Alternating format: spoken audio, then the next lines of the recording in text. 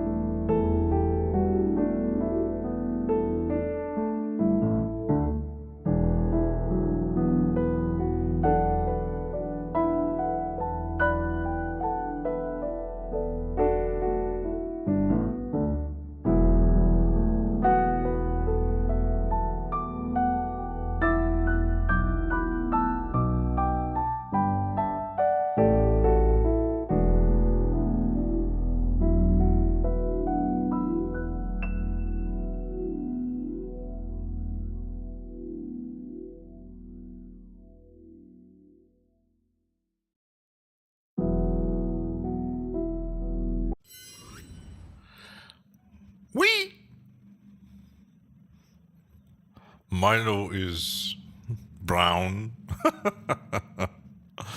Hello. Where's Milo? Somewhere. Around there. Hi. Hello. Milo is sunbathing, and I'm avoiding sun.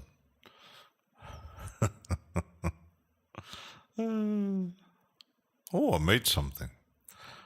Milo. I think he fell asleep in the sun. Now he's not just brown, he's totally cooked.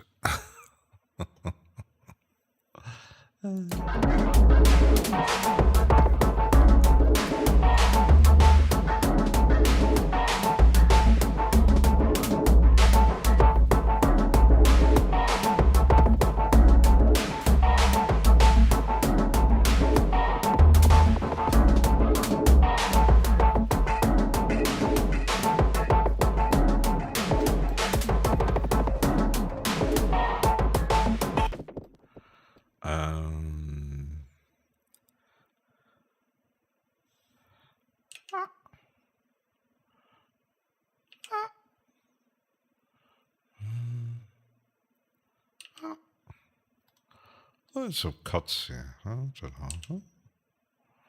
Mm-hmm.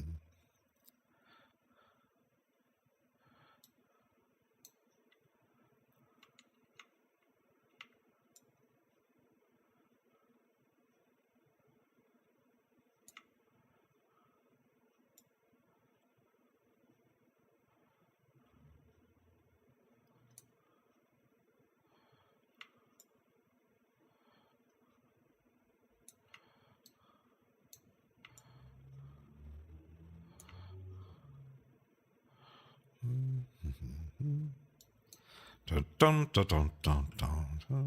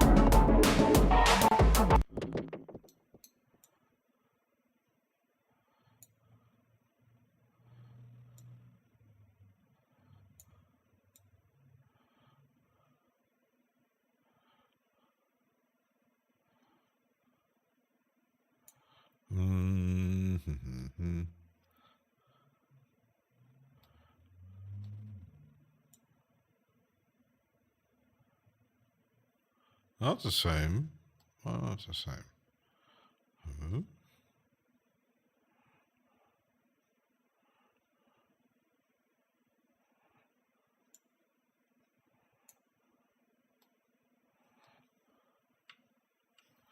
Oops. Ah!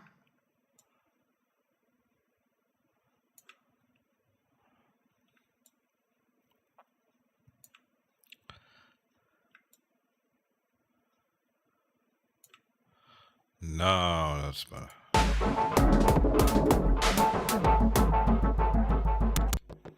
Oops.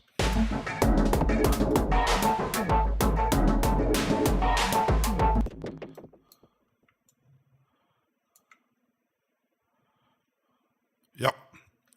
Milo, there he is. Are you cooked? Because, yeah. Sunbathing at the window, wouldn't do that.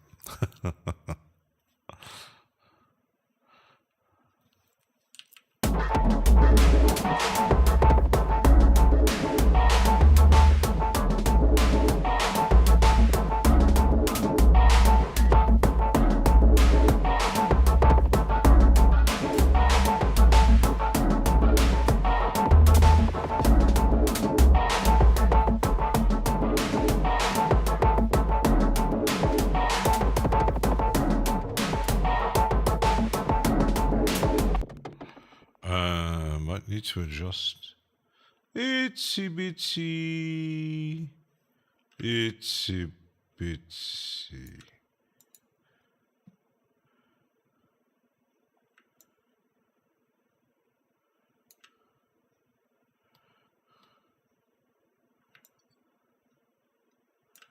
Hey, I'm feeling like Mike when he's doing his drum recording and stuff like that. That's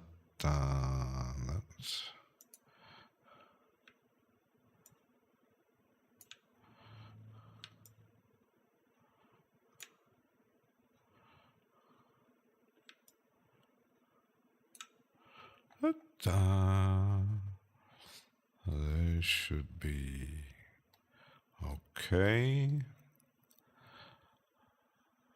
20 degrees, AC is open, top floor. Sorry. There's something else. 37, oh my god. It's smaller than mine. Mine is 63 square meters. I can't imagine. Normally when it's really getting summer, I take my ventilation out. I even arranged my little USB ventilator, put a longer cable, so now it's always hooked up. And I don't like ventilation or AC much, but yeah, when it really gets nasty, hot, shit. I had once, the worst was 38 degrees. That was a nightmare a few years ago. Oh my goodness. The last 2 years were okay, because last week I got up and the living room was touching 27. The rest of the apartment was 26. It cooled down already 2 degrees, so it's getting cozy again. But I left the windows a bit open last night because it cooled down last night. I had some rain and stuff. So yeah. Let's see. Get rid of that one. Huh? Doing a bit more sound design-ish. No.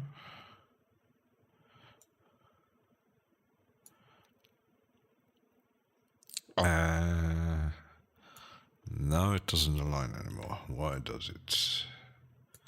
Because, yeah, this one is not... Oops.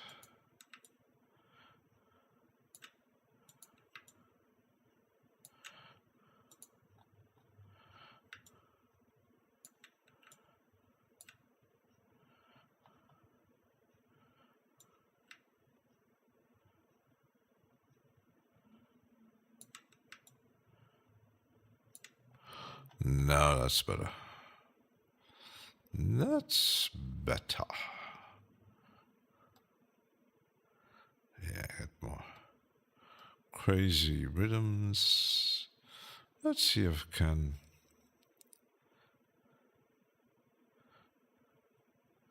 cut things up here.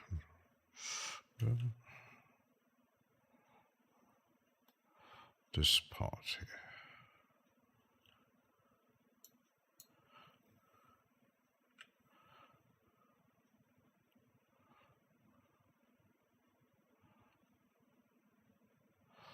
Maybe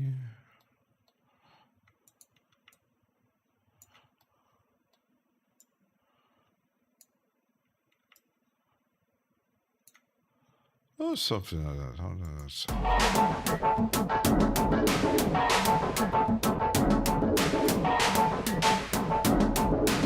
Yep.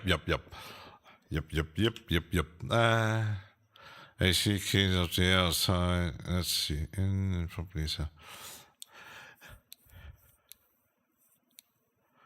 Luxembourg should be cool, but sometimes it doesn't. The worst is quite often when it really gets hot, the airflow goes down. So yeah, it depends on the days, but sometimes can hit you really bad. But I have a my coworker who she has in her last apartment she had a built-in AC, but she moved into France and there she doesn't. So she's a bit annoyed of that. So yeah. Let me check my microphone here. The right position. Yes. Better. Biscuit. Hi. Hello. Biscuit is here. Need some water.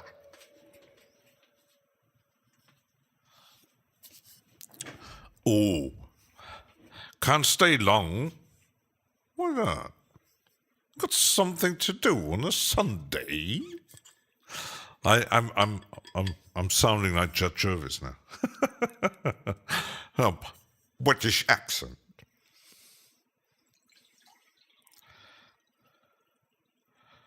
Would like to do a Scottish accent, but I'm pretty bad at it.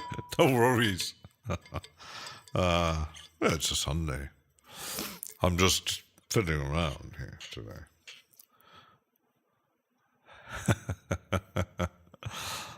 Yeah, I'd like to imitate the Scottish accent. Why, ya laddie?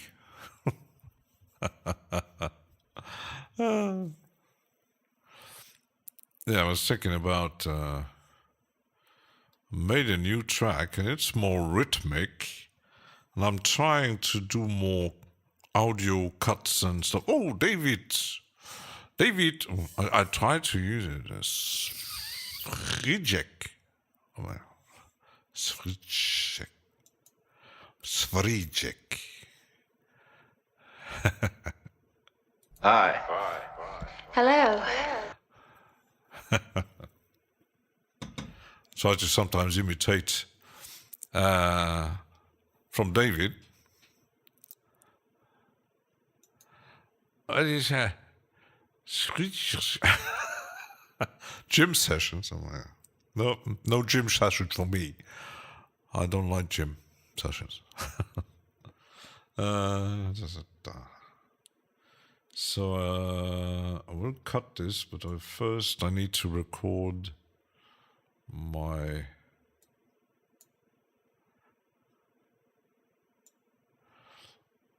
tactic thing here.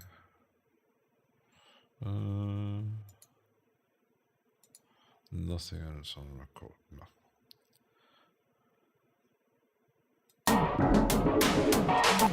Wrong place. Whoops.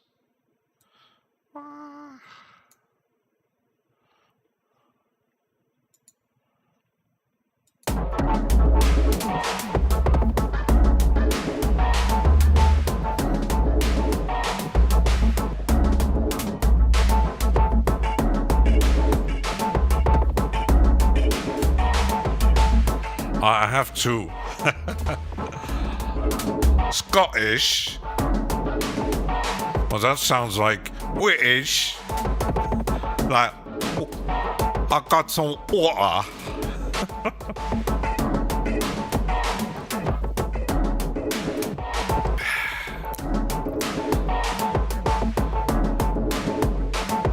The hard.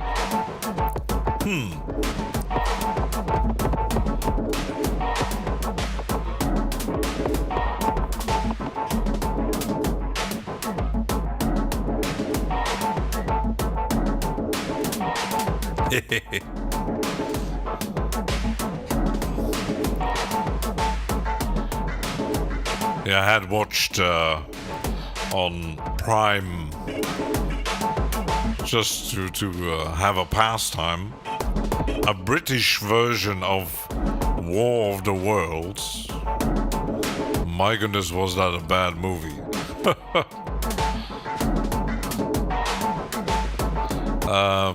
Pitch change. Oh, right. The might depend on where you're coming from.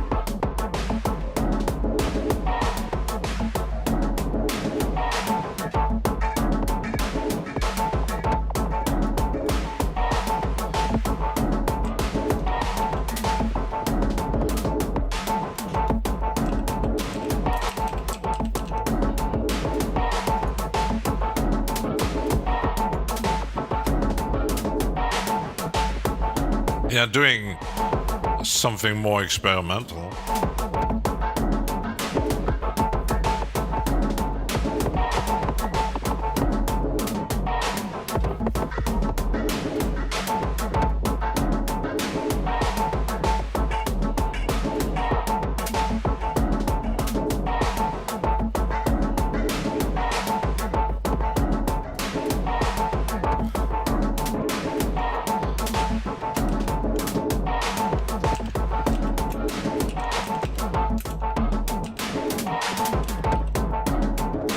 IDM.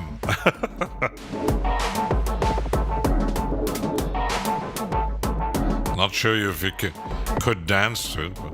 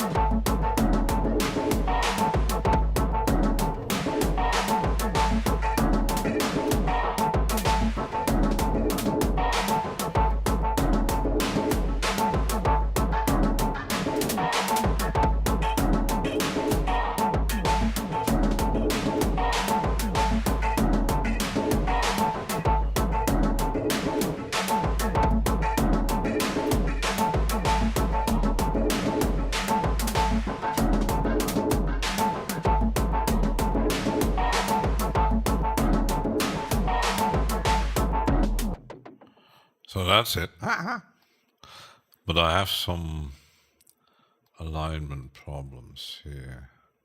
I need to check these. Yeah, this isn't properly aligned there. There.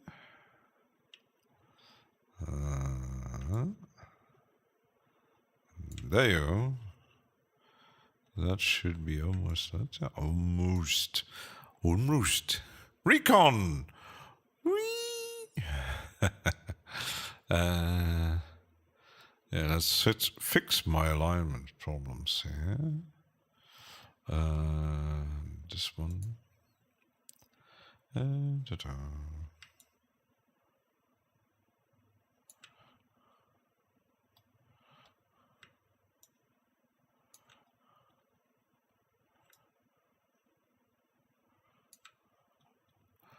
That should be better. These are okay. But there was another place, I think. Here. There you go. Here you go. Ta-da.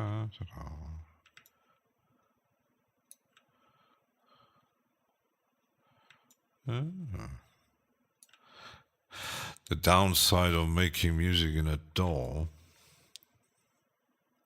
micro-tonal adjustments. These are okay. These are not. I might need to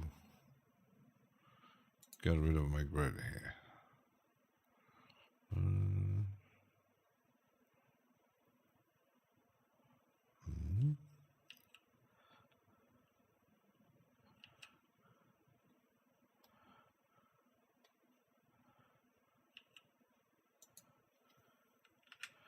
Da-da-da.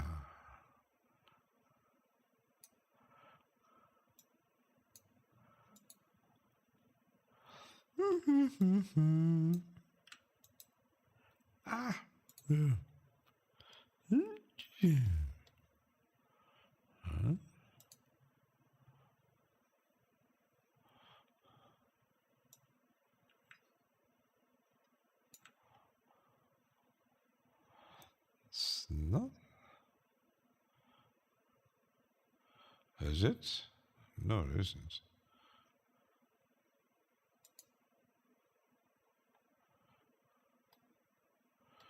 They aren't. Let's see that. Huh?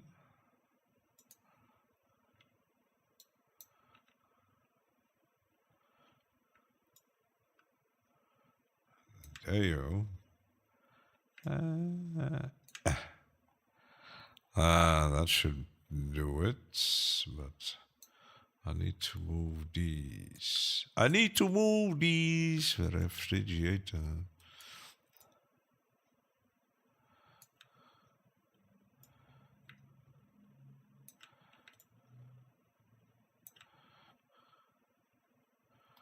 Let's get closer.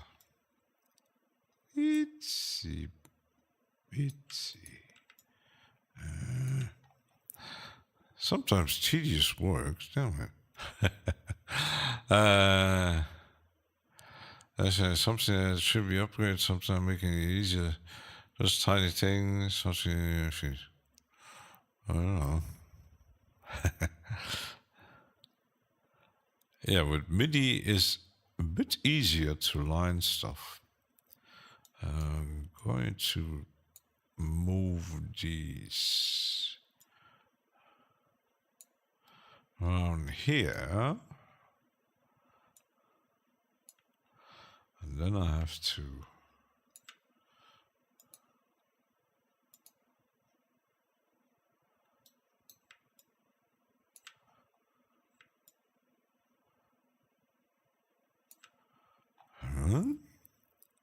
that should found another culprit.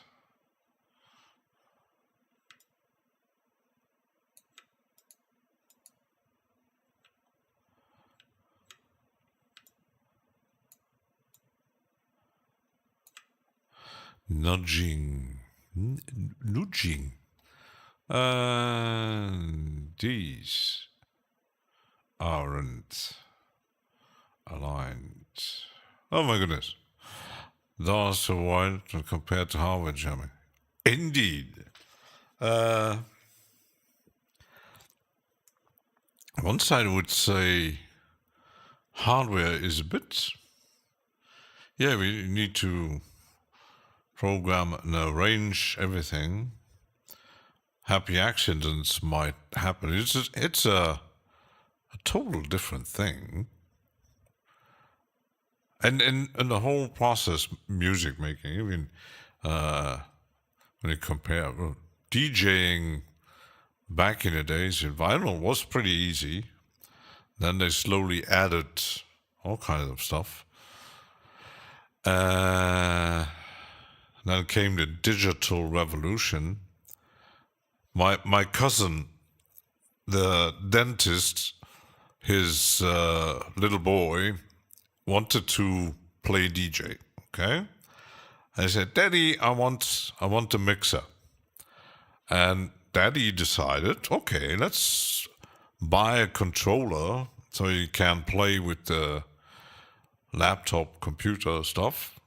But Daddy tried to learn it and said, "Oh, yeah, that's a different kind of beast."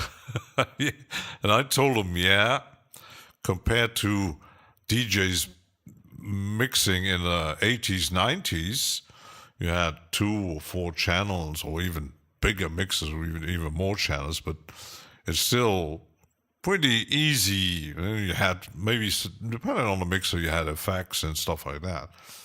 But it still was pretty easy hardware. But digital, oh my goodness. I do get the point they're trying to create something new. But actually, I would rather say instead of doing that, you just had to perform live. Then you can create something new. Or, I don't know. Digital, which it's, I had the mix with the 3 or 4 X's, but I had no controller. So that was kind of tedious to actually trying to mix. And I thought about getting one, and I said, nah, I don't want to spend time. I'd rather create something more interesting. But when you compare like digital mixing, it's a bit like a DAW with a reduced functionality. Because you can't, I don't think there is any DJ software where you can actually search for it. Some have built-in effects, but no VST support, which is kind of sad. Well, it would be interesting to have DJ software with VST support. Then you could actually create something completely new. But yeah, aligning tracks like here, my beats here. Never try DJing for the talented ones. Depends. Some just push buttons. I hate that kind. Oh my goodness. Just before the stream, I've seen a video from David Guetta on some interview telling about respect against some producers. Against David Guetta, the guy who played who played a not connected DJ controller at the Olympics. Sorry, guys. You don't get any respect from me for just pushing buttons or doing playback. Sorry. And I've seen a video where he was sitting in his home studio. He had a computer, I think it was an Apple, a keyboard, and that's it. And that's how you produce music. Maybe laying down your ideas, but the stuff he does release under his name, I'm a bit doubting that he's doing that at home. So, though it's relatively more affordable to assuming you have a computer. Yeah, well, it depends. What is funny when you look at, sometimes you see videos from the 90s where all these techno and house producers, some were actually quite minimalistic, even to this day, and you had others that had like a huge range of studio equipment, synthesizers, samplers, and they used sequencing on the PC and stuff like that with the Atari and Cubase and whatever. But everything evolved, but the whole DJ, I always say,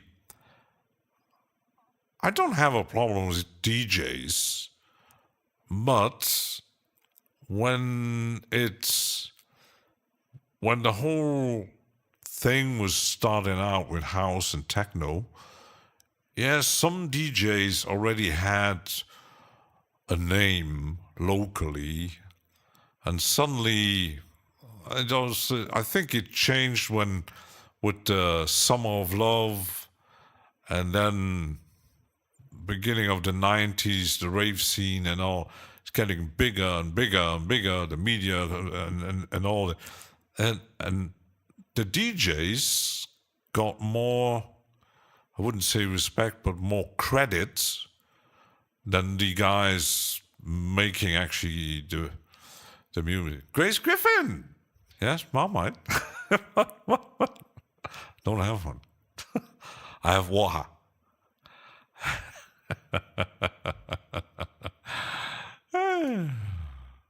Hi. Hello. Grace gets... You didn't hear the...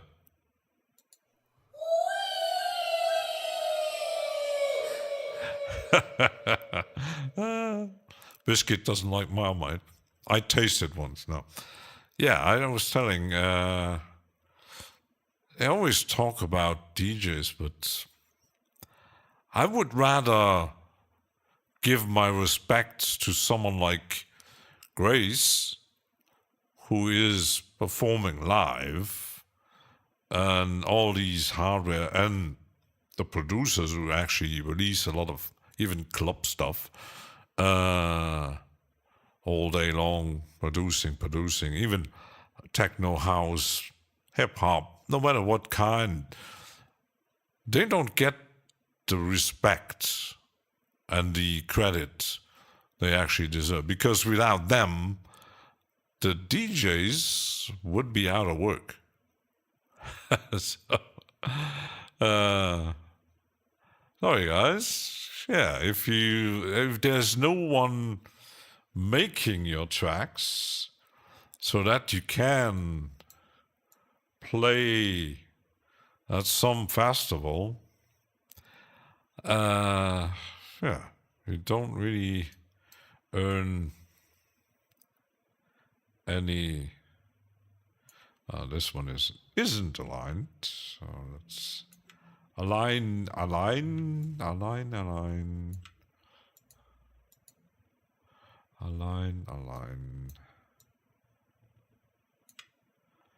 Yeah. Share my inner cat, channeling your inner cat. Meow. Yes, I don't like mine a bit harsh. Yeah, a friend of mine actually brought some when he was doing the. I think it was his wedding vacation he did after he got married, and they spent like 6 weeks in Australia, and they had some part hotel, and he met a guy at work years before, and they always was in contact with the guy, and they spent 1 or 2 weeks at his place to actually make it a bit more cheaper. Communities, especially Italian DJs playing our tracks for people to hear them. But these, I think I'm not sure actually people going into clubs and raves actually really cares much what has been played. Maybe a few who actually, like me, who bought the mixing CDs and actually checking, oh, what track is that? Who made that track and stuff like that. But I think, like, I would say like 60, 70, 80%, they don't give a shit. They're so, yeah, party, dancing, what actually is played, they're still waiting on the next drop. Oh, when they see, and you got some who are more occupied filming the DJ behind the desk. So those guys are more likely to be the ones who put on events and book artists to play. Yeah, it's. I wonder, because I was never a rave or club goer. I actually never liked it. I liked some DJs because I know some of them actually were also producing, but the last 20, 25 years, I seriously doubt that many of these big names actually produce anything. Because I heard Ghost producing, person play sucks. When you see some sometimes you see videos and you see they just hit play and the USB stick does the rest, and the rest is just show. That is, I already talked about that. That is like getting money for playback. It's like back in the disco days, you had performers and 80s, 90s, disco pop, whatever, doing live performance in clubs. Yeah, it was playback, and they got money for it. Well, yeah, promotion, but still playback. And a DJ who pressed just play with a pre-mixed USB stick, for me, that's playback. And I would even say, oh, if you're playing pre-mixed and just playing, pushing play and then making your movements and you just get half pay. Well, the thing about it's more live improvised electronic music, yeah, it is, and I kind of find it a bit sad that in the early 90s, when the whole thing was actually making a lot of noise, there weren't. Sometimes you had rave parties where you had a list of DJs, and sometimes when you're lucky, you had maybe one live performer. I clearly remember seeing videos for a guy. He didn't make much records. He had a very short-lived period. Cosmic Baby from Germany was more into trance, and he performed live. It was very interesting, but I don't know why he stopped. Maybe the stress. I don't know. He even stopped producing. So. And I remember from each static, everything playing all at once.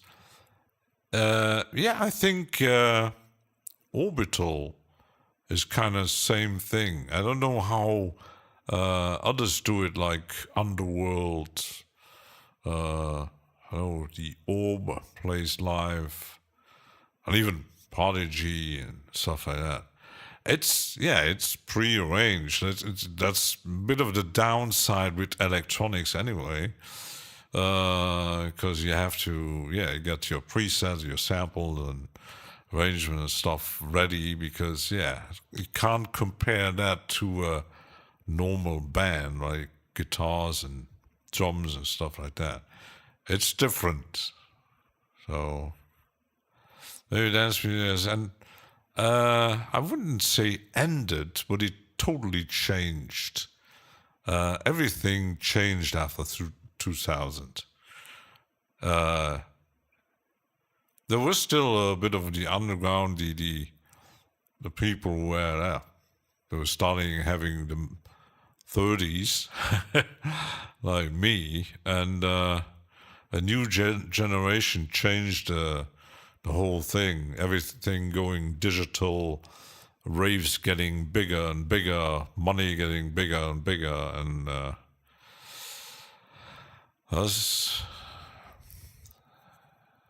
it's kind of my people using tracks are able to anything as long as there's basically shifted. Why audience responding?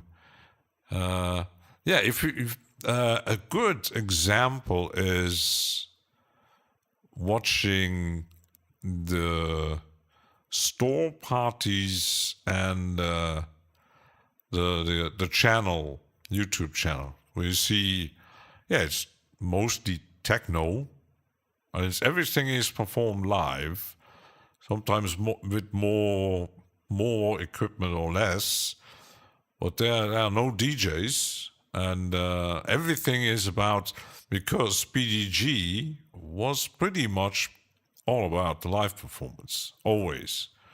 One of the few. So, that's an absolute thing, yes. Yeah, some might stuck with it, and some moved to a more basic setup like laptop and stuff like that. Yeah.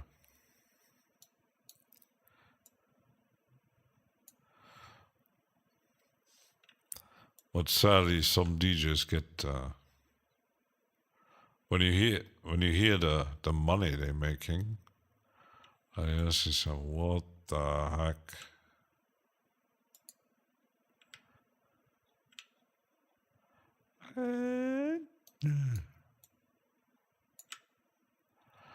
That should be better. Still not. Everything is. I'm gonna get rid of this one. And I will keep. If I change it to here.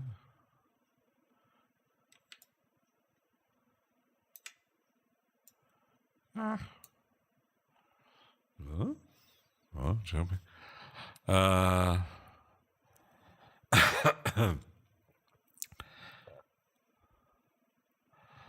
Some of you doing these days underground Harvard Jam. Yeah, that is a thing that has always existed, because no matter what kind of music it is, there is a huge, gigantic underground movement, people doing all kinds of stuff and all kinds of music. Because when you the big raves and parties and like awakenings, and in Germany you had Love Parade is a different thing, but you had like what was that, May Day and stuff like that. You can't compare it to. It's like pop music gatherings. It's pop music. It's big. It's money. It's big money, or Tomorrowland, stuff like that. But I prefer the underground. I wouldn't actually. You would need to give me money to go to a Tomorrowland or a May Day or Awakenings or whatever. Or the Hardstyle Festival. No, that's terrible. Absolutely terrible. When I push the wrong button, it doesn't work. I don't want to copy.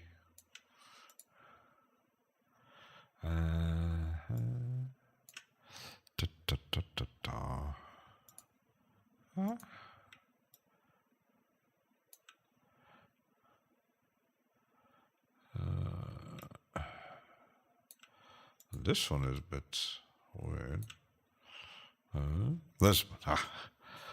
Saying if you sell your soul for money and fame, there's no you left to enjoy the reward. Yeah, I think that counts for everything. There are people who actually don't mind, really have a goal. I want to be successful. And you got people making music because they have a need to. And you got people who have, you got some people actually get forced to. Like when you watch parents forcing their kids to be little geniuses, and with like 6 years old and doing concert and the bling bling sits, and they're still just playing notes that they different thing, but And then you got actually really people who do anything to be famous. And that even got worse with stuff like boy bands and casting shows and that's the stuff. Sorry, that has nothing to do with music or talent in any ways. You might be, some might have a talent for singing, but pop really has eaten itself. There was a band called that. But, yeah, but pop was always kind of.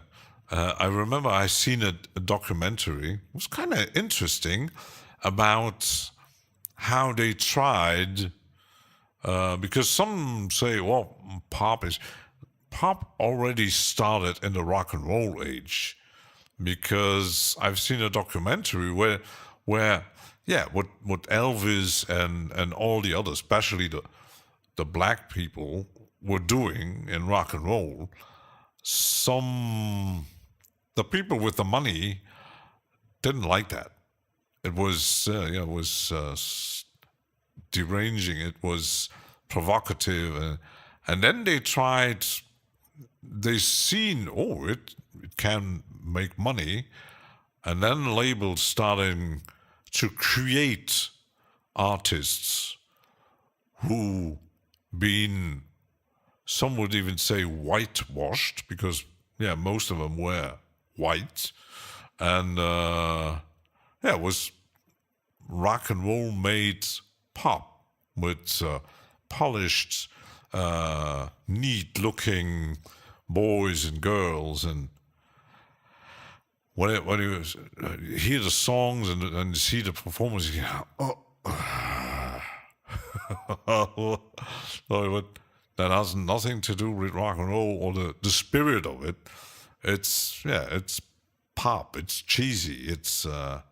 But it's a thing that they always trying to do when money is involved. It happened to rock and roll. It happened to psychedelia. It happened to any kind of form of movement when money is involved. When you see, oh, there's a lot of money to be made. There's a new generation who's going to buy that stuff. Let's create some. If we can't create it, let's get the lawyers and do something about it. So that's kind of, they did it with hip hop, with every generation. They did it with grunge. They even did it with metal, hair metal in the 80s. What the fuck? Yeah, some bands were okay, but I remember when I was a teenager, the first time I heard Motley Crue, I was saying, I was watching it, I had bought the record, and yeah, it looked satanic. Wow. And I actually just bought it. I never heard about the band. And I said, that was a period. Yeah, I listened to Venom, Metallica, Slayer, and all that stuff. And I went, oh, Motley Crue, that sounds bad. And I was getting home, put the record on. I said, what the heck? And I look at the image of the band. What the heck is that? What is that? And the music was, I didn't really like it. I said, oh my goodness, what are they supposed to be? Like satanic looking puppets? And they're still horrible to me. And I never understood how, yeah, they were successful. They're making money, and they weren't good. And when you watch it, it has become a farce. And yeah, they're doing it. That when you look at the EDM movement in the U.S., yeah, you had New York, Chicago, Detroit, scenes in San Francisco, L.A., Miami, who were doing this kind of stuff for decades, and suddenly they came up with people like Skrillex. Yeah, they're making money, but Gil, Space Planet is so dope for making anything part so good to piano. Yes. I'm not sure if you watched Chris Signs of Life had he was totally into the new Space Planet. Yes, he tried to make a stream. Not totally went, but staying for shows. Yeah, but yeah, money and fame can destroy anything.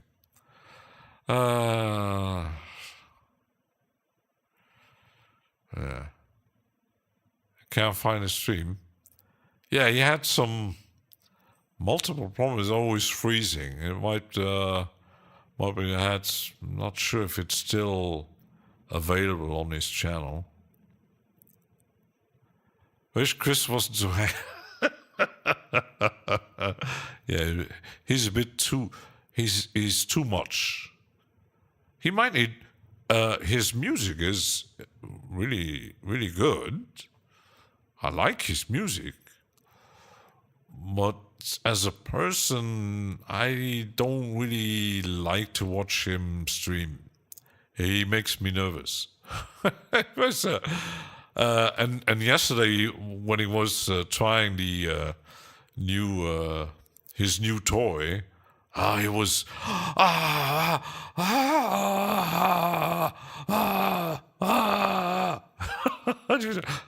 calm down. It's just a plug-in. Just, I don't know, granular reverb with freeze on it. Oh my God, he was...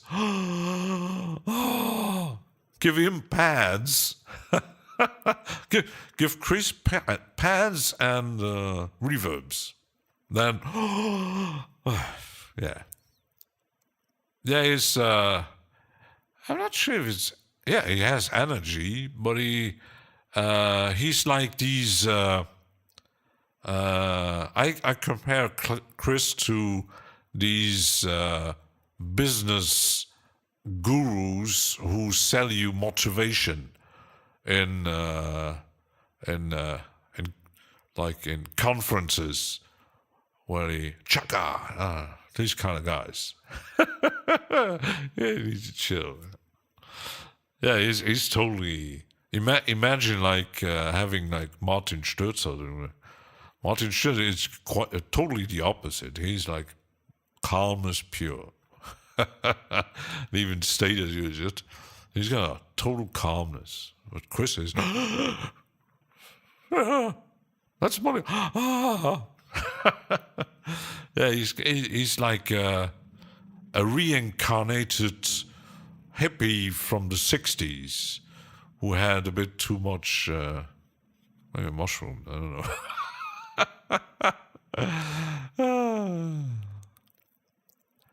Oof, every time there's something I can do something new. But in fact there are what sound toys made is nothing. It's a reverb with freezing, and they built in that where you can modulate the position of the where it picks up the sound. That makes it because I asked for it. I said, "Can you modulate that little dot?" And it was just adding. He had some modulators in Ableton, and he totally got crazy with the modulation of the little dot. And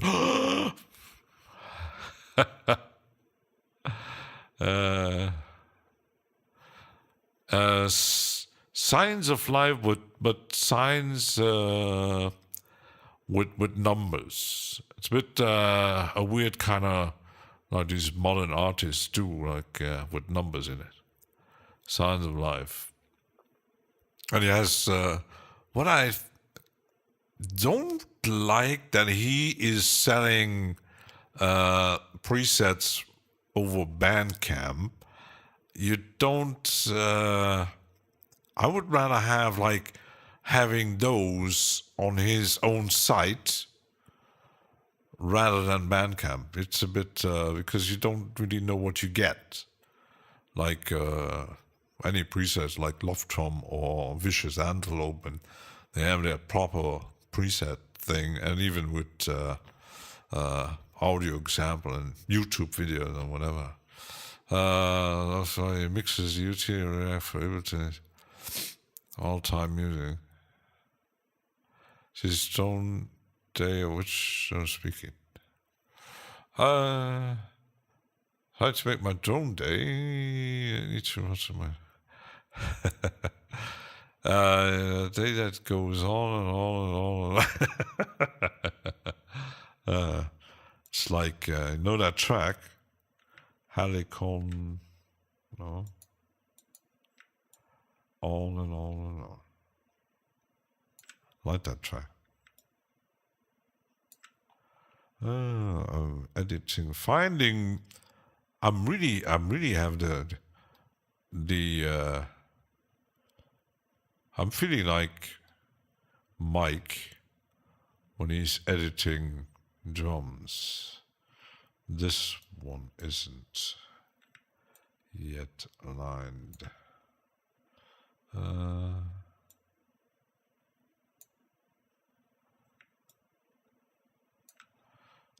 Not really. But yeah, when Mike is doing the drum alignment, that's still a bit different because that kind of drums is actually played. Let's get a bit of my grid here.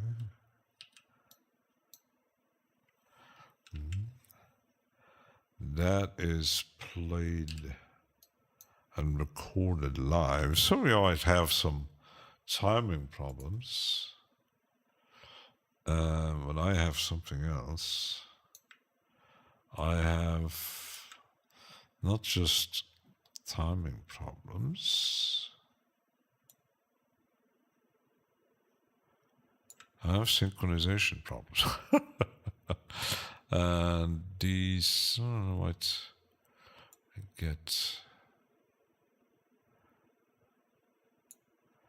If I do not a bit of a different approach.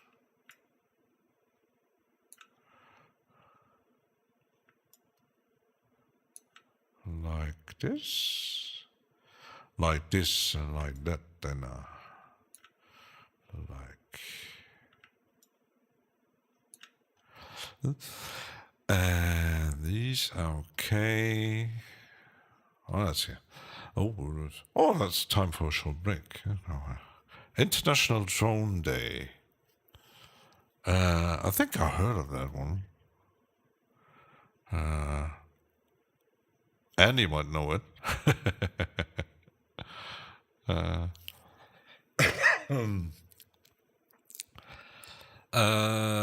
Also, Coastal Electros have a live gig.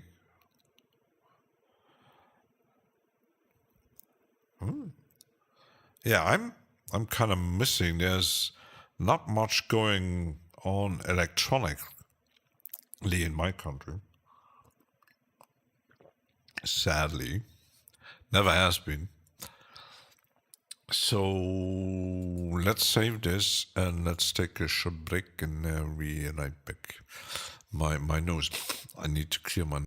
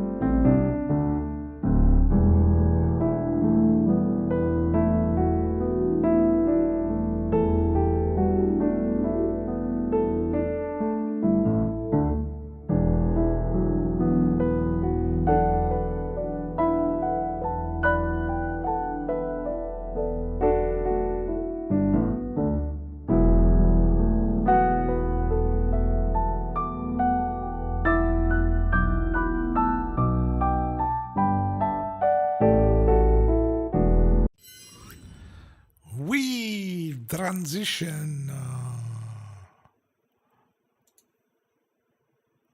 Why doesn't it play?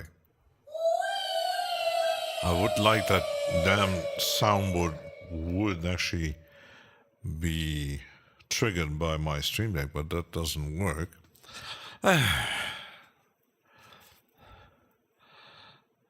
Hello from the UK. So, aligned. Is everything aligned? Except these two.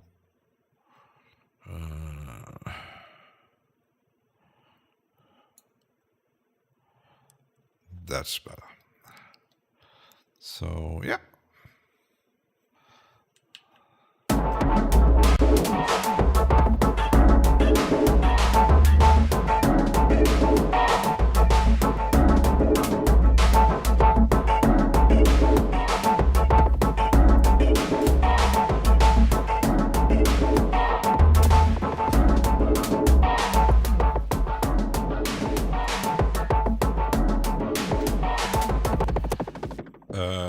Could actually, oops.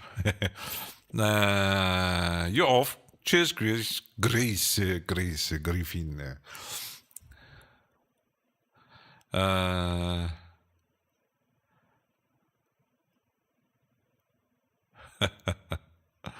We're merging. Bloody US. Yeah, I this morning was going through my Reaper thing here, I'm still trying to find a theme that I would like more than the Reaper tips, and sadly can't. And I thought, just change the one I have, and I added on my setup for the stream. I added the mixer in my Docker, because that might give me a bit more control over the plugins and stuff. So I saved that setup. UK is the 51st.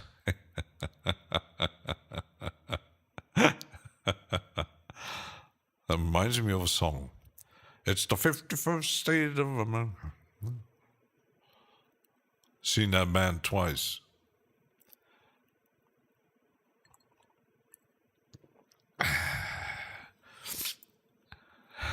People. Yeah, politics. Don't talk politics to an anarchist.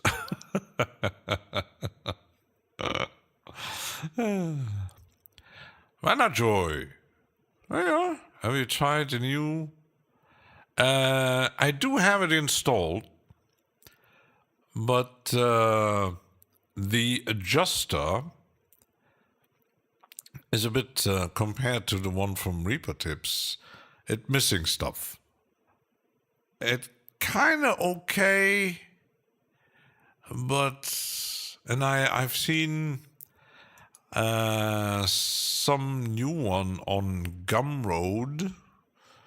But yeah, it's again one you have to pay for it, even if I choose just a minimal payment. I still, because it's very minimalistic and it has its own adjuster apparently, because that's the problem with many themes. They don't, because I did get a few bucks for the Flat Madness and the other one, the RIA tools. Sometimes I like to switch, but Reaper Tips is still my, because if you like the, it looks kind of okay, but yeah, because I had a problem with how my setup was working, and I still don't see the difference between the CI, and the CI is a bit different, but I had problems. It displayed my folders quite differently. So, yeah. Oh, Tusto. You get your... Hi. Hello. And you get your... Neptune. I think I had, but the Neptune is old again. So, yeah, I'm still like the my own adapted Reaper Tims. But yeah, the one I found, the 80s thing, it's called, it's very minimalistic. It kind of looks cool, but can't stay long off to work. On a Sunday, you, Paul, would say, would Scott say, you're poor laddie. You have to go to work on a Sunday. Imagine that. Impossible. Don't get too wrong with the horses. Otherwise, you'll be running around with the kilt. I like Scottish accent. Why, I actually, just for fun, always watch Paul Third's channel, especially when he's ranting. Hi, hello, my name is Paul Third. Sound a bit Irish. Yeah, might be. I don't know. I'm mixing them. And actually, there is one actor. He also played a role in Sons of Anarchy. He has a very scarred face. Cressy! Can't remember his name. I think he's Irish because he made a few Irish movies where he actually plays with his real accent. And it's ooh la la. that is nasty accent. Spaceman is waiting for Chris get taken down. It should maybe be illegal. Yeah, if your stream is a bit not how it's supposed to be. He could have recorded it and put it online, but no, because I didn't update my Bitwig. I uninstalled Bitwig. Got rid of it. I'm not using it anymore because I was just using it to uninstall plugins.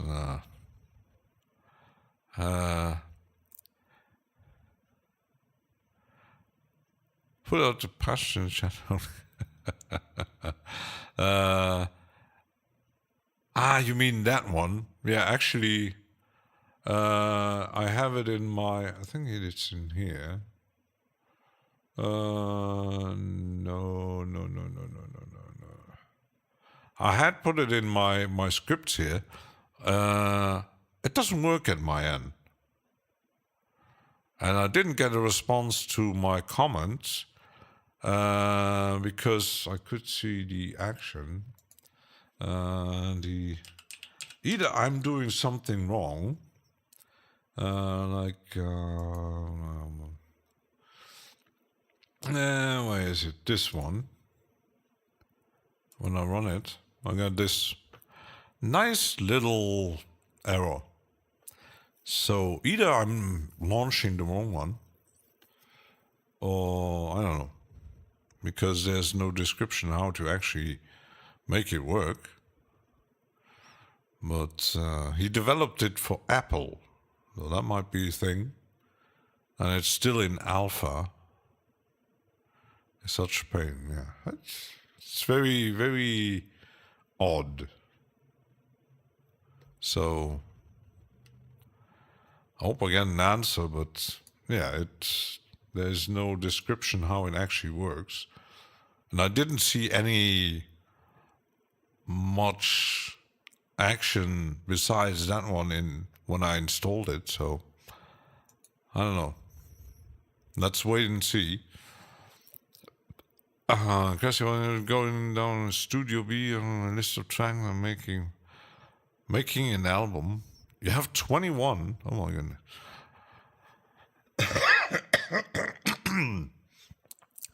It's only Apple and Alpha, I think. Yeah, I think I'm. It's installed and then it's gonna be updated through the RIA pack. Yeah, I think the idea behind it is pretty cool, but there are others. I have this one. Let's see This one is pretty cool. But also, I had this one. And I think there are others, but I don't have it in my menu yet. I have another one, who is even more complex. Well, now, Joe, you're late. We were talking about Chris Signs of Life streaming the new Sound Toys plugin and was totally out of space with it. And it destroyed his stream. He was so motivated to use that new plugin that I think it froze his Wi-Fi signal or something.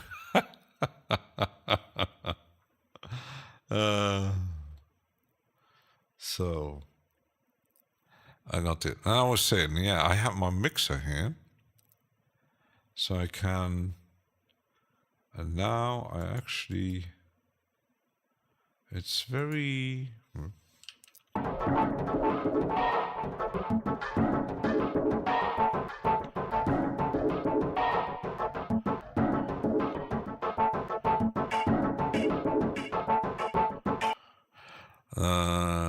let's see, what can I add on that? Some grains. Let's put some grains on it. And I don't know. What is the... Bing. I have downloaded it. I actually, when I download it, I see, oh, there's a sale. And I said, oh, let's check if I... Normally, I don't like that price range. But the sale was, oh, okay. And I did get the crystallizer. And this morning, I grabbed, there is a sale on audio thing. And I grabbed one. And grabbed a tape thing. Kind of on the eyes and this Ableton. Anyway, yeah. Ableton is like opening Excel. And the standard UI, yeah, you can get used to it. What I don't get really used to is when people using color schemes like the one Projector was using, and I think he changed because he had a very black UI in the whole theme was it looks terrible. I don't know how you actually can work like that. Either he has very good eyes, or it's, I don't know. It's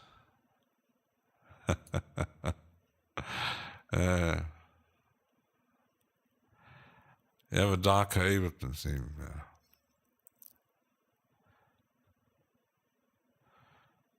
But it's still Ableton. I found an Ableton theme for Reaper. And I installed it and I said, yeah, doesn't really make Reaper looks pretty. I don't know.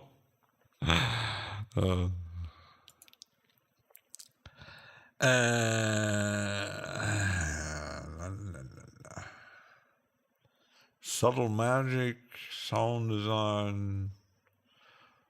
Do we go crazy or not? Little trance, okay.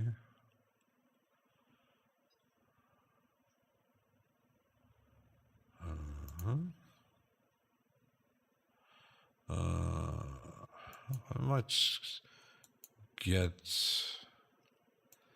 this one.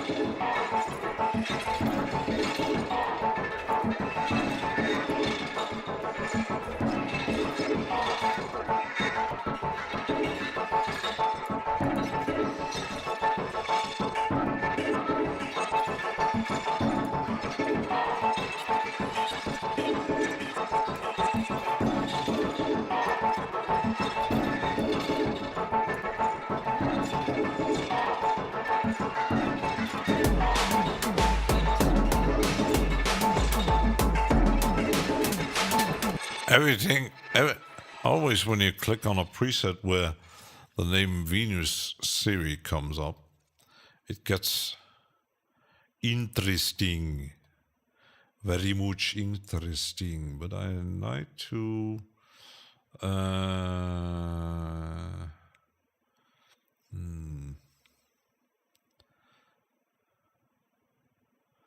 first of all, let's do a bit of.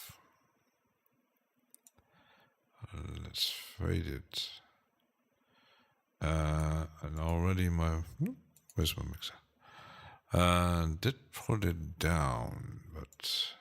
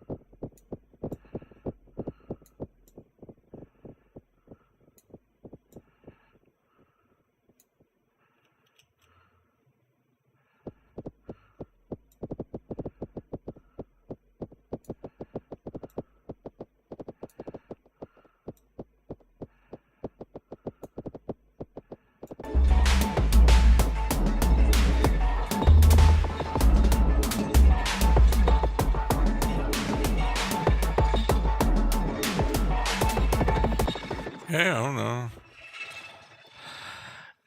Hey, on Discord, a script that gives you Ableton style racks called fast action ambient strip or something. Oh, we're checking that.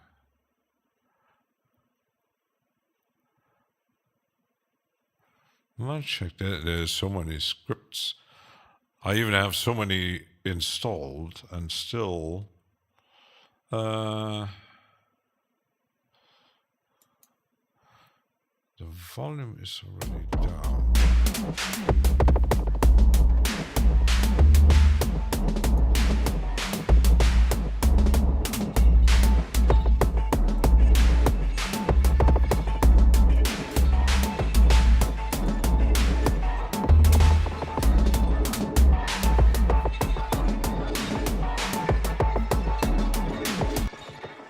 Already sounded a bit better.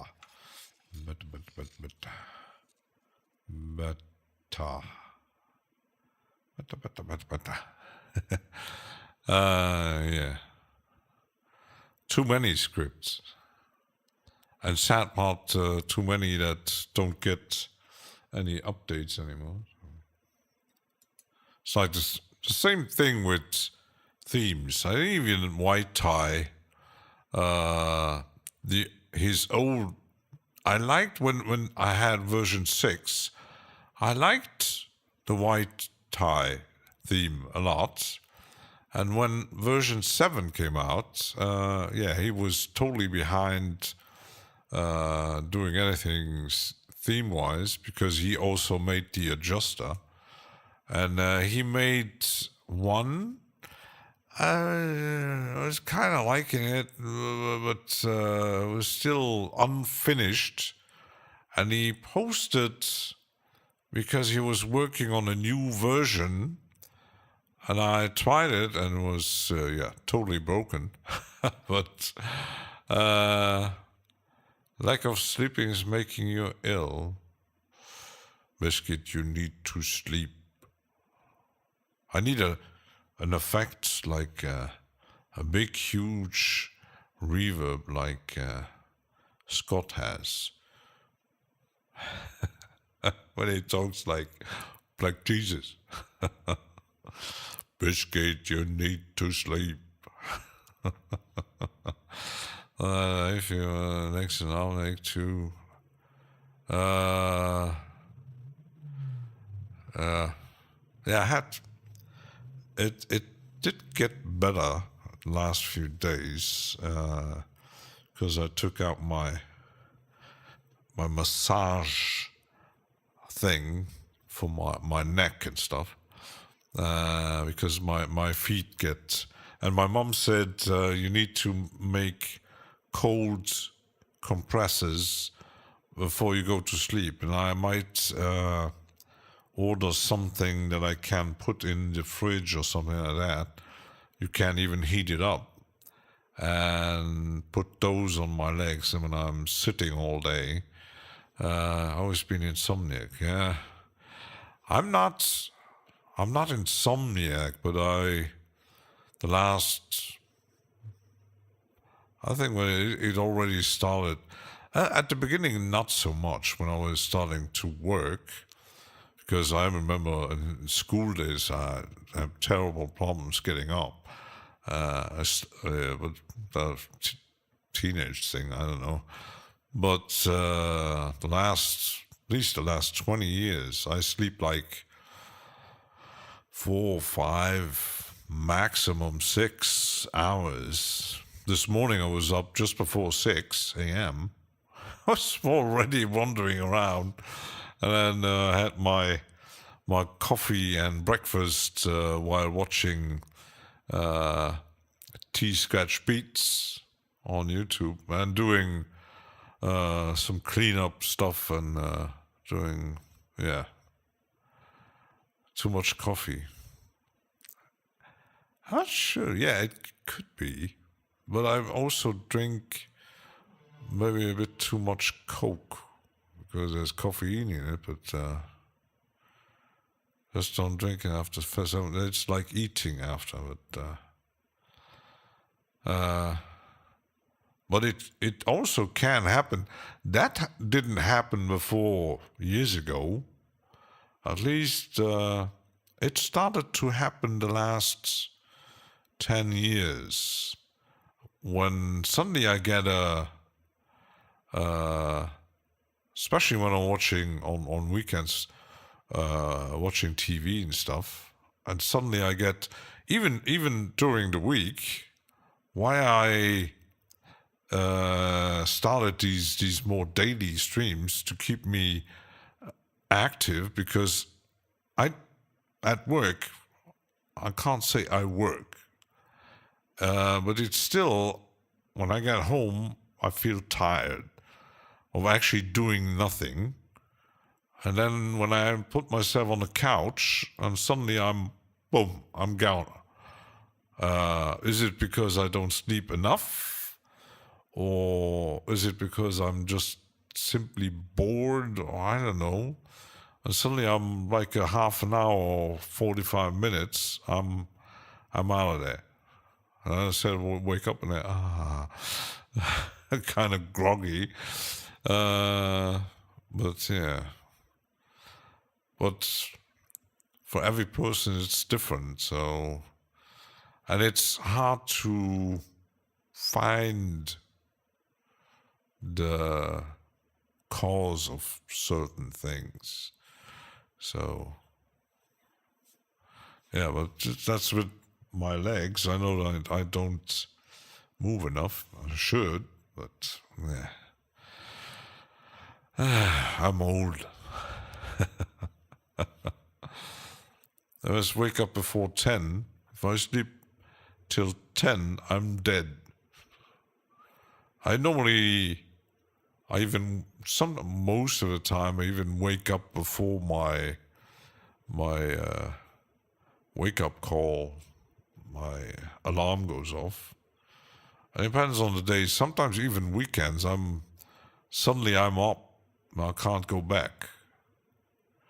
So the problem is when I go back, when I kind of force myself, like this morning, getting up at 6, doing toilet visitation and stuff like that.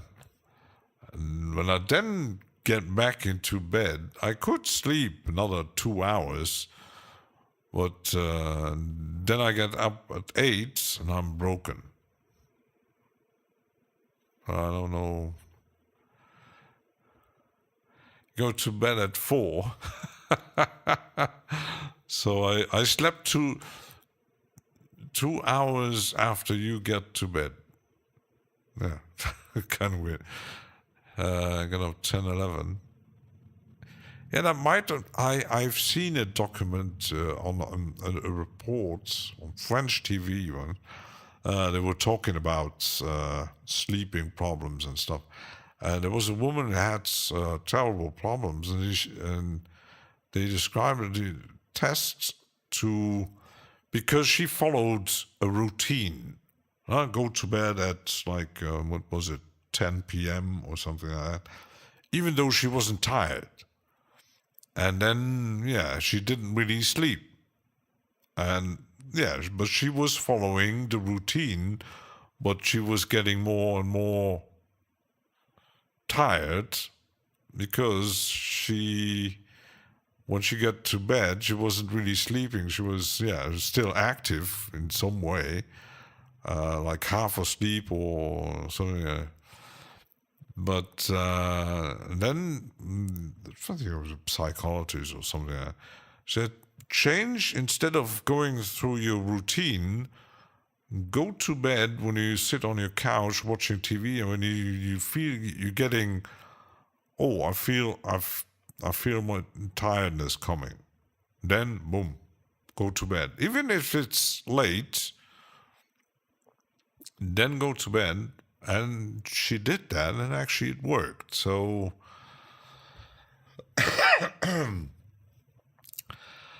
during the day, like yawning all the time, imagine me at work. Sometimes the worst part is after lunch. Oh my goodness. Then I get at 2 p.m. around that. Sometimes it happens a bit earlier. Depends a bit on. And I get like a half an hour where I just could put my head on the office desk and be gone.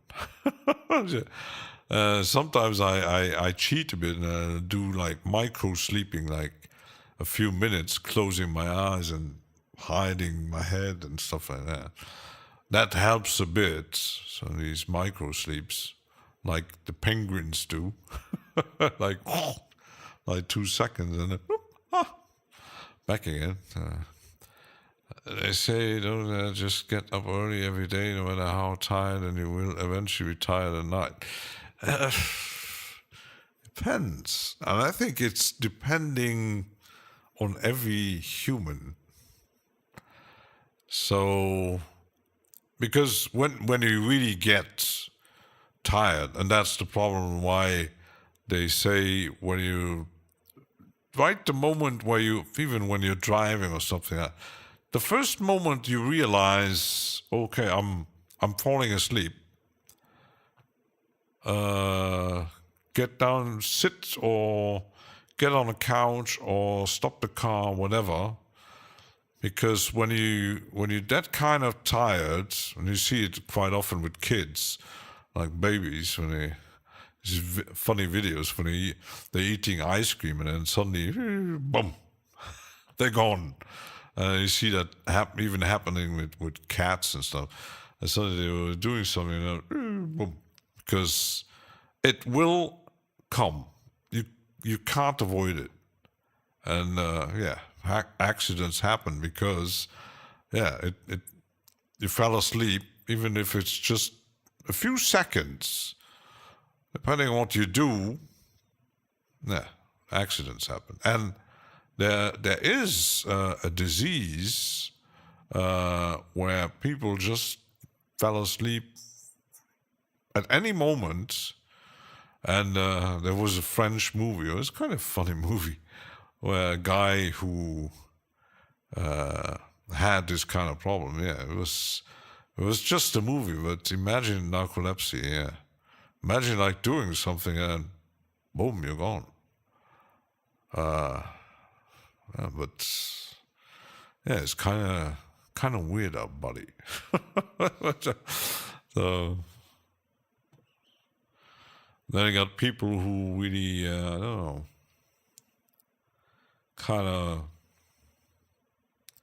insomniacs, narcoleptics, people who just sleep 12 hours a day.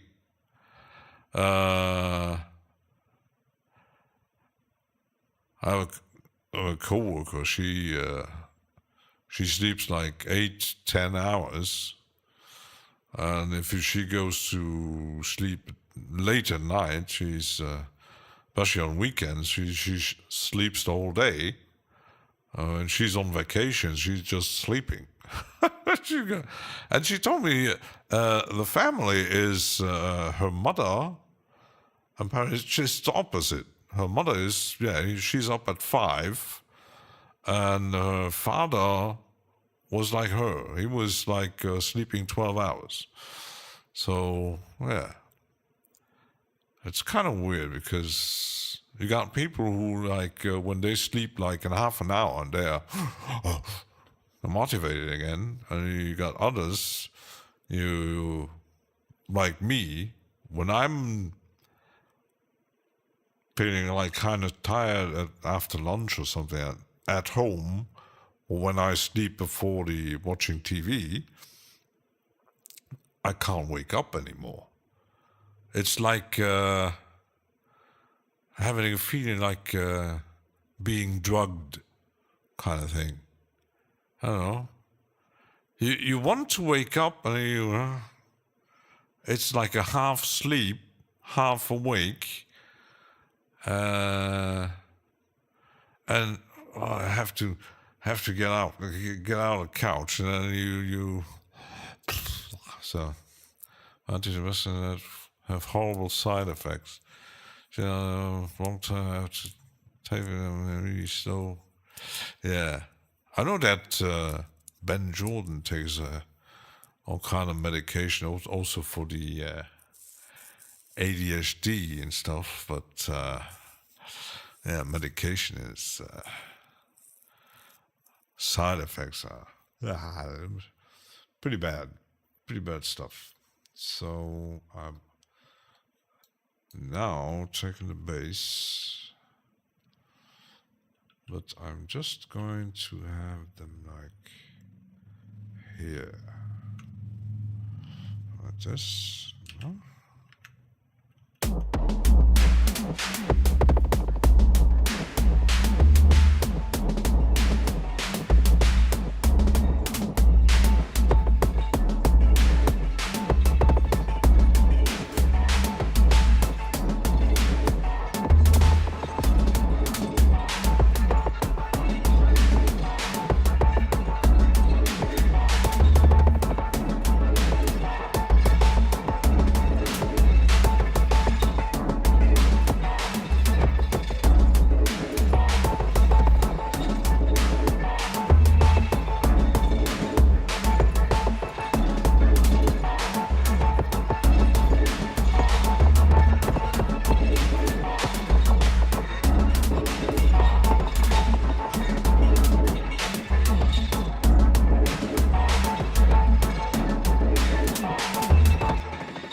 I got a bad feeling about something is off. Let's change this one here because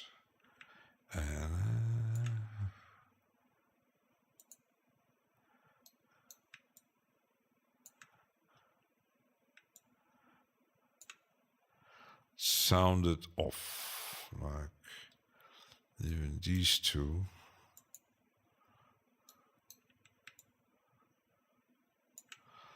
That sounded too off. That didn't work. Same goes for these two.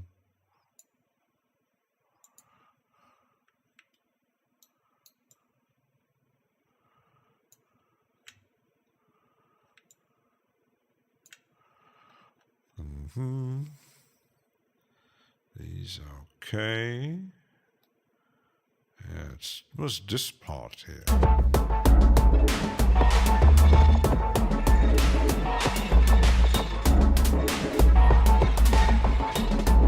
That's better.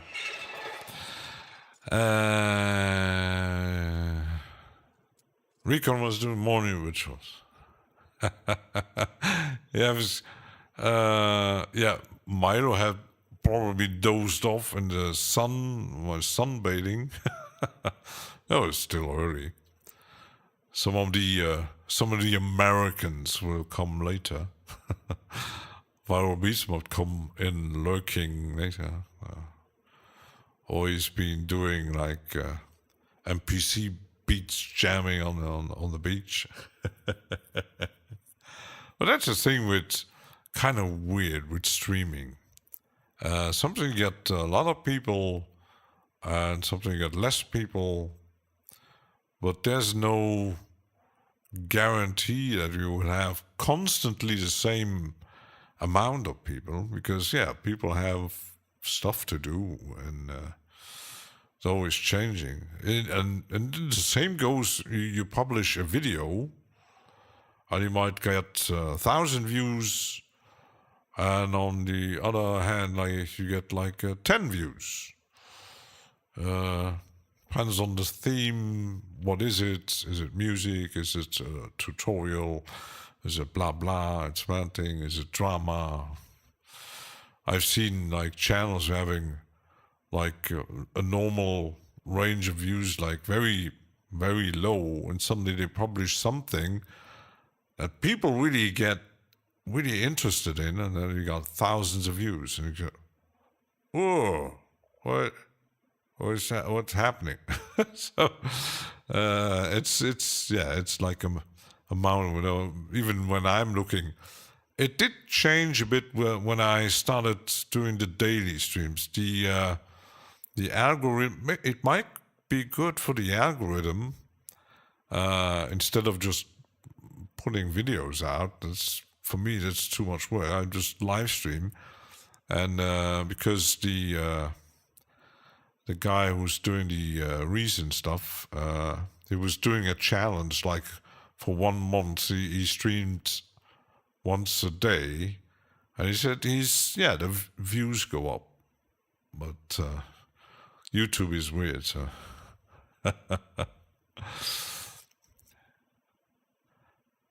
Biscuit writing book. Good artist series on what people respond to. I just another thing. Someone,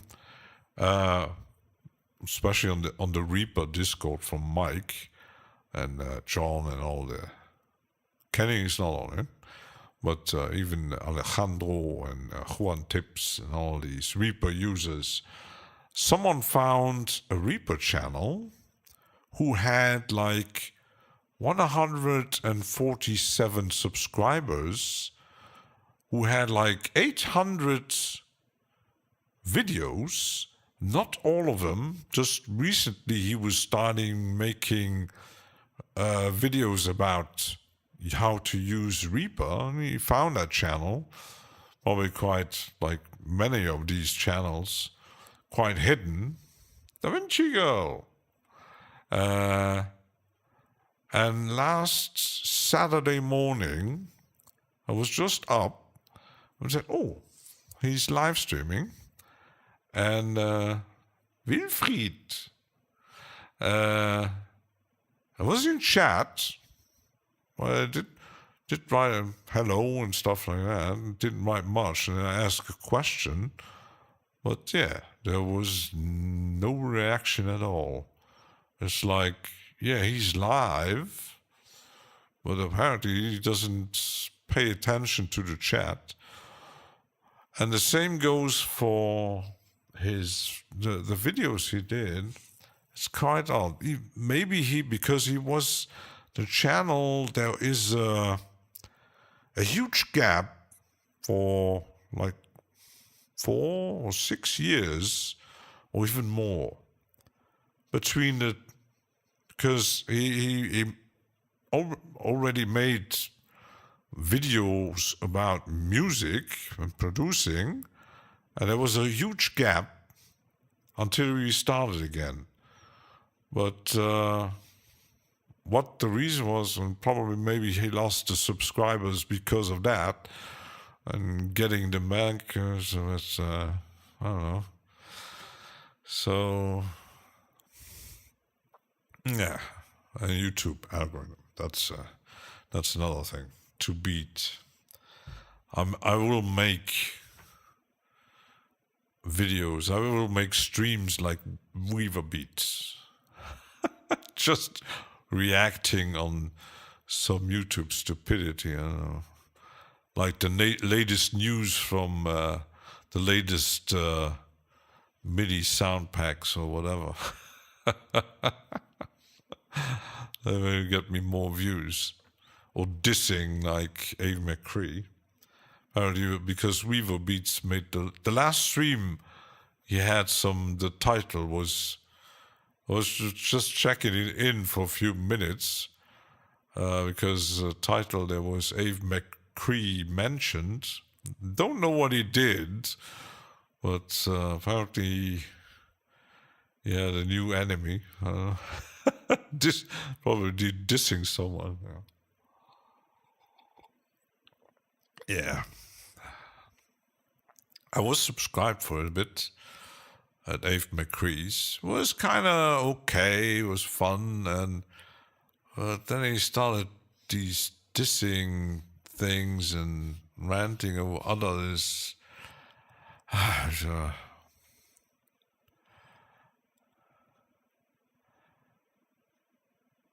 Welcome to reaction videos.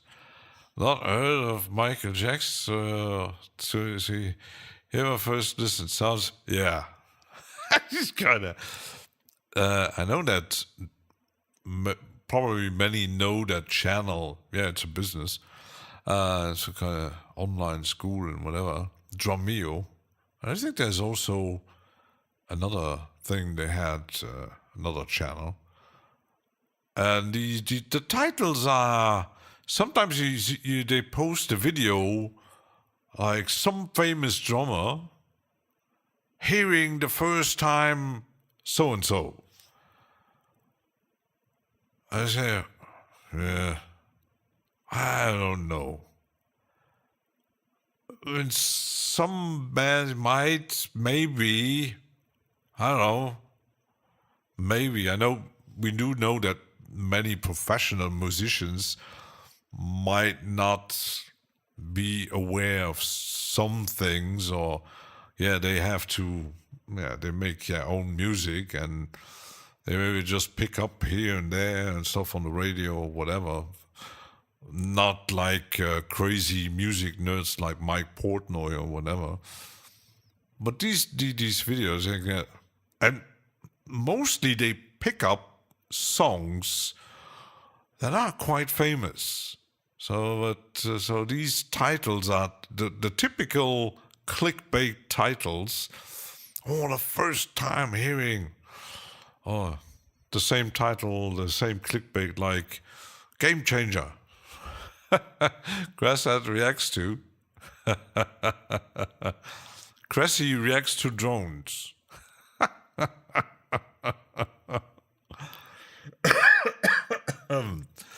Oh yeah, the YouTube drama. I don't know.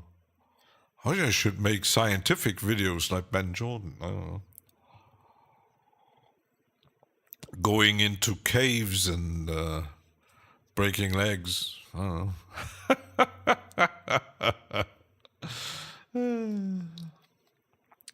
So let's see. There should be. It looks like they all aligned. I will keep this one not aligned, because that makes it more interesting. Here. I found a culprit. That seems okay. These two, no. Nah.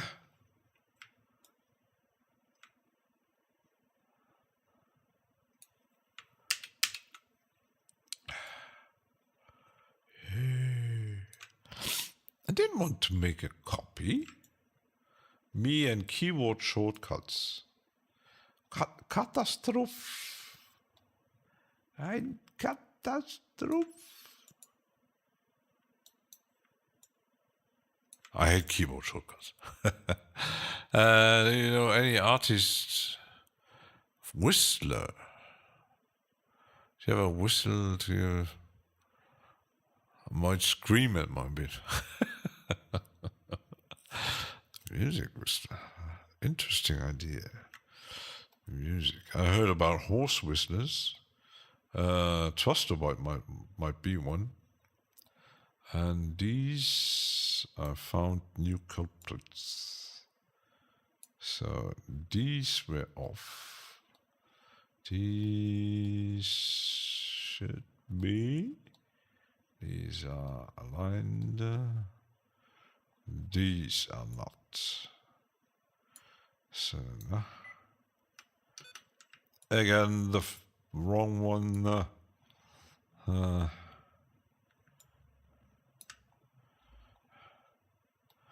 At least I remember which mouse to. So that should be okay. These are okay. I have too many samples here.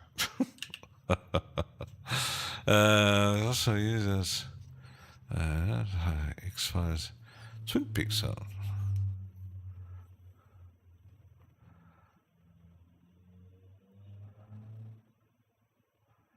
Now I can't even whistle.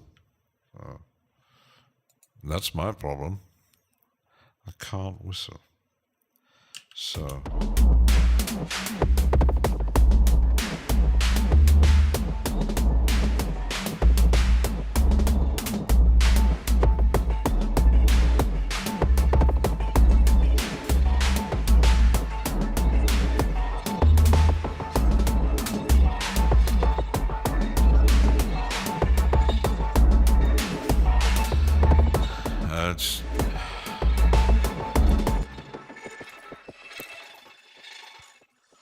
I might, let's test something. Let's freeze that. Let's save it before.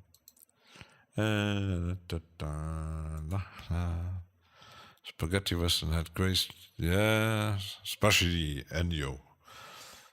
Ennio was, I actually checked a bit of IMDb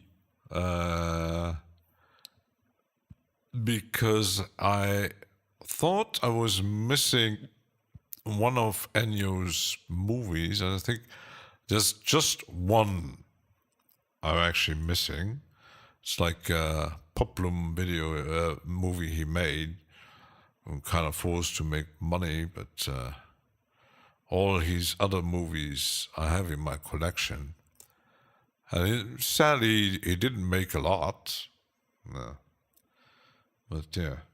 So now, yeah. I wanted to, let's see, that is in my, I'm not sure if I have a special folder for that.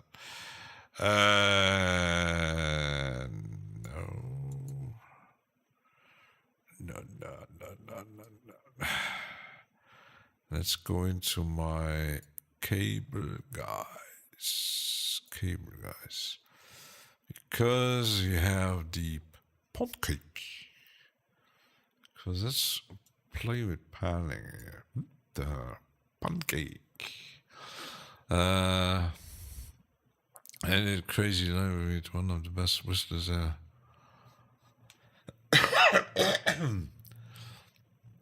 Right turn climbers. The good, the bad, and the whistle. It's kind of funny because when you think of it, Metallica using the one of the intros from Ennio for their shows, and I only seen them once, and I heard about it. But the first time you actually be on the live show, and you hear that intro, and you know it's, yeah, concert is starting. It gives you the goosebumps. So, let's go. They're coming. Is that? I think it's the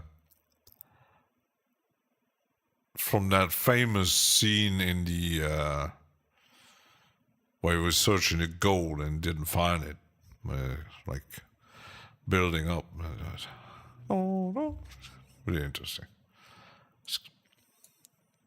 It's kind of sad. Many bands don't use that kind of stuff anymore. Maybe it's because of some rights, and because my favorite band, Marillion, always, when they had the first singer with Fish, they had a very classical tune at the beginning of their shows, and they don't use that anymore. But they actually changed to something different with some video projection and text and stuff. Don't think producers, but I just hate the idea of using sample packs with loops and whatnot. It depends. When you produce like viral beats, especially hip hop and stuff, you can do your own stuff, of course, if you have instruments or plugins or whatever. That's really possible, but it's. I think when you're using a thing like, and it's a bit of the downside when you're using something like MPC Beats, and then you buy these packs.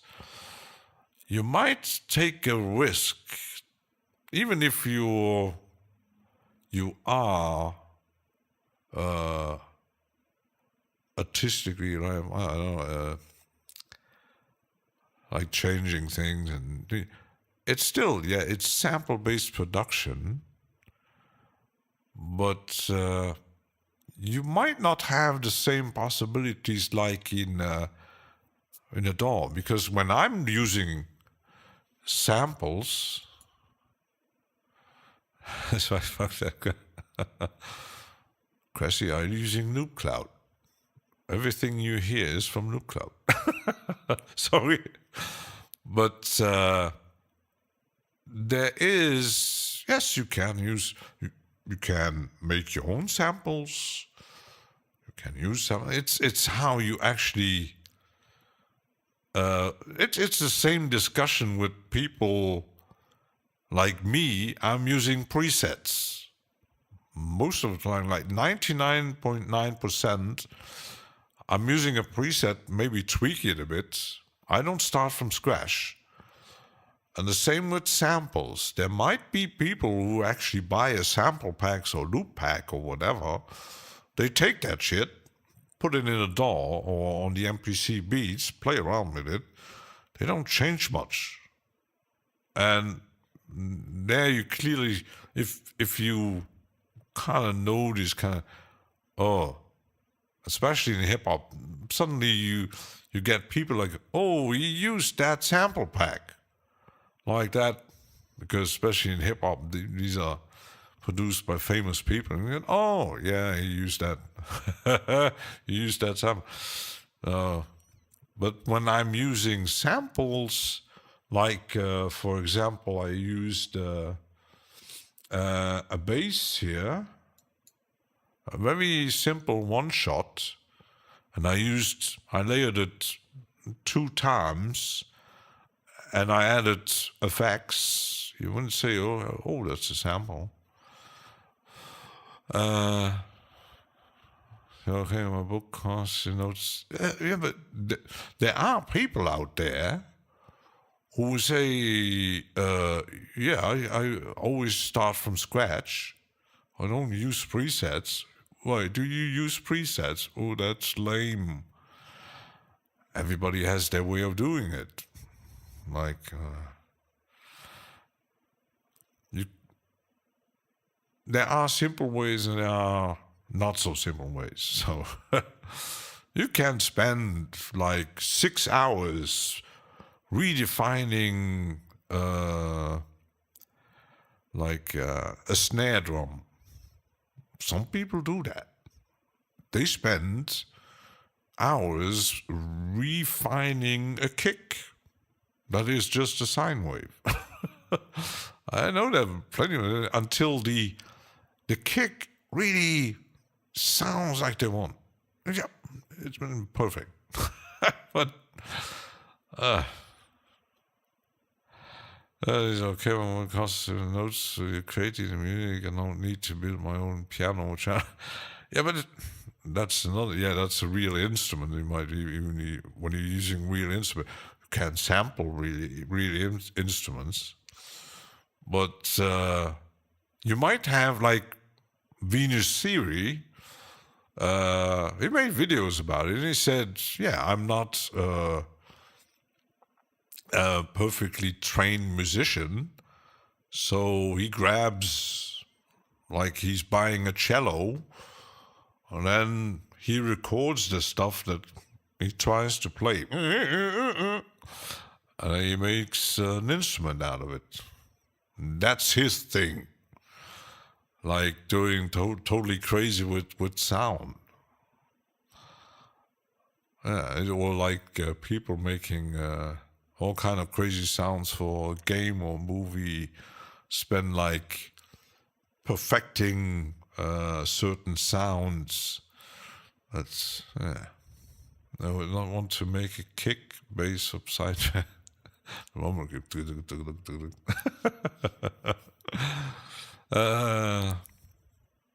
Yeah, and I think in the end, we all do our thing, no matter what you use. And you can't really condemn. You could condemn the lazy ones. It's like condemning the DJs who just press start and making, oh, I'm moving the fader without moving it, like this, and put in buttons. Yeah, doing a show. There are people actually using like that girl who bought a sample pack where the guy, I think, not sure where she bought it, on some side, because in the loop pack, sample pack, there was included a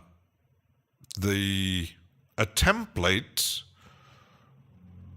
how to use the sample in a song, like really predefined, and she loaded that into, I think, Ableton or FL Studio. I don't know, I'm not really 100% sure what DAW she used, and it's like loading stems, and she added a few effects and published it under her name.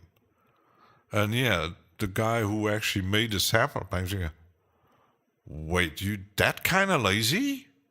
You took the project template that is just made so you can give you ideas how the song might sound as an example. You use that thing to make a song and publish it.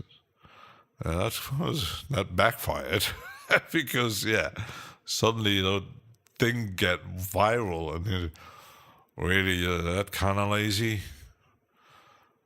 And sometimes you get I'm not sure what really happened. Last Sunday on Projector's live stream, there was a guy who apparently sent in a track to make his analyzing mixing thing. And apparently it was either copy or stolen from someone, and Projector, wait a minute, is that really your song or your track? Who you be fooling? so apparently, apparently it was kind of stolen. So yeah, it's like kind of using AI to build a song. There are tools like AI, like I use, like creating images or videos. Kind of, we know. But there are AI tools to create like voice samples or changing the voice. There's also, I don't want to, make me a voice like Kendrick Lamar or make me a country song like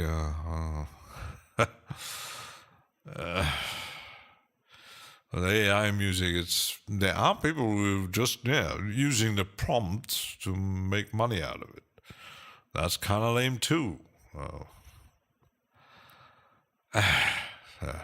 Cookie cutter music.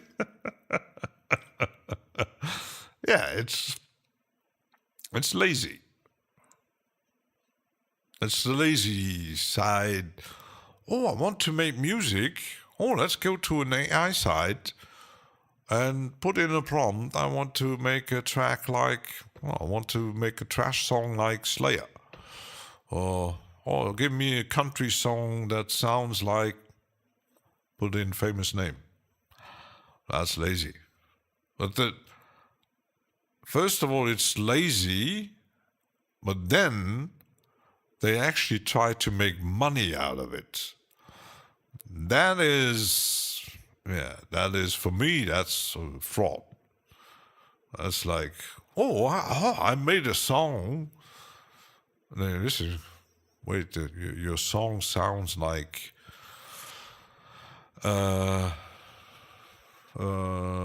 famous, like Billy Joel.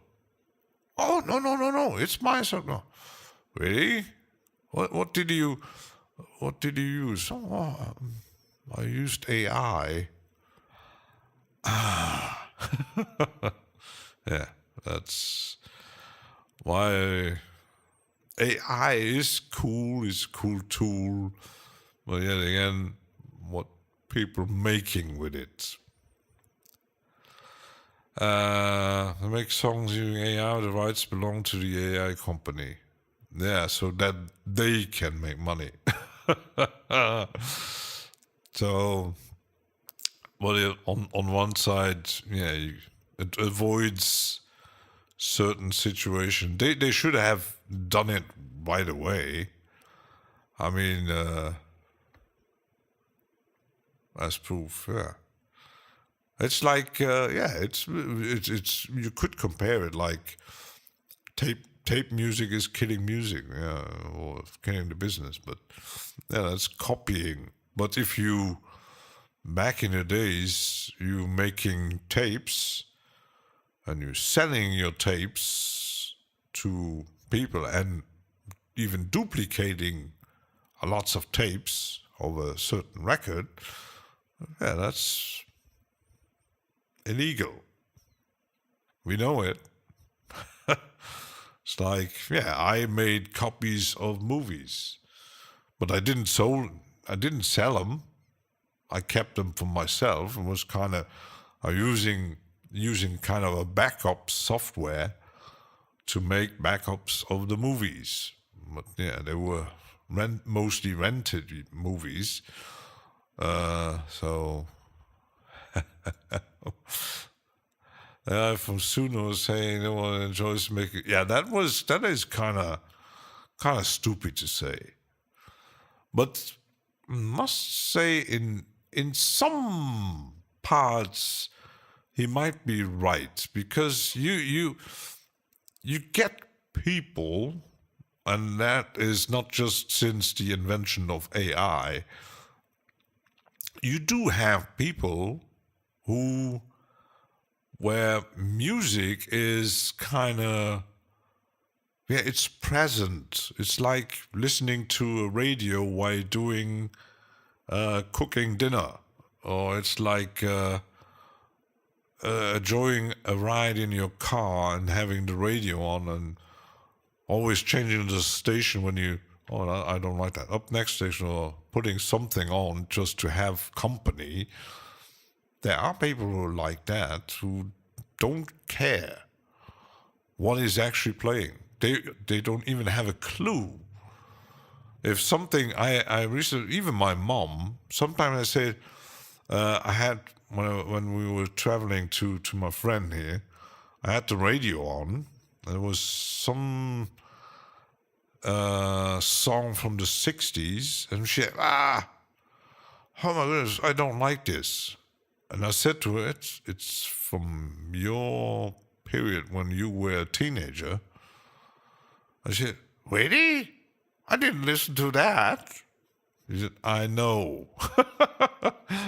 Because, yeah, but if you don't enjoy this, one of forcing you do something else. Yeah, but there are people who just don't give a shit.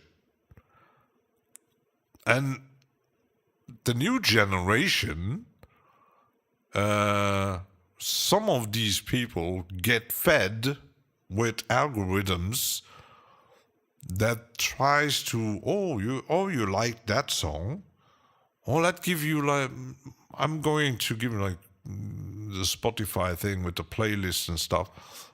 I will give you 150 songs who exactly sounds like that. But they don't even bother to, I don't like that playlist. Let's search for something I like. Or they wouldn't even dare to go to a record shop buying something. They just, yeah, it's there to consume. So,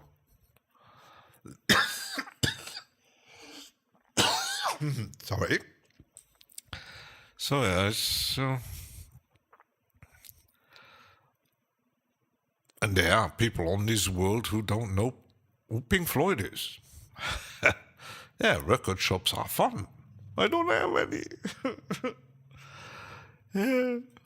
I would like to have some interesting record shops here. But yeah. There was a place near my workplace who they sold records, and they had quite a huge range, and yeah, they had a name change. Some other company was actually the same big, huge brand. They did a name change, and also, yeah, they changed some stuff. And yeah, the music department and movie department, yes, suffered because they reduce it to like 10% of what they had, and even movies they don't even have a department for the DVDs and Blu-rays anymore. You just sell what's left, and yeah, it's you lost your rocket shop after COVID, yeah, because people didn't go to shops anymore. And I know, for example, the Luxembourgish people were never really kind of record buyers of music. We always in the 80s we still have we had a lot of big record shops. They all disappeared. No gone. There's only one left. All the others, kind of sad. And yeah. So I need. Oh, I'm talking. Let's take a break. Where's my? Be right.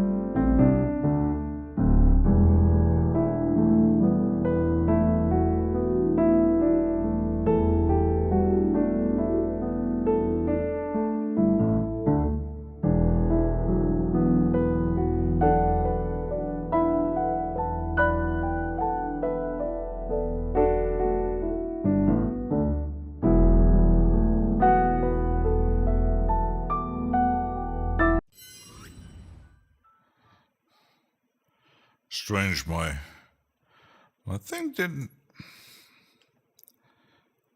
My stream deck doesn't react to. Strange. Why doesn't it react to? Now it reacts. Really weird. Found another record shop just 11 miles away from our town.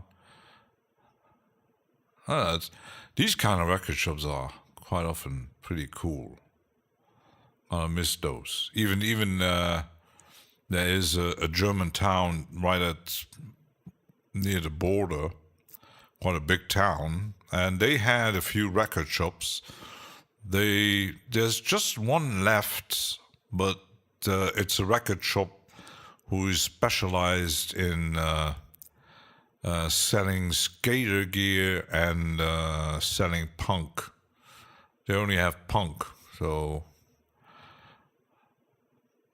I was visiting the town once, and I said, "Oh, let's go look what they have." And I was going through the vinyls and CDs. Yeah, just punk and hardcore. not really my kind of thing. So yeah, I wouldn't find any prog rock or whatever. It was punk. So.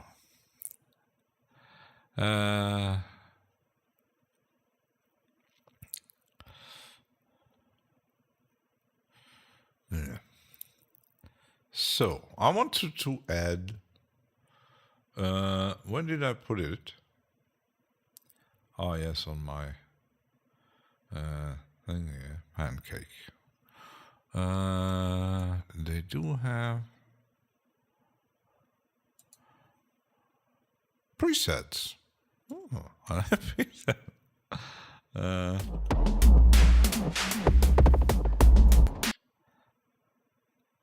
Let's see how this.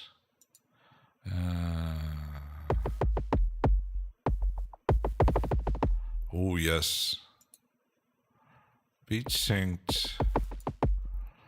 Let's make it maybe.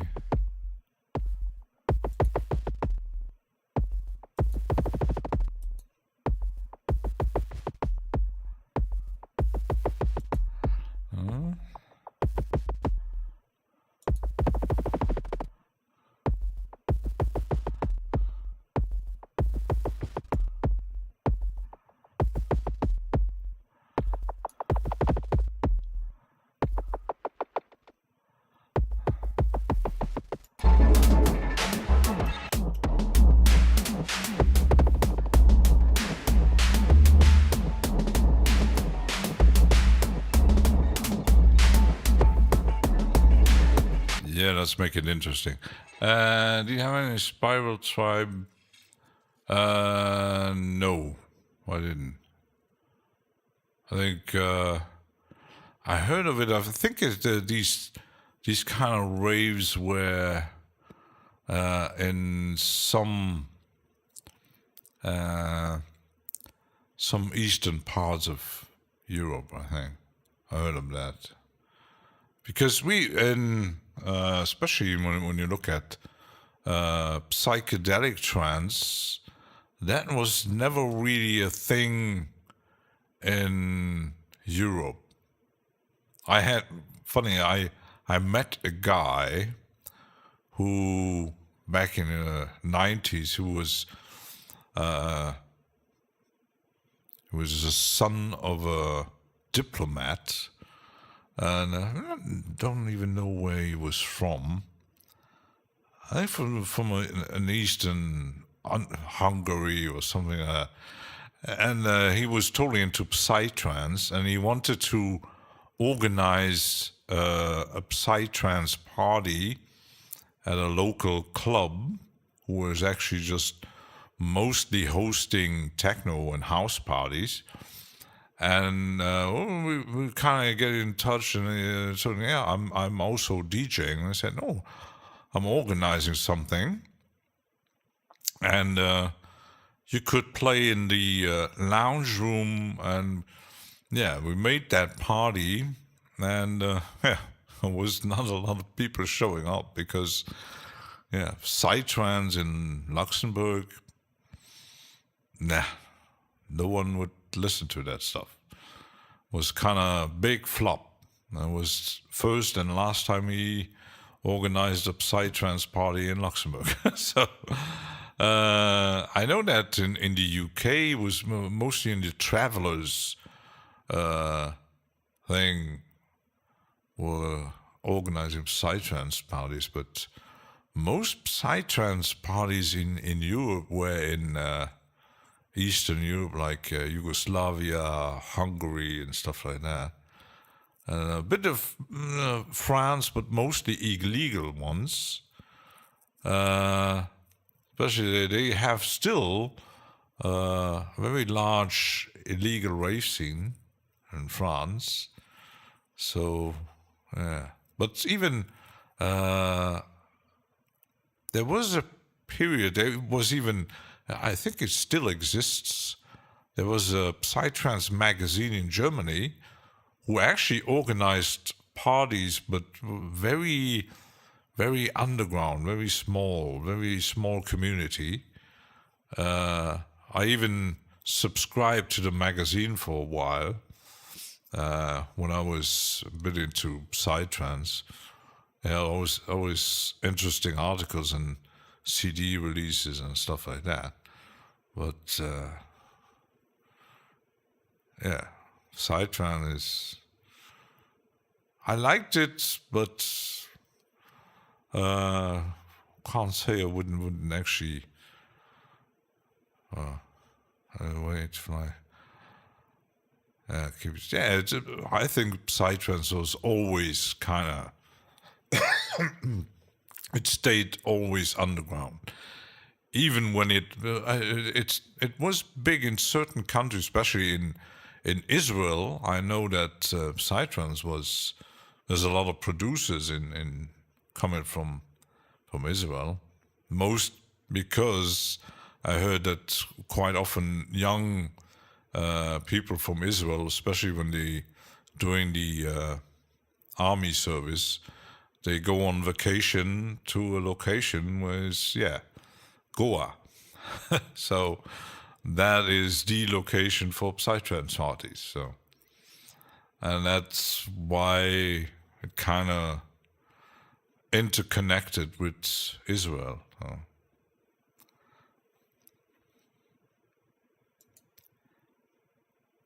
Let's freeze this and try to add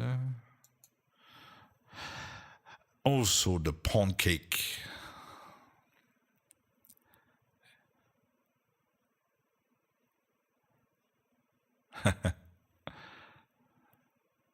Yeah, but the same goes for another that was only big in certain countries as I call hardcore and gabber thing. It started out in the Netherlands. It kind of swapped a bit over to Germany, and there's a scene in France. But I don't think you would see gabber parties in. Strangely enough, there is a scene recently coming up in Spain and Italy. We're doing hardstyle gabber parties. Seen a few videos when they're doing their quite stupid dance videos. So. Kind of fun.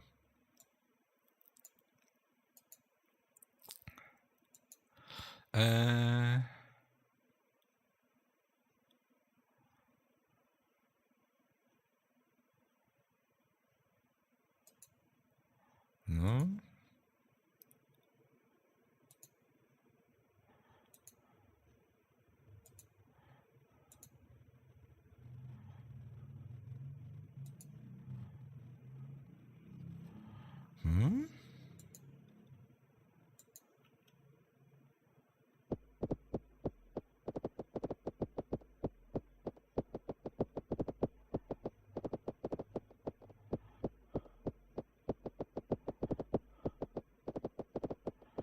I could just factory default. No. Let's do Can I duplicate that?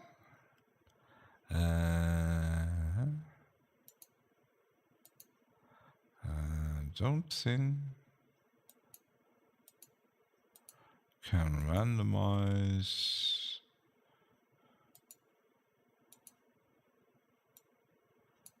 No.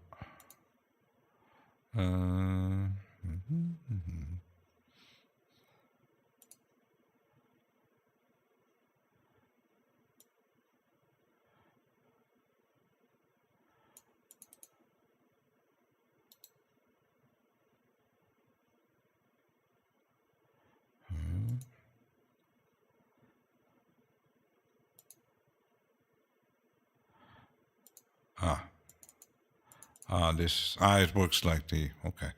Gamma is too hectic.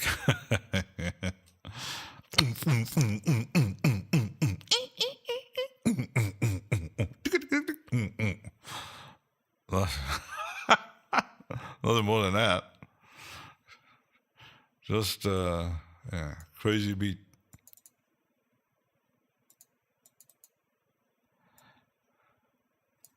Like that. Let's make it 16.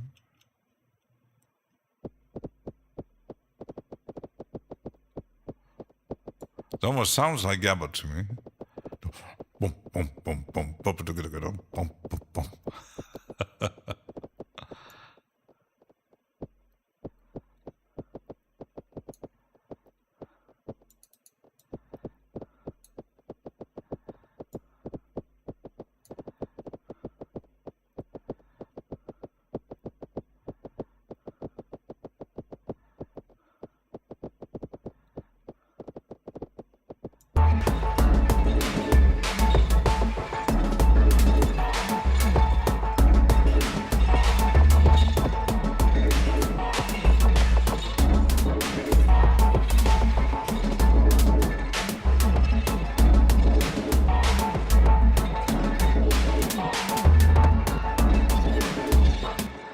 Sounded interesting.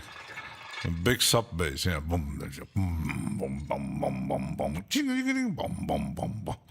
Okay. Should be producing that kind of stuff. I don't know.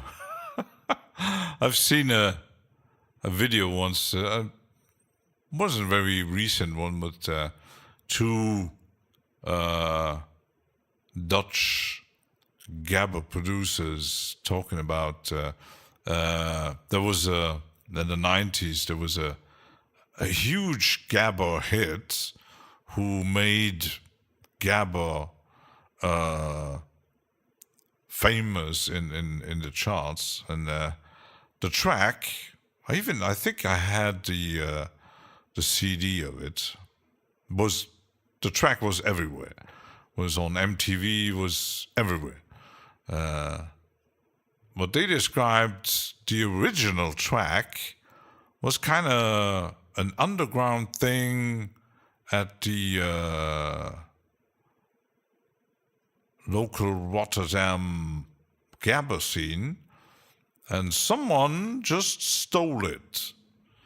And the originators never got really credit, and they were kind of pissed about it because, someone made money out of it, but just stealing a few samples, because they just sampled the track and made some vocals on it and called it "I Want to Be a Hippie." Boom, boom, boom, boom, boom. Do you want to be a hippie? Just got kind of stupid track, and the video was even more stupid. Yeah. Gabber. It's a thing I don't get it.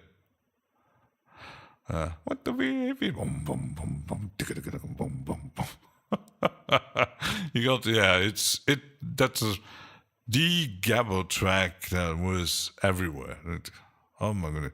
I even at some point I looked like these guys with the I had some fluorescent crazy Nike t-shirt and military trousers and with gray camouflage and stuff like that. Oh, and shaved head and Doc Martens. I actually looked like them. Oh my goodness! But I was more listening to Front 242 and stuff like that. It's my EBM period, like Nitsa Ebb and Front 242 and all that crazy house stuff. Yeah, and even high tech. Shout out to Front 242, yes. They are the originators. Sadly, I only saw them once, even though they are from Belgium. I did see, I checked in when they played the last show, forever apparently, in Brussels at the location has a YouTube channel and they showed it live. That was pretty cool. Yeah, I saw them at Puckle Pop Festival in Waregem, or in not Waregem, it small town in up north in Belgium. It was very famous indie festival, and what was quite funny. They played around like 4 p.m. Because they didn't have the main thing, but they played on the main stage. But yeah, Front 242 are known to play very loud. But sadly, on the open air festival, they had a regulation. They couldn't go over a certain dB threshold, and you could see the singer always shouting, "Make it louder." He was kind of pissed that the guy, the engineer, didn't put more volume on it. So yeah, I wasn't quite happy about that. But I almost, because they played a few times in, that's about 20 kilometers from here, in Arlon. It's a Belgian small town. They played around a few times there, but always, that's the sad thing. When you hear about it, it's already too late because the tickets are already sold. And they had a show when they were doing the last famous goodbye tour. They played there in that small location. Yeah, tickets were gone like in 10 minutes because it's a very small club. And shit. Yeah, too bad. So, yeah. But I did see it on YouTube. Couldn't even see if the link's still up. Let's see, YouTube.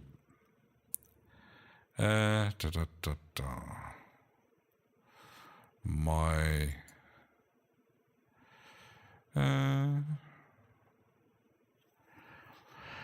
if I find the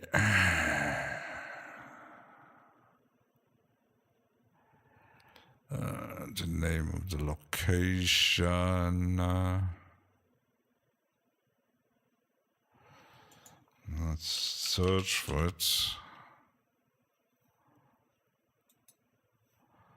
It should show up.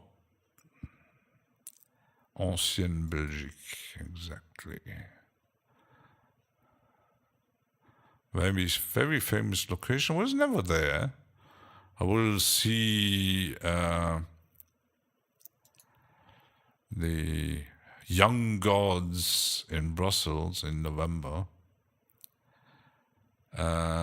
playing at the Botanique. That might be interesting. So I can give you the link.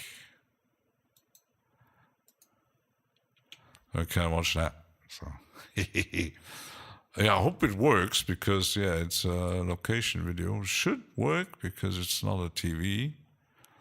So, do have quite interesting people playing there. Many I never heard of, but...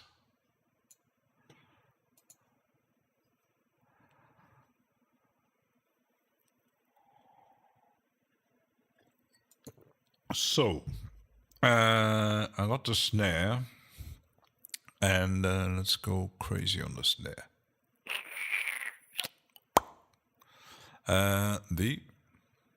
Could use the... No, let's go into my...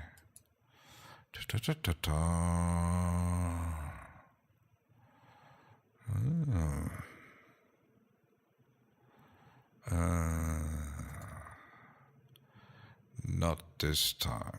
Not it.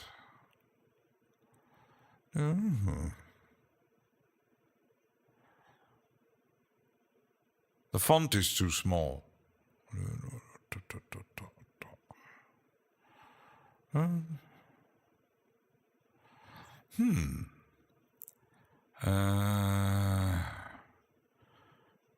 Let's try it.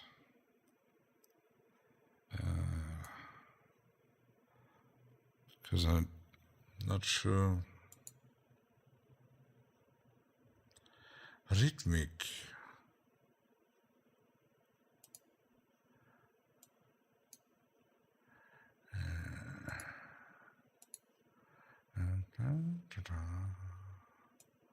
I'm up play.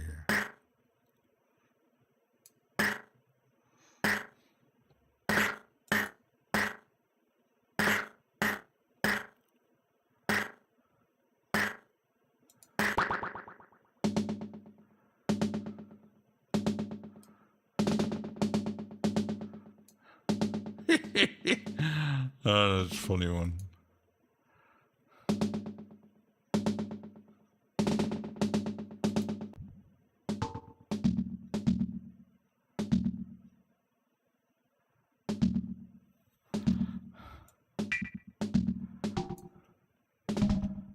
Interesting. Satisfying rhythm, yeah. I have this tool and I have no clue how it works. It's a modular multi-effect thing, but I even have the 2 versions, so I actually bought it. So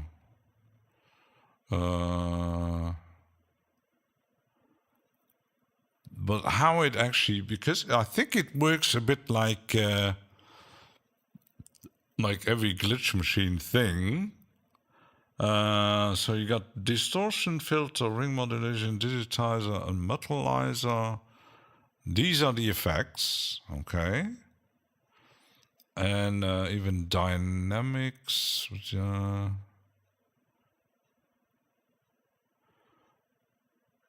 it's even 2. It might be stereo. I don't know. Kind of this strange. EQ envelope. And so if I get this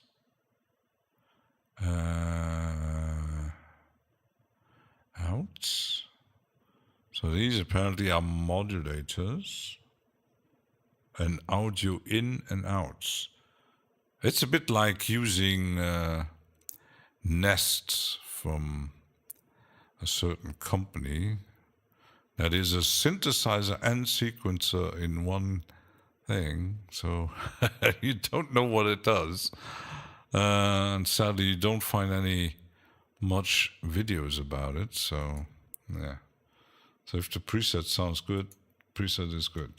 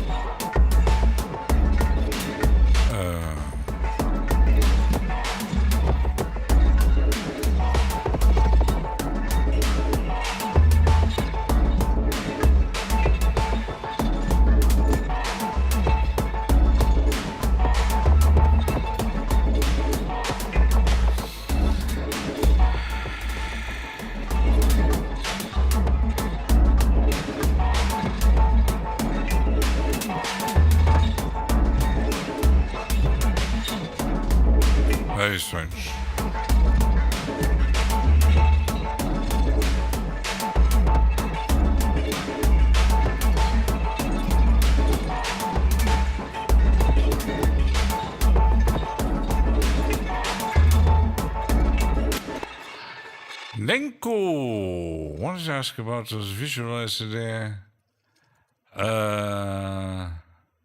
No, it isn't. It is. I can give you actually. Mini.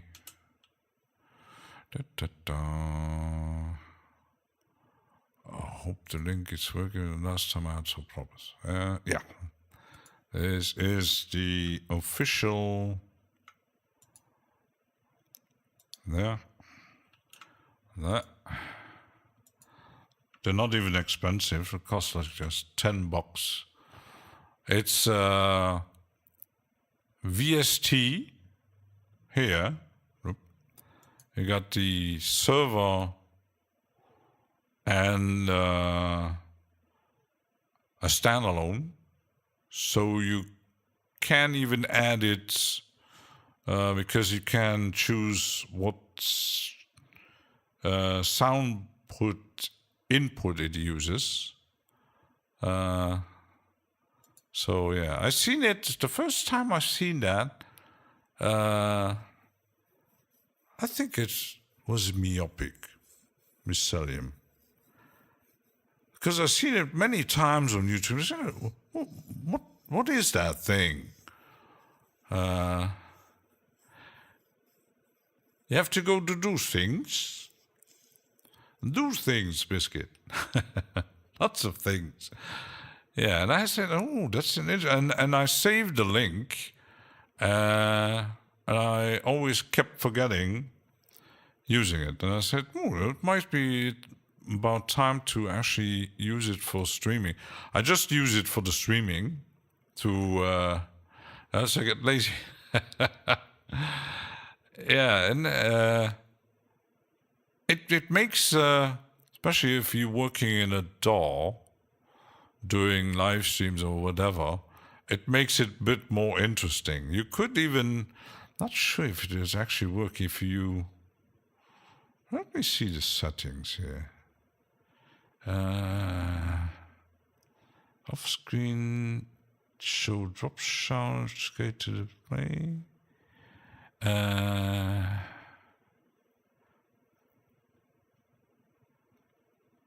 Yeah, I'm not sure if you could use it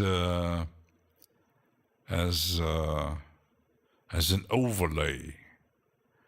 That I think doesn't work. Color bar smoothing slope. Prevent sign. Yeah, that's for the spectrogram stuff. And no.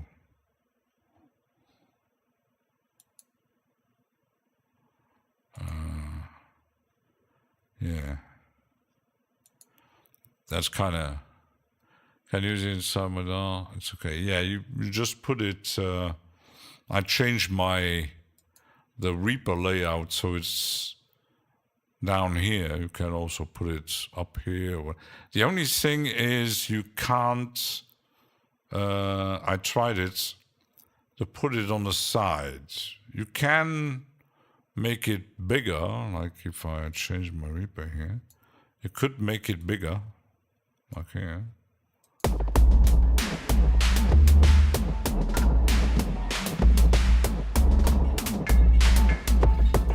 That works too, so.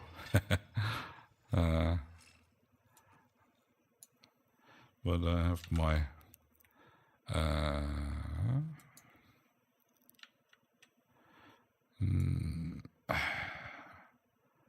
like this, so. It's only independent, yeah, and you can set it up to just either show one thing or all four of them. So. And funny enough, I had John Matthews in chat last time, and he's the one who makes Toucan Studio plugins for Reaper, and he's seen this, and it gave him ideas to make a Toucan Studio plugin in Reaper that looks like that. Let's see if it's if he's actually doing it. So that might be interesting. But yeah, then you can't use it in other DAWs. This one you can. Well, let's see if he will be doing that. Will get interesting. So I don't know why I'm always losing infiltrator in my multi effects. So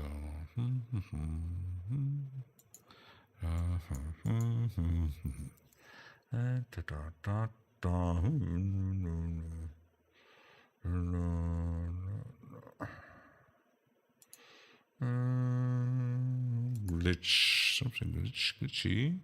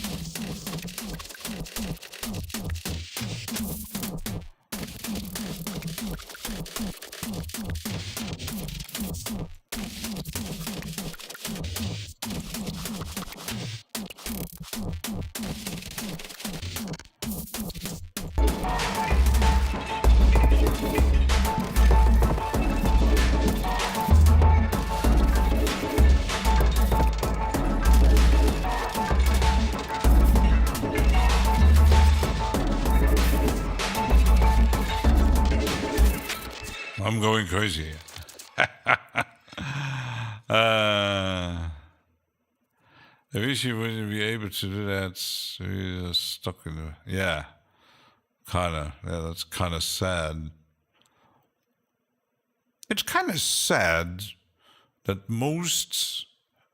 Because it would actually be interesting, especially these days with live streaming, that DAWs would implement some visualizing thing. But I think that since the dawn of like certain music players, visualizers ain't much a thing these days. Some use video overlays or like Scruffy Fox with the trains and stuff. I've seen even people using it in music production, but a bit of the millimeters makes the screen a bit more. Something is moving except just the playhead. So online collaborative DAWs, yeah. Yeah, that's the thing, like online collaborative DAWs. Some tried it.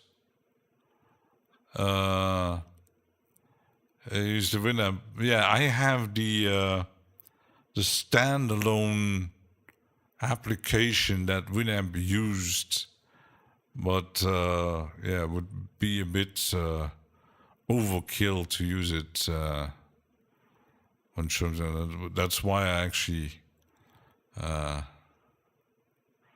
uses the millimeters. Makes it a bit interesting, but yeah. But it depends also, yeah, if you're doing... I've seen when you get hardware people doing live performance, they kind of use overlays in OBS and stuff like that. That is being animated or video overlays or whatever. But I think with production streams, some people might actually be interested on what's going on. So that's maybe not so good to use too much overlays. I get nervous here.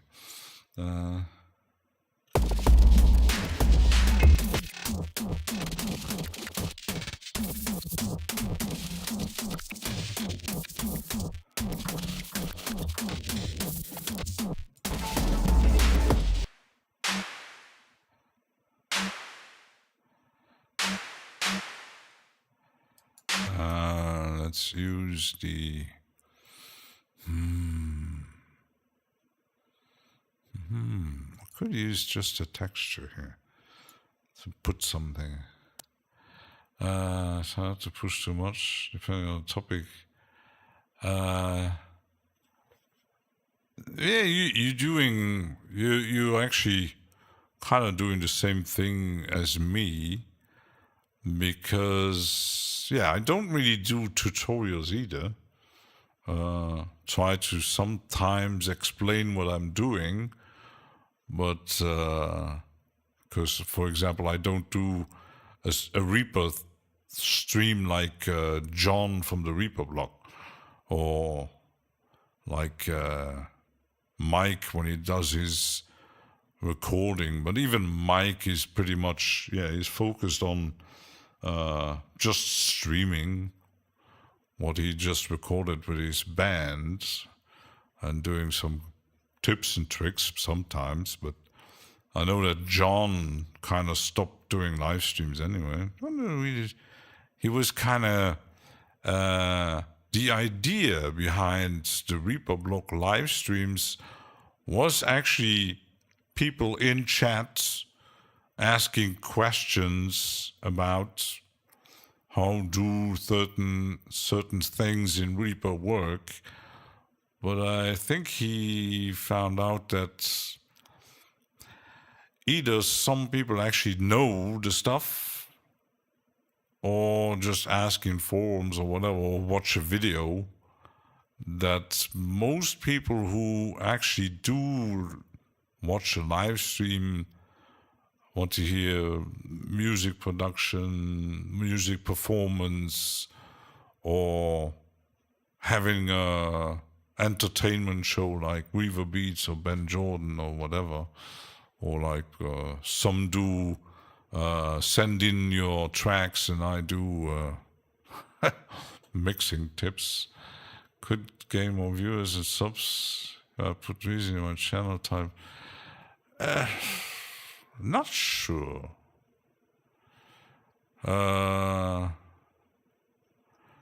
Because I did ask the smart AI to give me description texts for my live streams, and apparently it actually even told them to give me a title that is catchy. And I got a few new faces, but they don't show up a lot of time. You might get a few subs, but they don't show up in your stream anyway. They see maybe, hi, I'm new, and you don't see them for 2 years. I don't know. Since we're new trending mediums, just ask ChatGPT. The thing is, Reason is very, even like Reaper, is very niche. And on the other hand, production in a DAW on live stream is also very niche. There are a few who do, like Alchemy, Projector, me, you, Cheeks Miller, myopic. There are a few, but yeah, depends. Some might not be interested in this kind. More like live performance. I don't know. For some reason, there's just one. Yeah, the reason lost in some way lost a few supporters. Even that can't remember her name. She made hundreds of videos about Reason, and even there was a Dutch guy who made Reason videos for years, and yeah, he kind of didn't see any growing in, but I think that's in the whole DAW production thing. It's very, very niche. I would have if I would chosen to DJ or buying hardware and do live performance, I might have more people joining in. Renoise is the weirdest. Yeah, it's a tracker. I had it, but yeah, I uninstalled it. Just takes up space on my hard drive. I didn't really understand how it worked. It looked cool, but I still have the Redux installed, but as a plugin. But yeah, it's too weird, and it works only for this kind of music. It would actually work if I would not be so lazy on using a keyboard and keyboard shortcuts, and I keep forgetting them. Cheers, Nanko.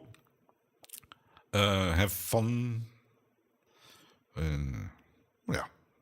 And I'm going to take a break. And I'll be right back. Let's see if my Stream Deck is reacting now. It is.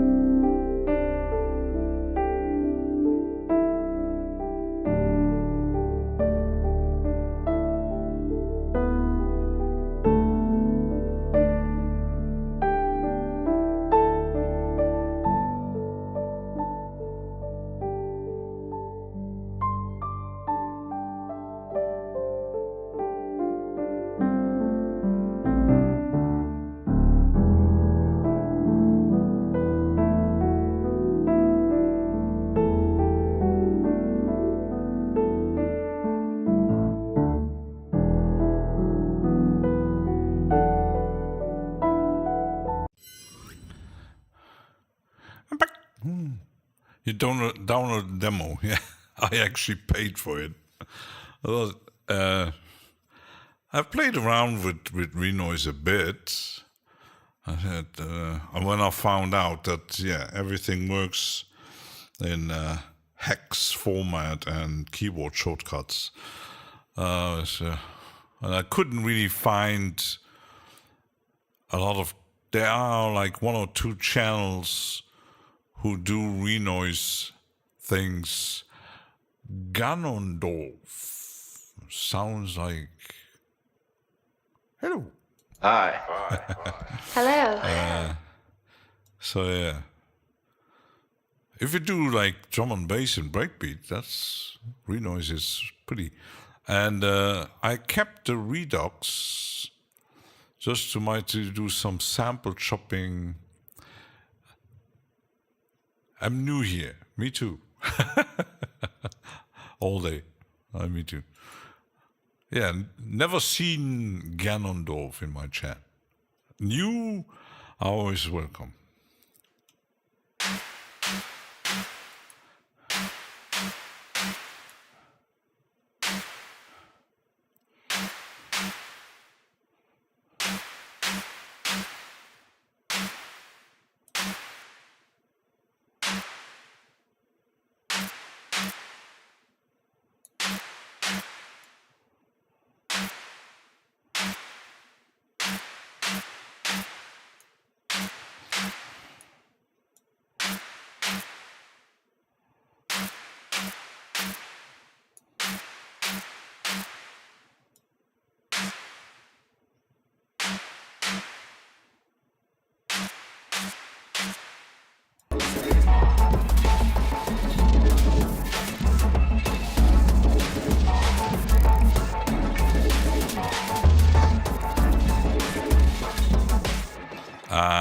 If I add maybe some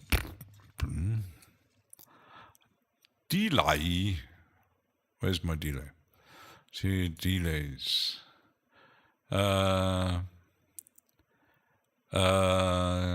Which one? I know Gandalf. Whoosh, I know many people, lots of people.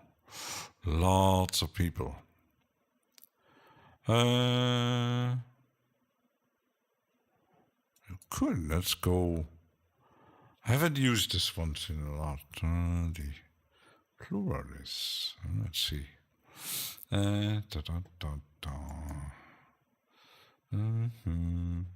There aren't any really a lot of presets.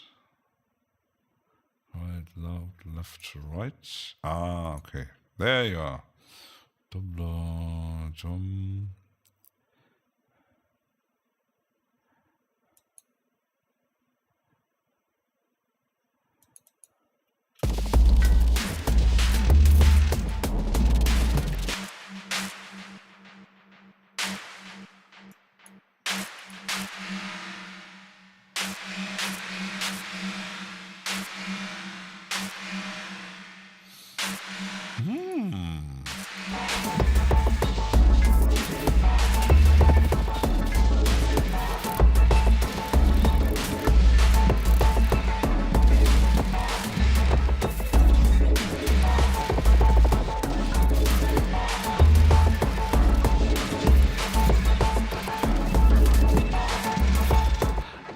It's a character from Legend of. Yeah, I never played that. I know the game, but I never played it. I do game a bit, but it was never really. Let's see the effects here.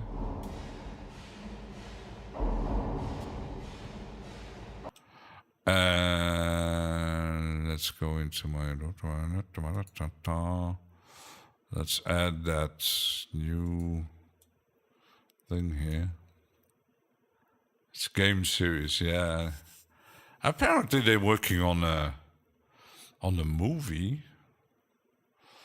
Don't break down now.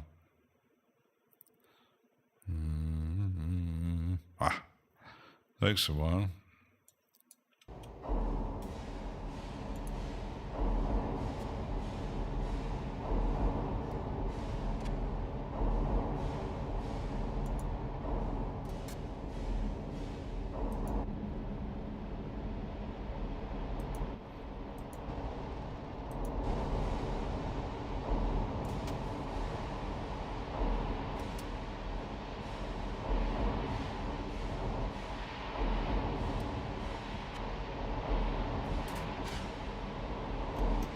And Mr. Chris, Signs of Life, did this crazy thing. The last touched NFO.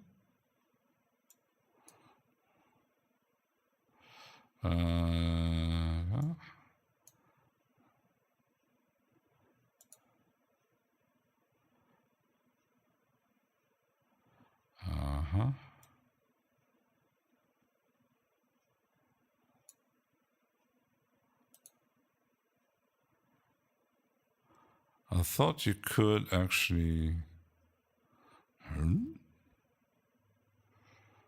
move it.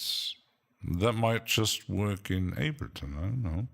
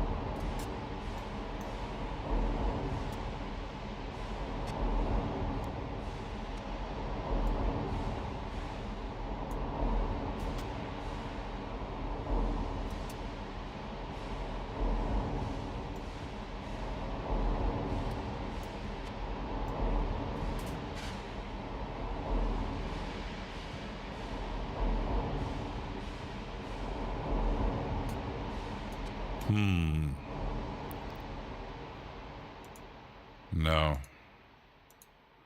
Might choose something else. No, I'm good. What artists do I like? Oh my goodness. Too many. I like everything. Except German Schlager. I don't like them. Or we talked about Gabber recently.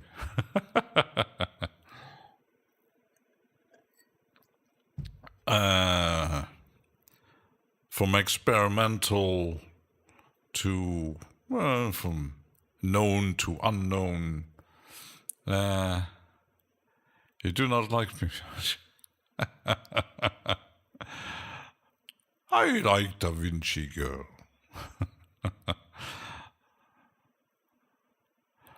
Da Vinci Girl listens to Schlager, I know.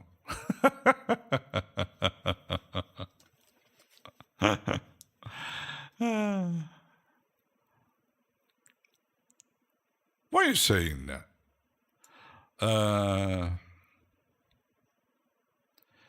Because I want to move it like this, like Chris did in his thing, but not sure if it's working. Let's see if I use the my MIDI tool here. Let's see if it's working. I'm not sure. Because I don't actually know what tool Chris actually used. CC, let's use the 3.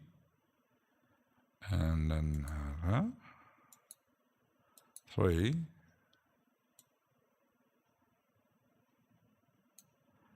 And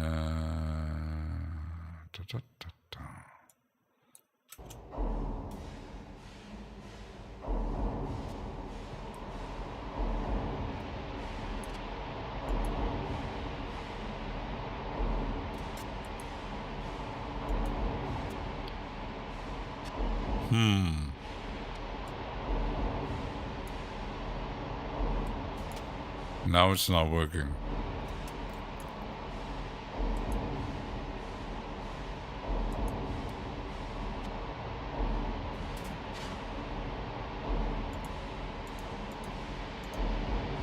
Nope.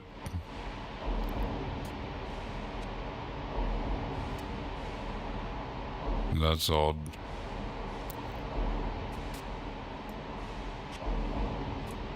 Now it's not moving. This doesn't work with it. Might be a neighbor thing.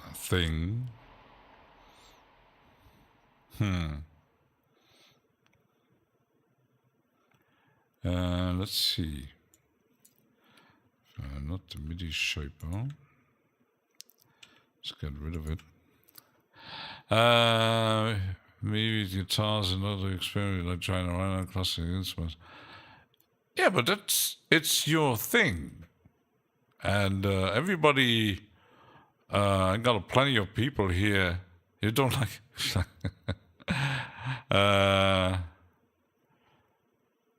I mean, everybody coming in here because, like, Cressy doesn't like drones, but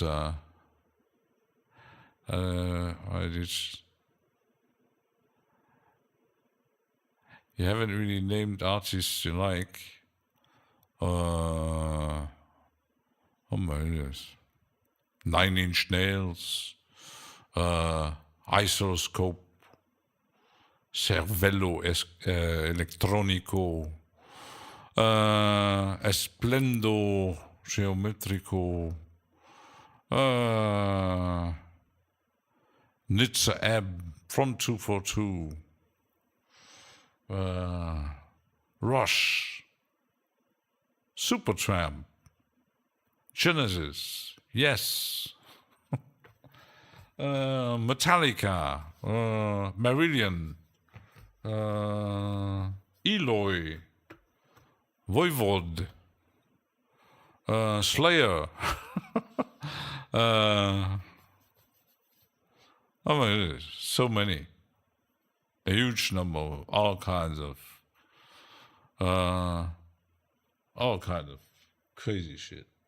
The Flower Kings, Transatlantic, Iron Maiden, Rush, Metallica, and Slayer.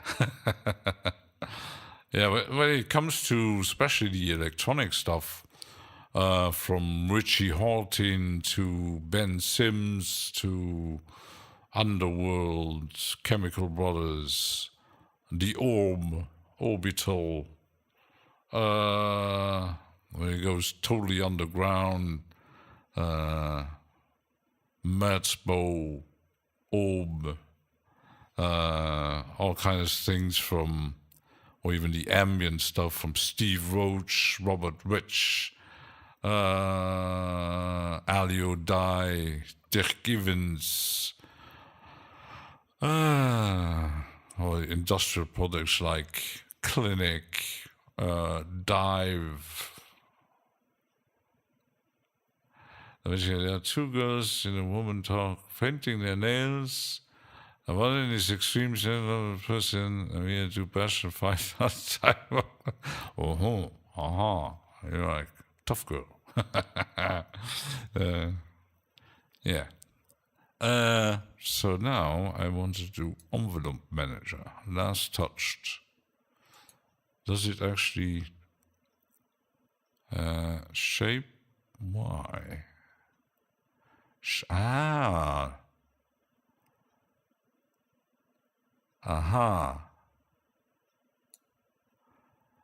There are 2 X and Y. That's why the LFO didn't work. Because there's 2 movements on that little dot. Shape X, active.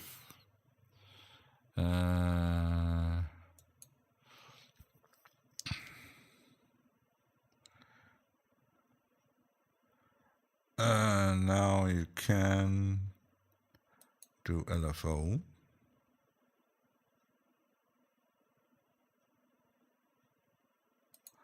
Not this one.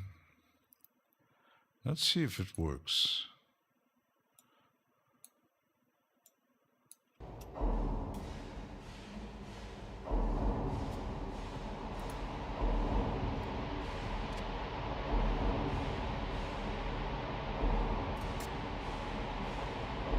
So that worked, okay. And now last touched the X active. Oops.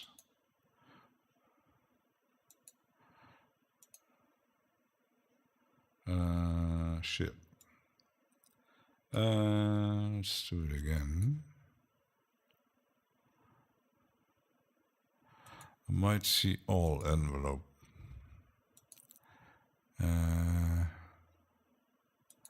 All envelopes.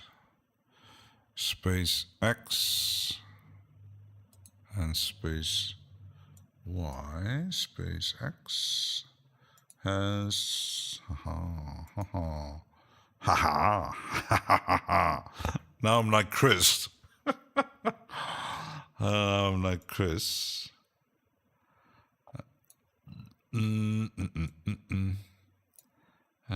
Ta-ta.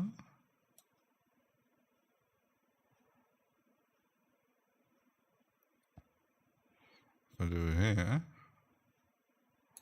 I might just change the face, huh?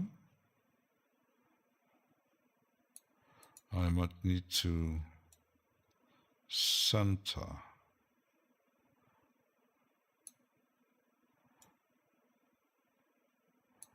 Now it's moving.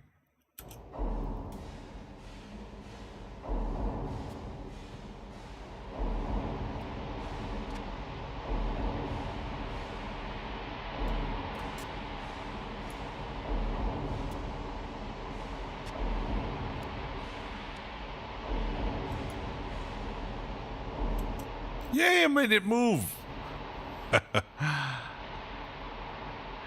You know several of them. Yeah, I can't say I don't really dig into much newer artists. So I'm living in the past. I still buy new stuff from recent bands, mostly progressive rock and some stuff on Bandcamp. Speaking of LFO, really, yeah, that's. I still have their first album on CD. L, F, classic. Oh my goodness.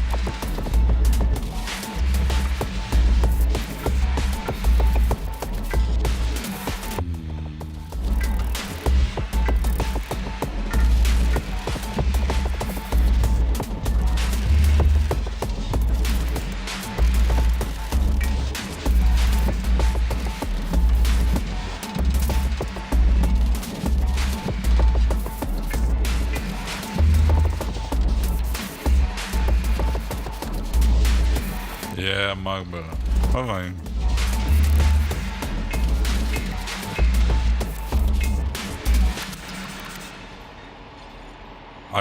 I have a few spelling artists on Facebook that I follow, old and new. Okay, I got a sign with. Let's use that. Frequency. Oh, I actually, because most of my CDs are in the basement, really need a second thing to put my CDs on. But I haven't. There's a lot of stuff I haven't listened to for ages. I don't really listen to much music these days. I don't know. Compared to back in the days, oh my goodness. There's no new stuff. No new stuff. New stuff. New stuff. New stuff. Actually, there was an update on the Rift today. Basically, new stuff. New stuff. Oh, IDM lab.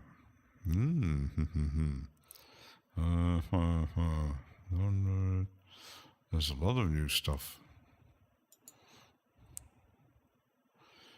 Lots of new things. New shiny toys. New shiny toys. Let's leave it downloading.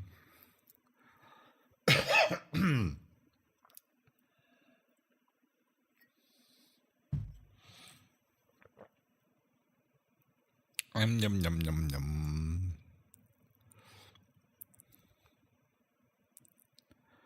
Everything is downloaded.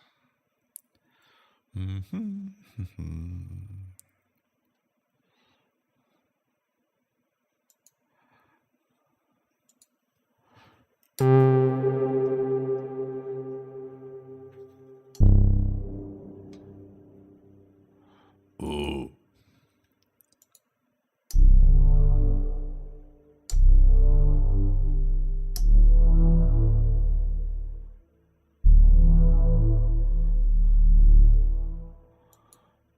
I like that.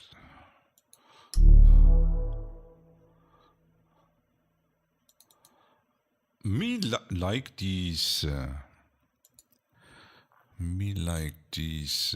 And I was on D minor.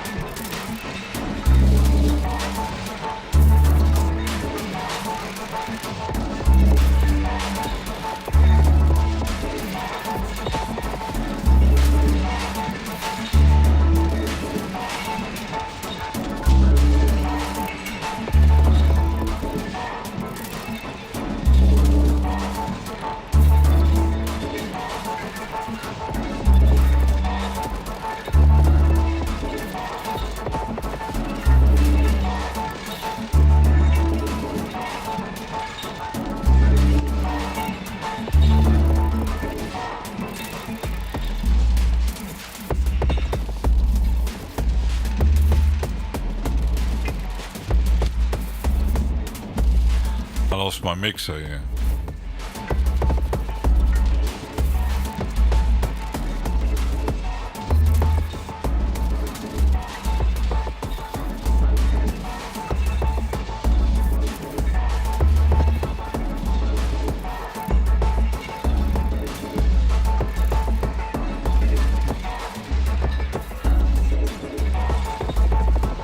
They're a bit more discreet.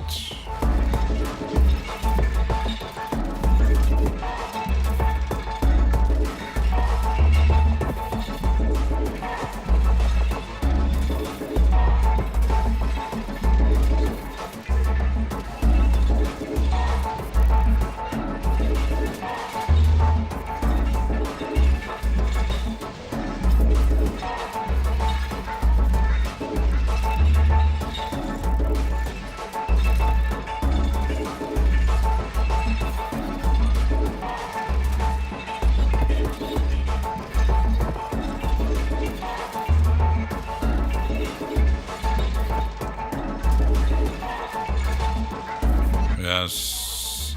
Sounds better.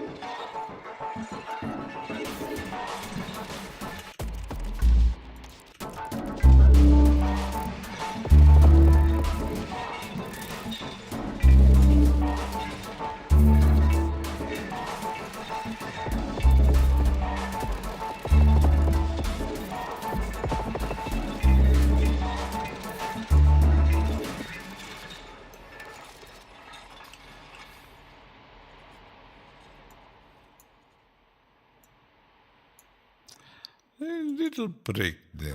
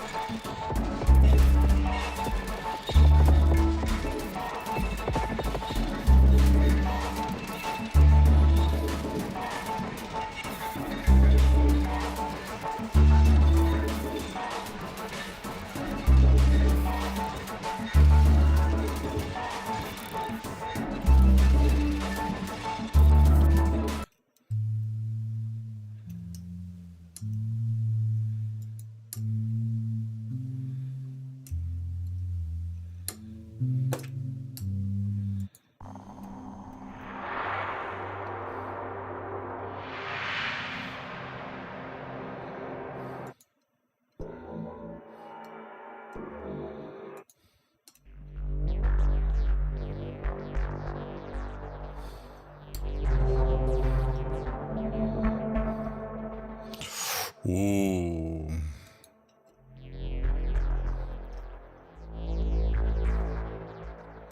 Oh, I know what to do with that. I know exactly what to do with that. I'd like to own a few. This one hardware since. Yeah, specific ones. Yeah, I have one. I have one. Even that was quite an investment because I mostly stay on the software side. Still a lot of investment. I have the Micro Freak. Still need some MIDI setup to actually I can use it a bit in my setup here.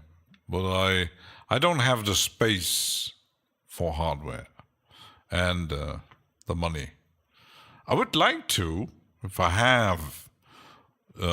had the space and the money. I would actually be interesting to play around with it, but I decided not to. I stick with software. Works for me. I know that for some it might be a bit boring, but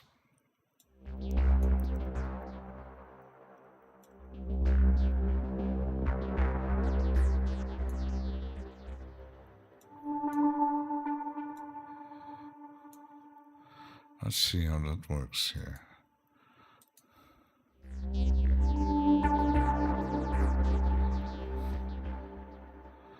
Oh, yes.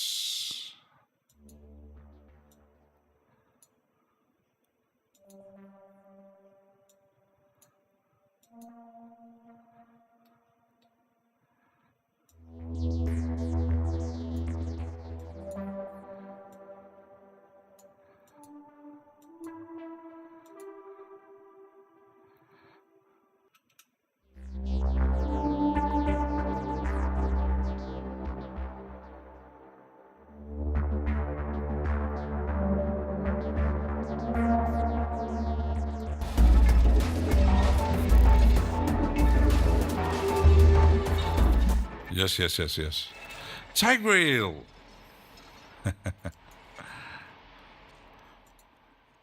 Hi. You get Hello. yours too.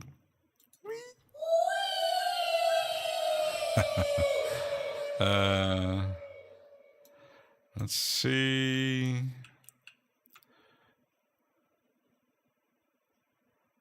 I might need to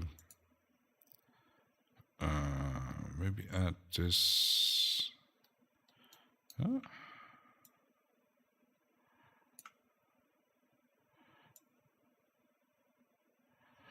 Like here. Let's change it a bit.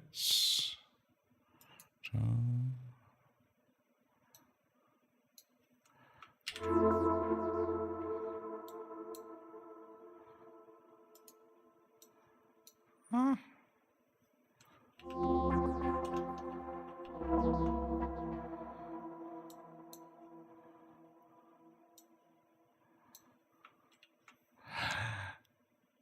It's kind of sad that it keeps on. Oh, I got crackles, so I need to freeze it. I got crackles here. I got crackles. So, yeah.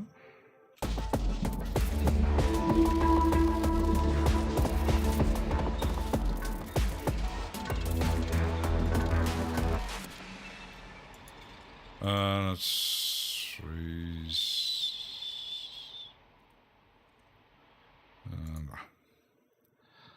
Thought to myself, that has to be from hardware. Yeah, that's a big. There's a lot of people debating on hardware versus software. I think there might be having back in the days when VST were invented, they might have, some would sound cheesy or whatever. Some still sound cheesy today, but depends. But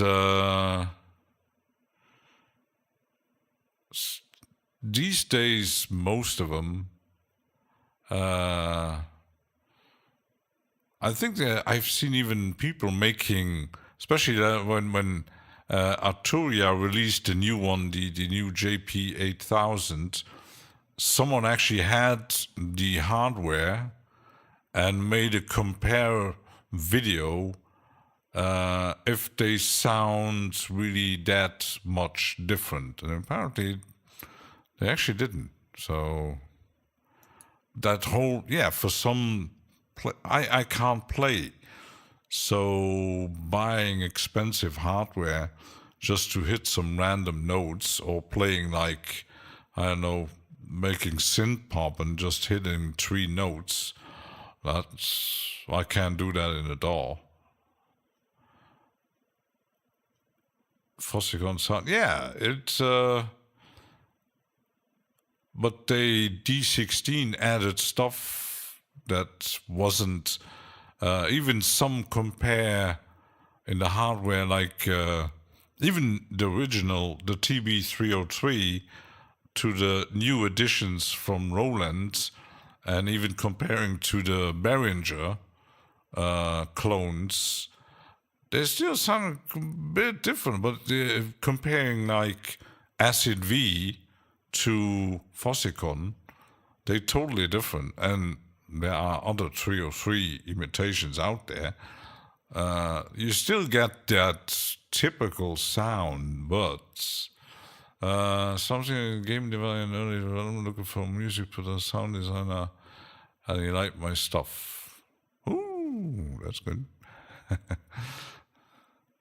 So let's see. That is the CR8. We can actually deactivate it and mute it because now I got my. Let's make it a bit bigger here.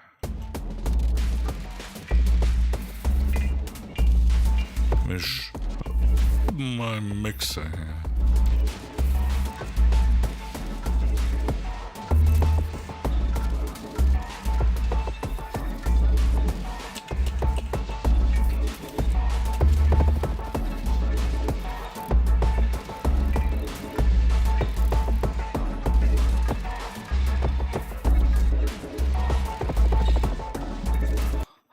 I don't know what it is. Use your physical synthesizer. Not sure. I would even say this the same comparison when you, especially on the hardware side, you have people who do like the analog synthesizers and some who do like digital synthesizers. They all sound different. So it's already starting with this difference, analog versus digital. In plugins, you can't say, "Oh, they sound analog." That's quite a bullshit because they're all digital. It's all ones and zeros in code. But I would say there is probably a huge difference between the old Moogs and ARPs and modular synthesizers and all that stuff. They had their typical, but yeah, they had their downsides, temperature changes, no presets, no saving, and all that kind of stuff. And you turn on certain models, you turn one knob too much. Oh shit, the sound is gone. Like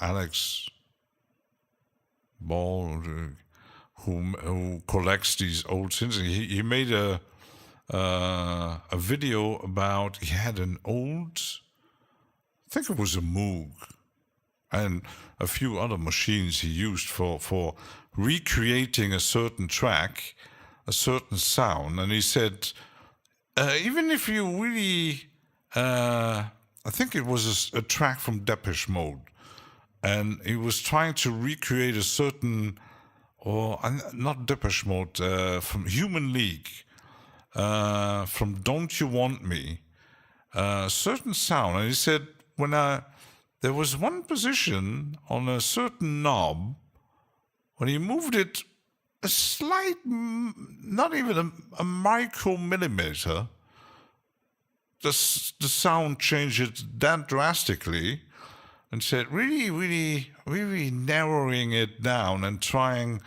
and then, leave it like that. But the problem is might be some changes happening, and boom, the sound, it's pretty hard. And that's the downside of analog synthesizers. And some, they break down. They have, especially the old ones. So, they say digital sound more clinical, more metallic. Well, I don't know. Well, everything, it's like VST against hardware. It's like Ableton versus Reaper or Bitwig or FL Studio, or just using a drum machine, or just hitting on a tablet with some sticks. Eddie knows. Eddie has a lot of synthesizers and samplers and mixers and analog and digital. You want to check his channel, Monsieur Eddie Sonic. Je fais de la pub là. If you see what Eddie has, the Chateau Eddie. Eddie has it's like a castle of synthesizers. I don't even know how he gets in his thing.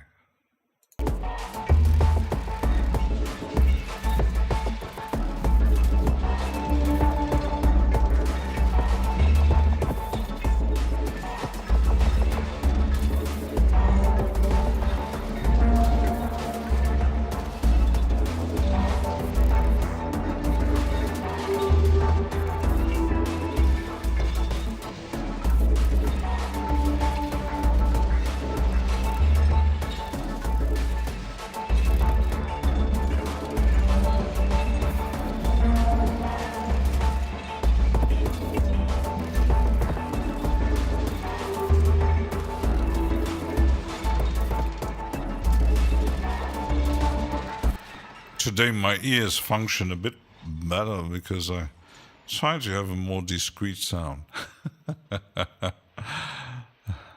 A good sound system, you make a difference. Your tailor is rich. Mine is very poor. Yeah, but it's like the sound difference in tape versus DAT, CD, vinyl, multi-track tape, 8-track tape, DVD, and all that. And we all hear differently, so for some it might sound, oh, it's nice, yes. And for some, I don't like it. Some like MPCs, and some like, I don't know, tracker sample. Some like certain microphones. Some like certain interfaces or certain speakers. Oh, it's, yeah. What I don't really like is when people say, you have to use that. Coffee? No, I'm what? The loo. But forcing you to, oh, it's a game changer. You need to do this. You need to put that on your master track. And then your mix is sound. That's kind of forcing you. And even if I would recreate that kind of situation, I would need to have the same track, the same recording, and I still would sound different. And it was just champagne, déjà. But yeah, and I, for certain frequencies, why I also don't like to use a lot of vocals, certain frequencies, yes, water too. Je parle trop. So I don't hear the same thing like others hear. Might hear less detail, or certain, especially in the mid-range. Evian context, no, de l'eau de robinet. Oh, pas de Perrier, moi. Non, robinet luxembourgeois. So yeah, and that's my problem. And yesterday I had some problems. Suddenly my left ear was probably some draft or cold. That was kind of annoying. So it's still there a bit. It's better than yesterday, but yeah, they got people with tinnitus, hearing problems, or half deaf, or whatever. We all got our problems, so might ask a guitar player if he still hears the bass player, or the drummer if he still hears the kick on the snare. Like, I've seen a video, it was quite fun. Warren Hewitt was asking another producer who recorded Motorhead, and they listened to a dry mix of Lemmy vocals singing the Ace of Spades, and the producer said the headphones from Lemmy were so loud that you could hear the echo, the reverb of the headphones getting into the microphone, and it was impossible to get rid of because, yeah, I think Lemmy was even totally deaf, even by then. So yeah, he had to turn up the volume to actually hear anything. So Addition, I like Reaper, but I prefer Reaper.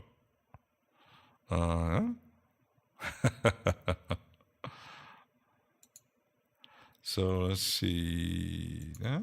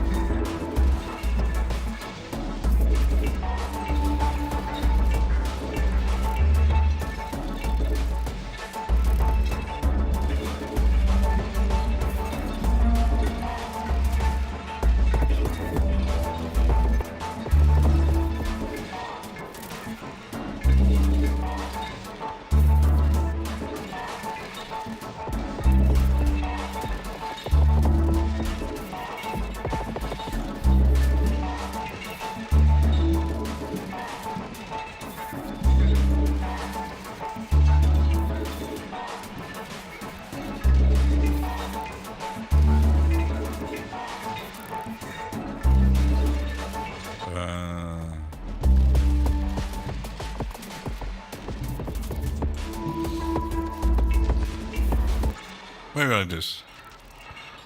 Listening at crazy volume is dangerous, especially over. Yeah, we all know it, but I knew it when I was watching concerts where heading totally at the front, just besides the speakers, and getting my ear blown for 2 hours on a rock or metal concert.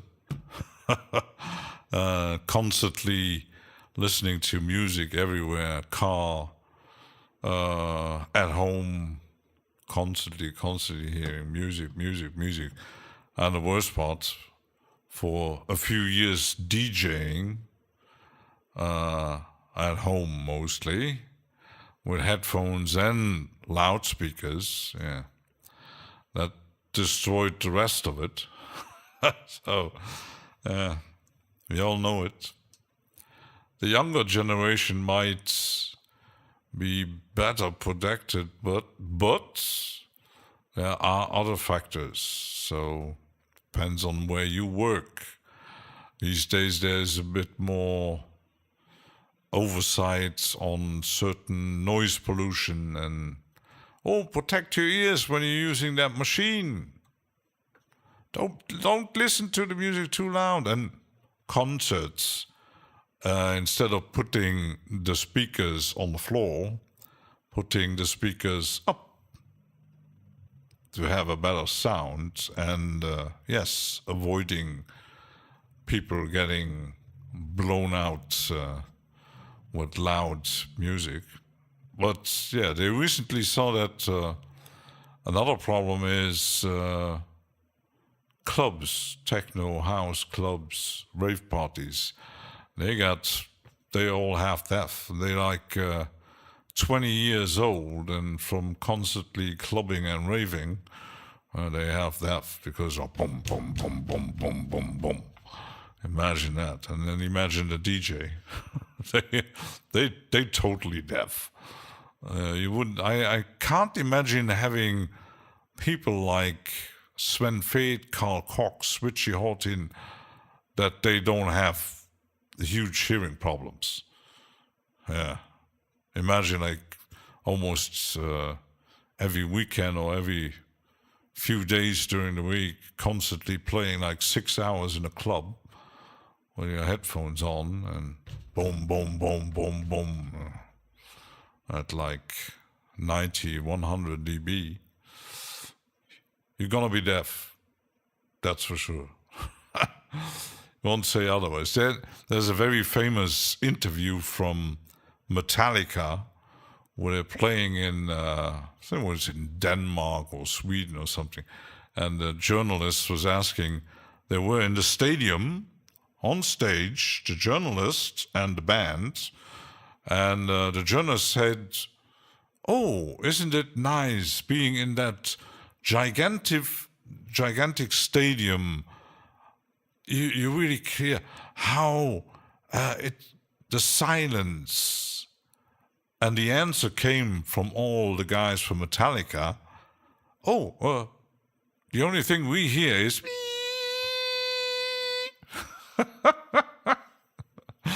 Yeah, they all deaf. They all have tinnitus, for sure. Constantly playing every night loud music, and that for decades. Yeah, it's just got to listen at. The problem is when you're doing music professionally. Yeah, that's there was a time musicians and even producers, engineers didn't talk about it.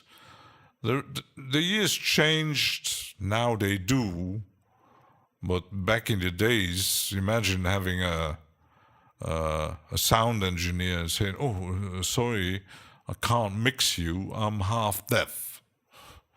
We'd say, "Okay, get another job." Sorry, but yeah. Nobody talked about it. They all knew it. Even in the early 80s, there were scandals, like when Pete Townsend from The Who announced, we're going to stop touring because, I have hearing problems. I'm half deaf. Phil Collins is half deaf. Singer from AC/DC said, sorry, I have to stop touring for a while because, otherwise I will be totally deaf. So, and in that kind of business, they know it, but you won't see any sound engineer at a concert wearing protective earplugs. They got the good side is they're at the right position, but it's still loud, and that's professionally doing that every night. Yeah, it sucks. As a simple listener, you can avoid it, but as a professional, it's like saying the guys who work in a factory constantly where constantly noise, even if you actually wear protection, you'll be sure when you retire, you're gonna. What do you say? What? Even the guy from Foo Fighters. He does lip reading because, he's like, like 20% left. When someone's talking, what? What? What did he say? Really louder.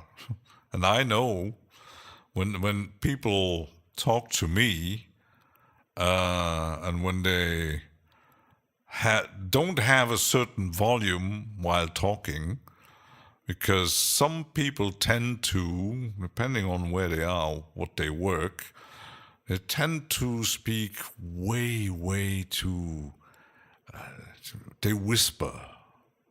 And when you got somebody who actually have hearing problems, and even if I have a coworker who wears hearing aids, even he doesn't understand these people because they just whisper. Talk, open the mouth, just talk normally. I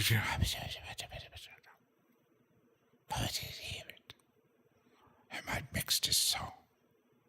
Let's mix this song very slowly. And there's all the mumblers. Oh, I hate the mumblers. Let's take a break. We'll continue, and then we're going to eat something and save it. I'm still mixing these parts here. Oh, I'm guilty of this quite. Yeah, because you might be used if you work at a certain location, you kind of used to talk loudly. People working in construction industry, constantly noise, they talk loud. But people who actually their whole life working in offices where it's quiet, you might get used to. Those people aren't used to loud talking because there's no noise. I don't want to distract you too much. Yeah, we're gonna take a break. I need some intake.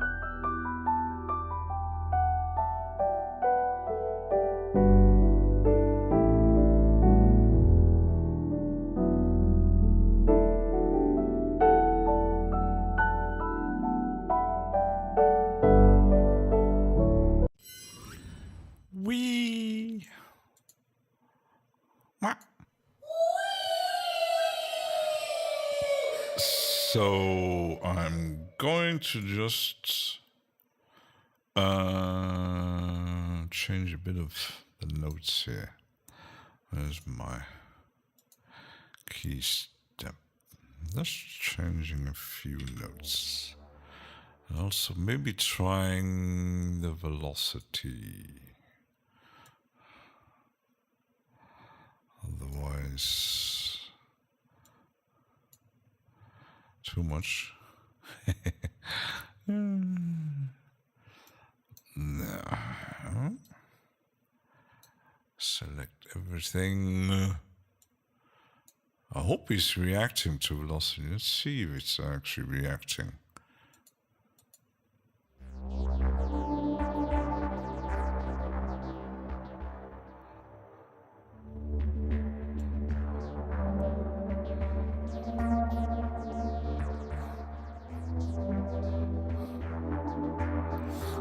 No, it isn't. Why? Why? It should.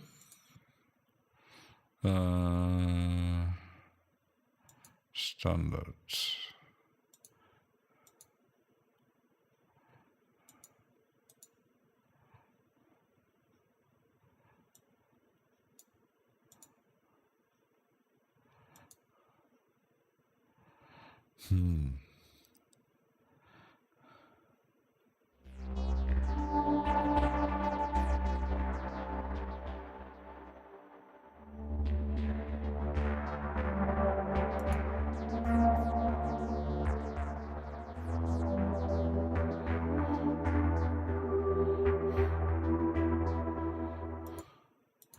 Looks like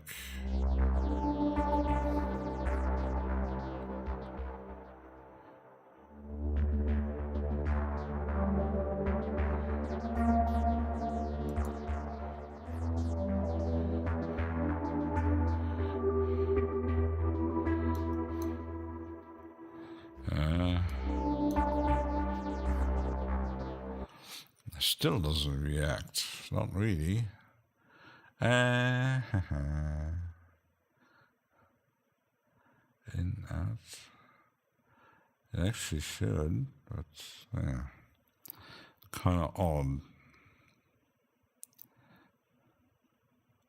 That's the downside with plugins, why sometimes they don't always react.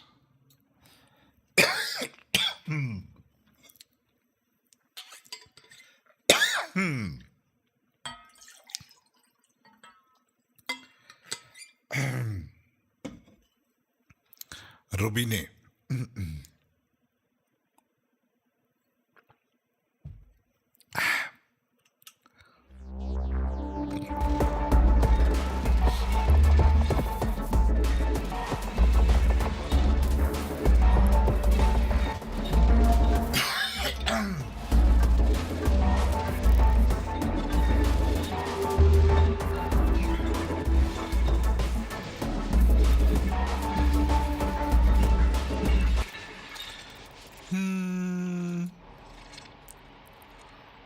That was my wrong.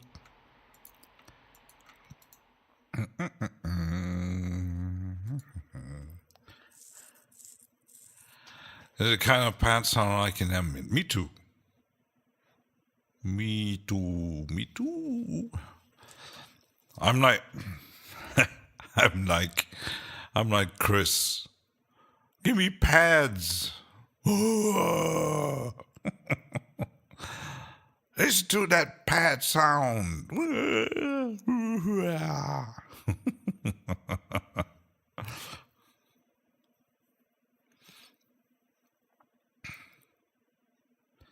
Pads are good.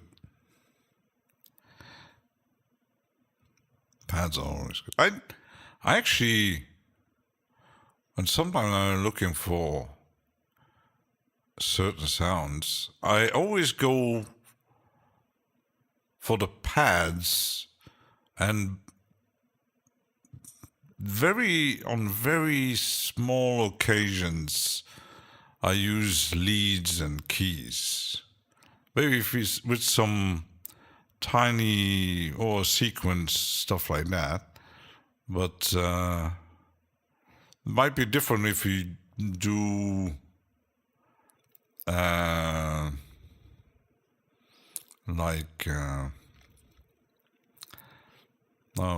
synth pop or this kind of stuff where there's more melody.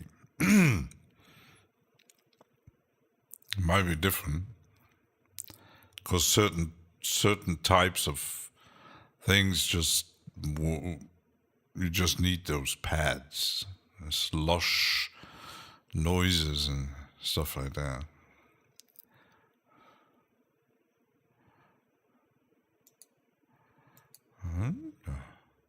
So it goes huge and that needs some supermassive roof, and that's what we're talking about. Yeah, exactly.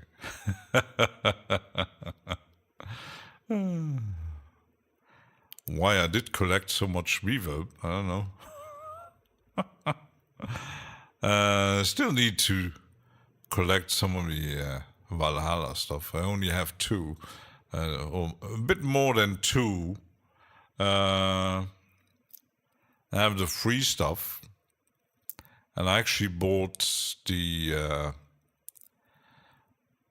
which one was that thing? Let me check my effects here. Valhalla.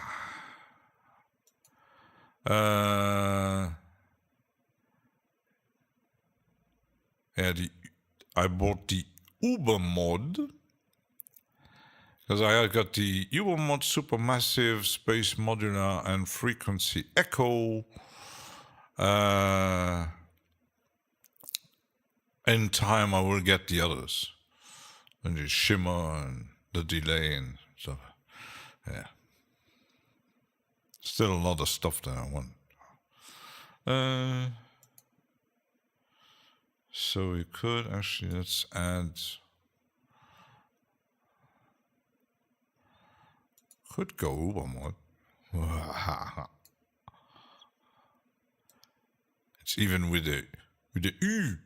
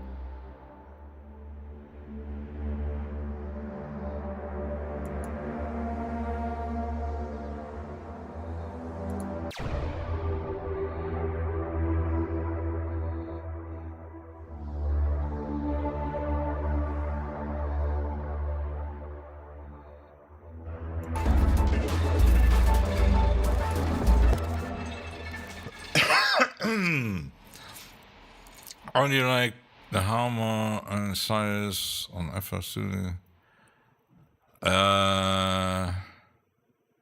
Yeah, didn't I installed the demo once, and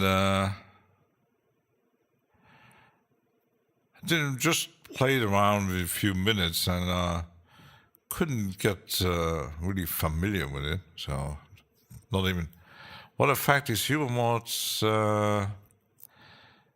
The Uber mod is actually, what is the description of the Uber mod? Let me check the, oops. The data plugins Uber mod.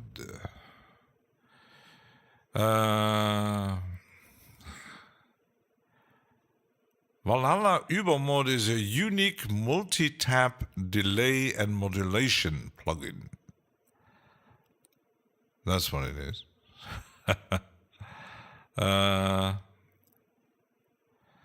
That's what it is. Because you got the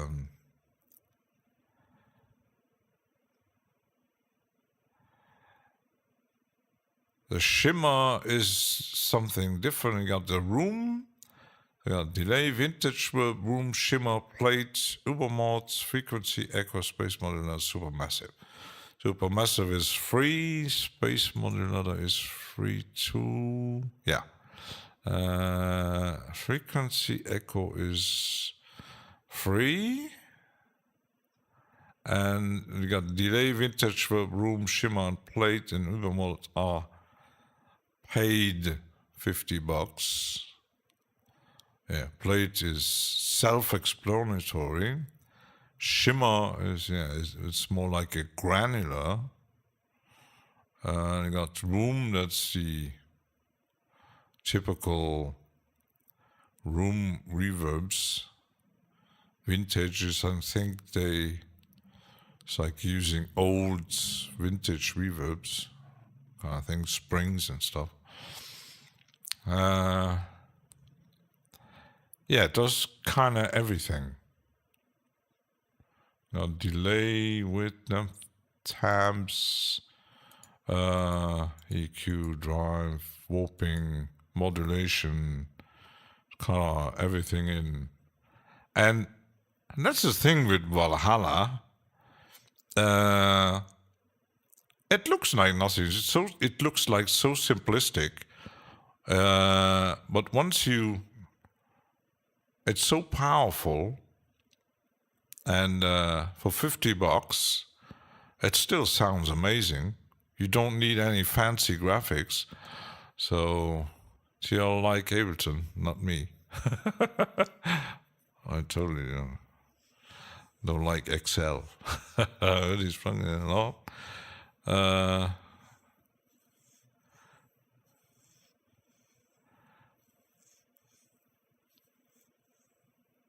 Yeah, 100% plus one. Yeah, the thing is with Ableton, if it works, it didn't work for me.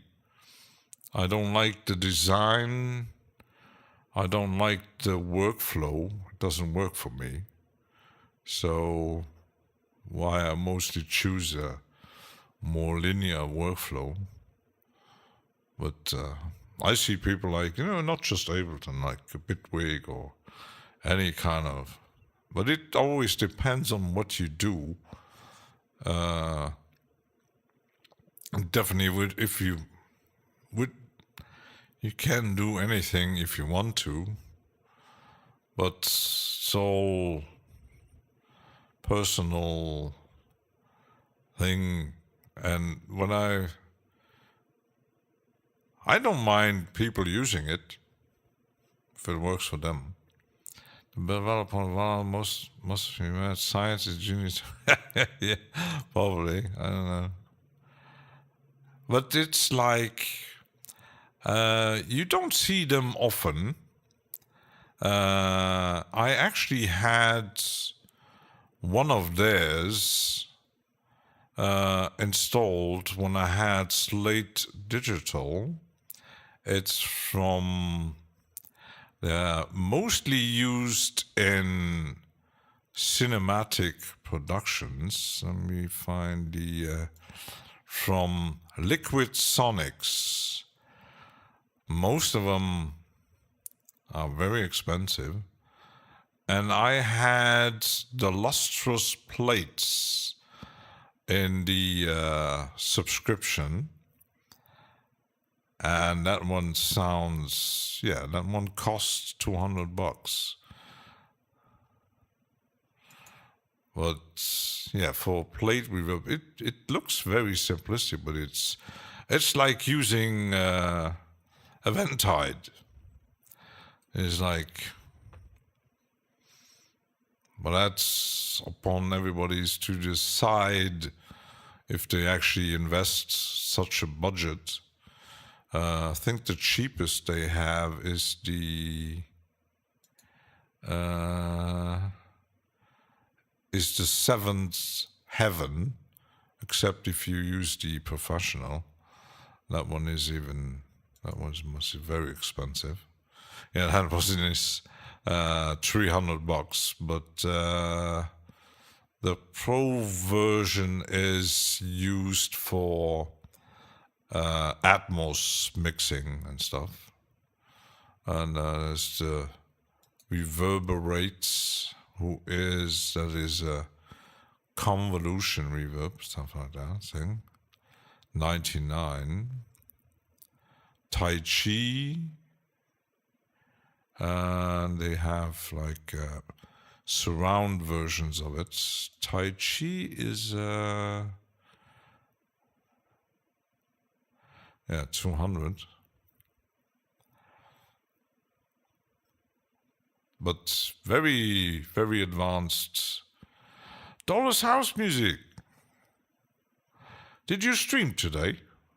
Altiverb Ape, my audio is. Yeah, but there's so many delays and reverbs out there, so many plugins that, yeah. Do you choose to get them all? So. Hi. Hello. You could. You took your rig apart. Oh my.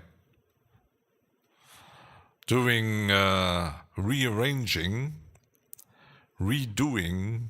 No, don't make it like Ken Spong.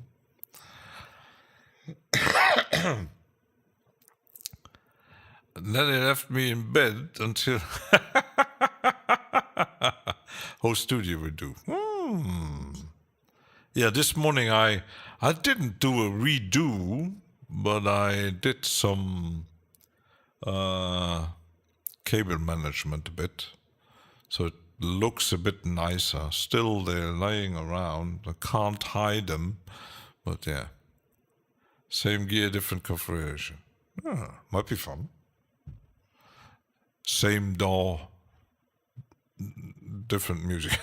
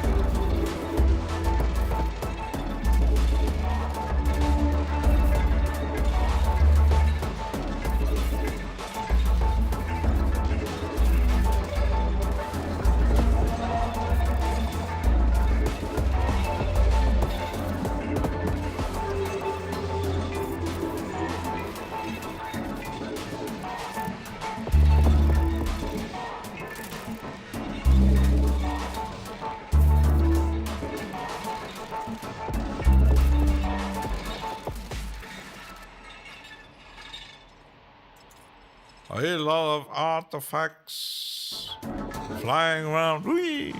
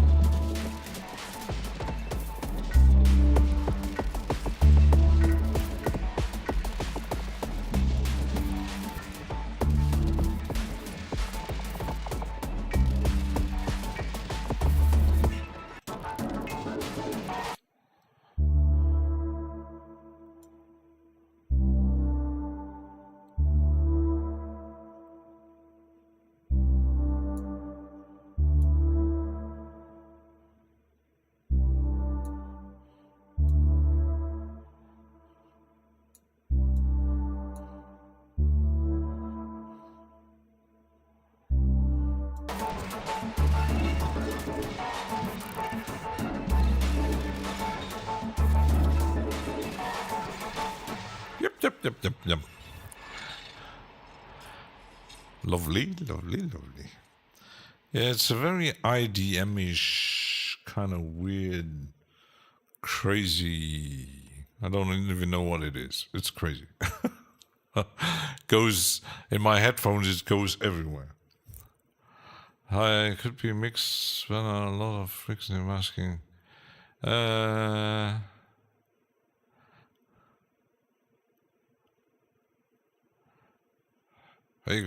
yeah. Yeah, it's not really mixed yet.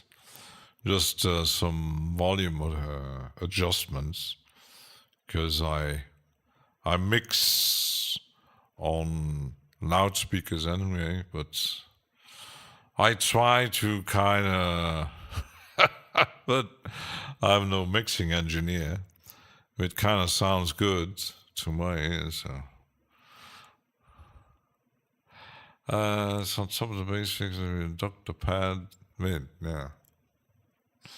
I could do all kind of some.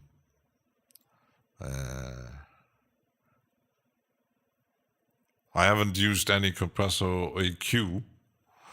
I do have Yamaha, the very famous ones. I had my first were Elise's.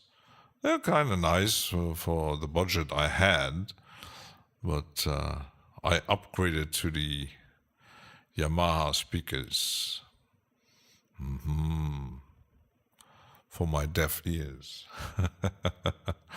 I had the choice. Kali, Focal, Adam. What else was? So I decided model. It's the. Let me check my. It's the.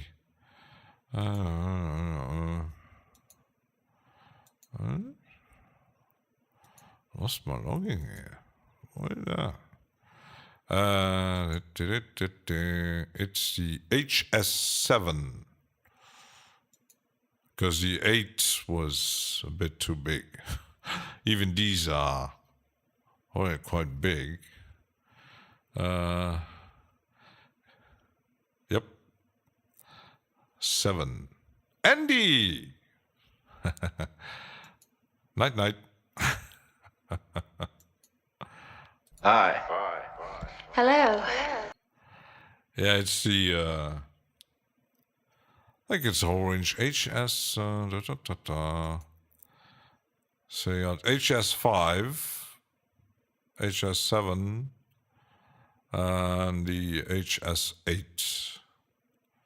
Yeah, honestly, the MSP38, but that's a different thing.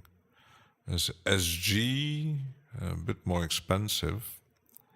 And I thought first getting the white ones, and then said, you know what? I want to take the black ones with the white speakers. Sound like. Because, I almost did choose Adam. From the price range, there was not a huge difference, except if you going into the very high-end speakers, but was quite a, I don't know, and even if I had the money, buying very expensive Adam or Focal or whatever, I wouldn't really hear the difference anyway. Just needs to. Adam looks like so damn I'm a serious producer. Yeah. You could, if you like, because when I was checking the prices and stuff, you got the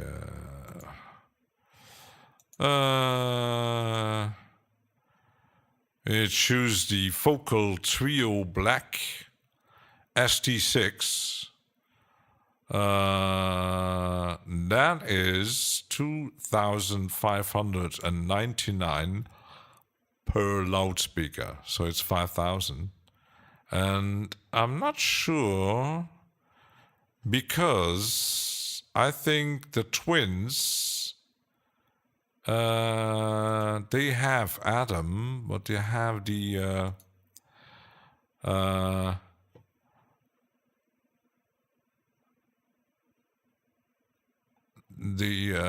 long ones, I think. Because I know even someone who actually, I think Alchemy Neuro, who bought Adam loudspeakers. But the crazy part was he bought loudspeakers way too big. Yamaha looked more serious, yeah, definitely.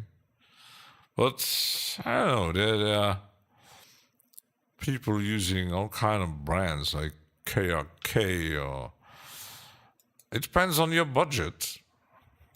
And yeah, you got very famous, like all kind of range, like Din Audio will also make very expensive ones. Even there's a new brand like Eve Audio. Oh my goodness, that's the biggest one is 3,000. That was the same range as Adam, and they look kind of same. I think the guy who makes Eve Audio is an ex-developer from Adam Audio. I've seen a video from him. There was a video from some mastering channel on YouTube who visited his where they were made in Berlin, and he said, "Yeah, I was a developer at Adam Audio, and I made my own company." So why they use the same technique for the high-end stuff, like that, the tweeters. So it's pretty much a copy. Rather more expensive monitors and better to put more dense mass in walls. Yeah. Never forget the room treatment. So you can. It's the same principle as in hi-fi or high-end. You can put a high-end system in a room that costs $1 million, and if you got a huge living room that is not treated, your $1 million high-end system will sound like played in a cathedral. You will get so much reverb and reflections. That's what high-end people don't get. They maybe invest in high-end gear and have no clue what music really should sound like. But it's like people investing in Atmos systems, even Atmos system for the home cinema system, and not a treated room or no clue how to properly set up. So it's very great. Yes, some would say the HS range from Yamaha are clinical, but I found out when the first time I listened to some music, the bass is more present in these ones than they were on my Elises, that's for sure. And depending on which model you have,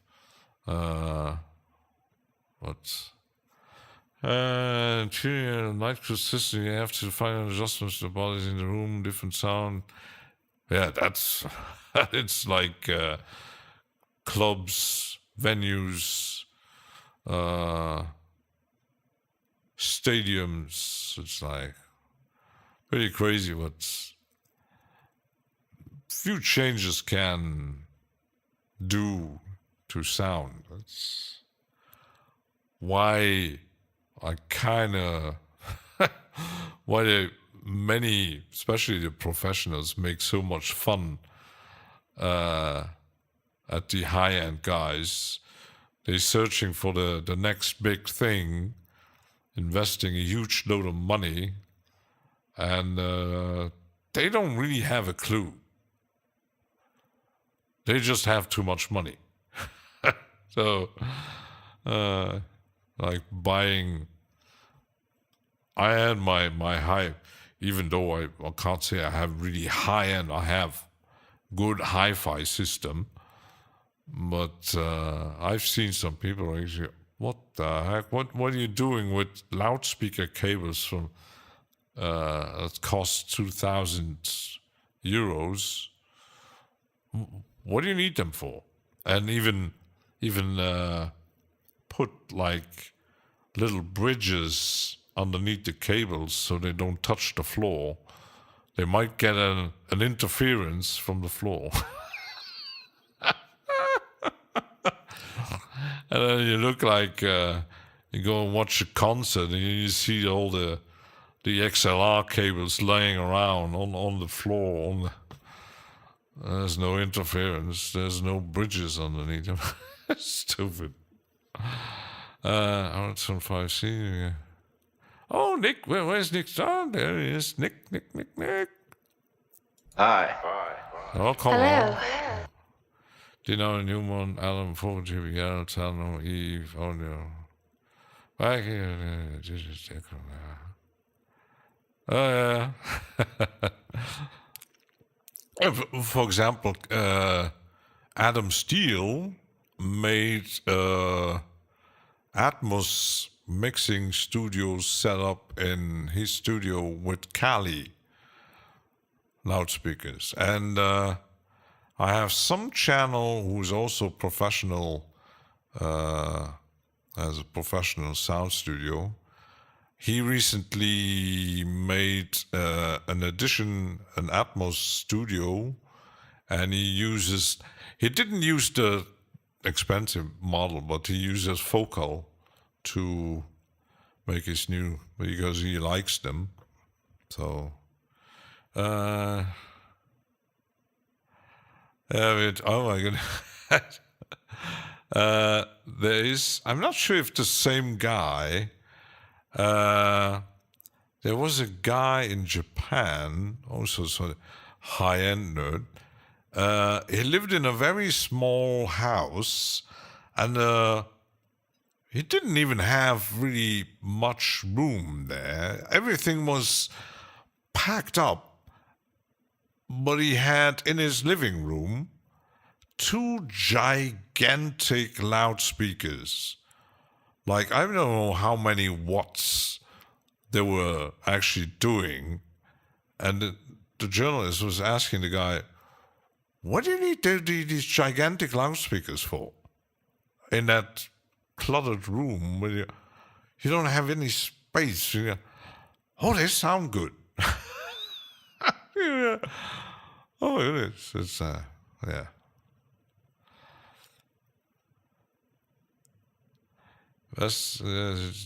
Best club I ever heard in the 90s in UK. In the next decade, somewhere I have to build the club myself. Yeah.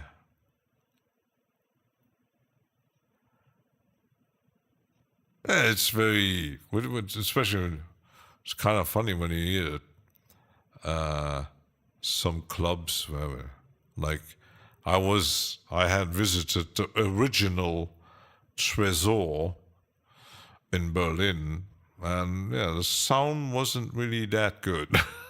It was, yeah, it's a basement with a lot of concrete and steel, so you can't imagine, like, when the bass kicks at like 120 decibels in a basement with concrete. It doesn't really sound really good.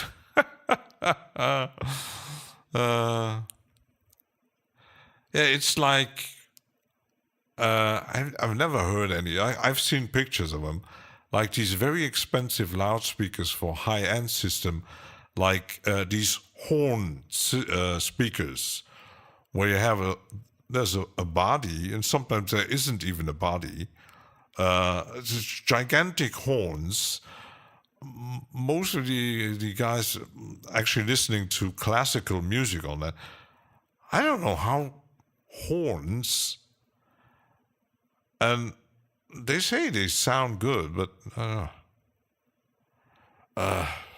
I don't know how they look already weird. So, and then they quite often, or they actually so huge.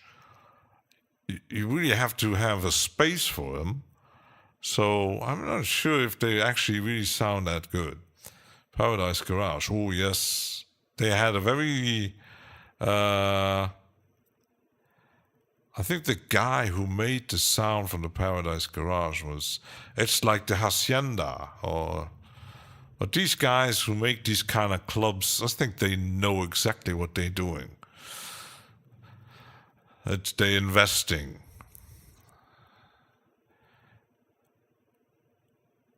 Yeah, even I have my cinema system and the stereo system for the room I have, for my living room, they are already too big.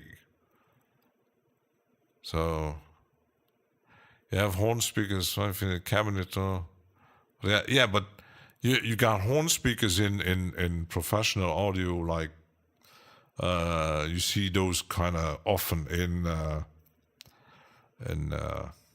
concert venues, but huge, like. Yes, but in high-end gear, like huge horns, like trumpets, gigantic trumpets. Yeah, and outside all by themselves, not in a cabinet, not even fit in a casing or so. No, outside. So I don't know how that really sounds. It's like I don't know, a Swiss horn. I don't know. I don't know.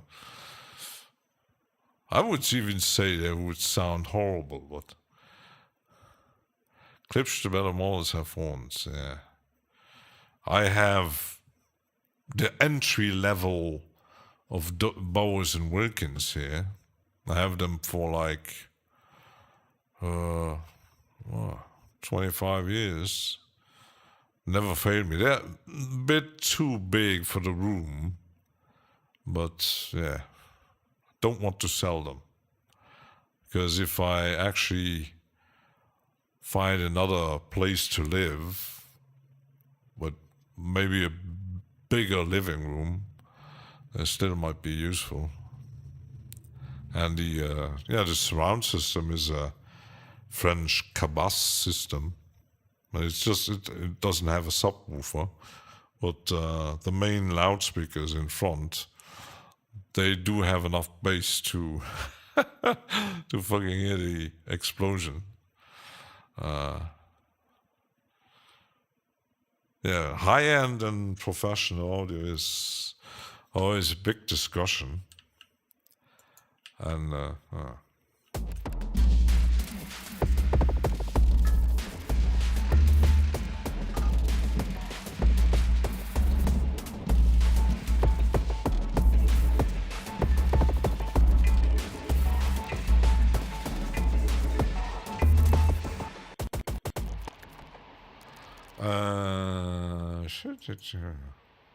oops. If I put the bass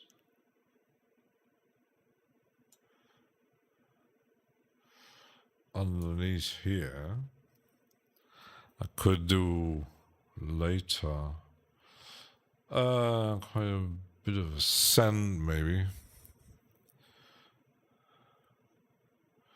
But I will try that outside with the speakers. And let's hide my tracks here a bit. Don't need to look loud. I don't need to see our 8s. Yeah, the rest is Could actually also hide libertarian. Order. I like order. So let's listen to the whole. Oops, I need to once more. It actually sounds good. And then I'm going to eat something, maybe watching a bit of TV and coming back. Watching YouTube.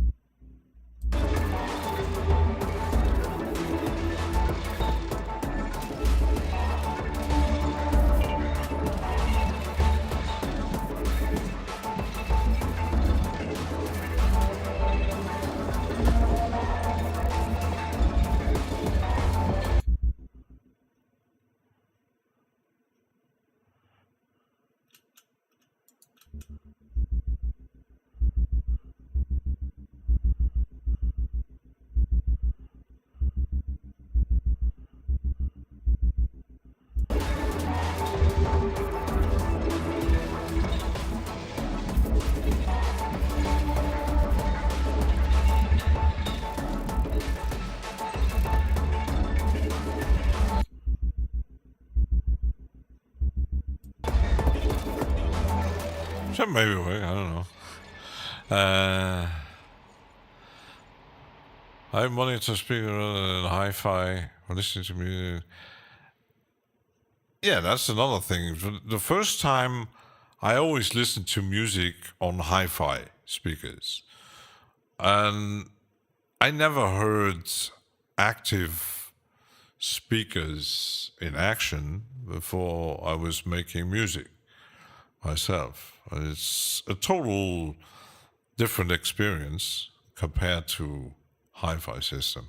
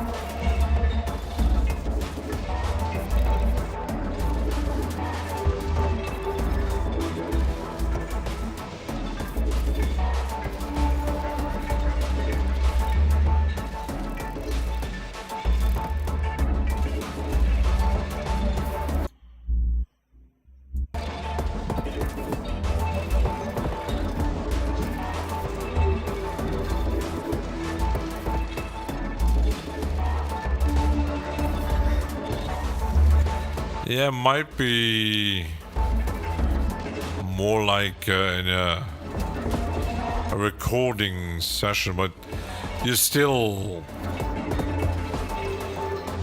not 100% anyway. So.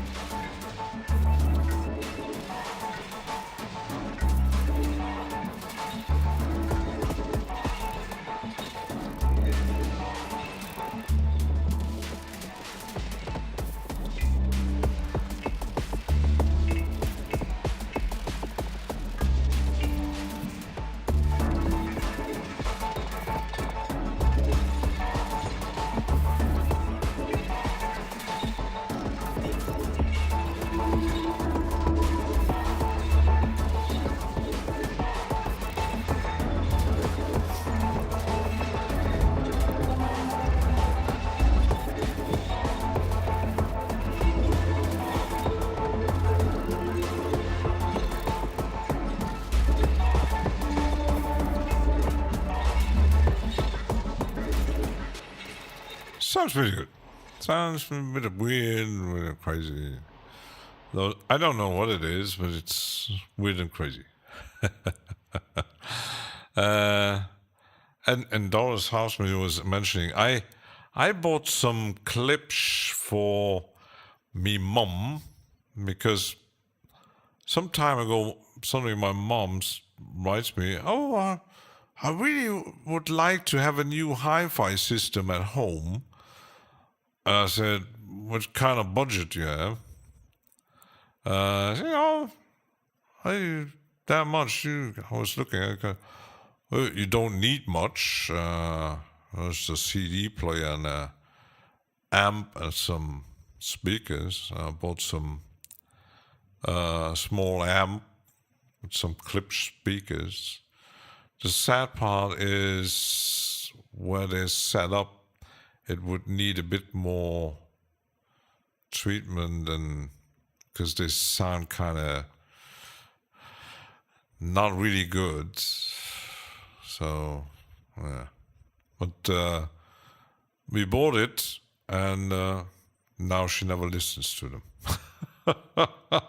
So, because she keeps forgetting how it works, so she mostly listens to the small radio.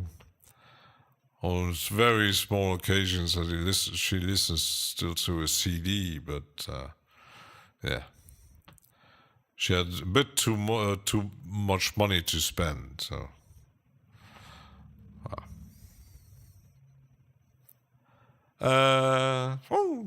let's wrap this up. Okay, I need to save it. Let's see, need some title for it.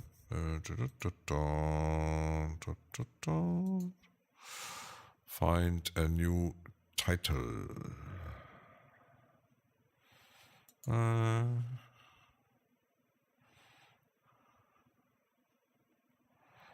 I will call it that.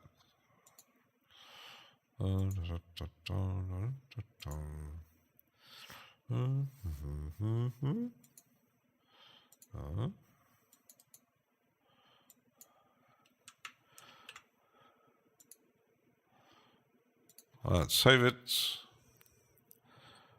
Let's close my body. It was like cinema sound. Yeah, it's good.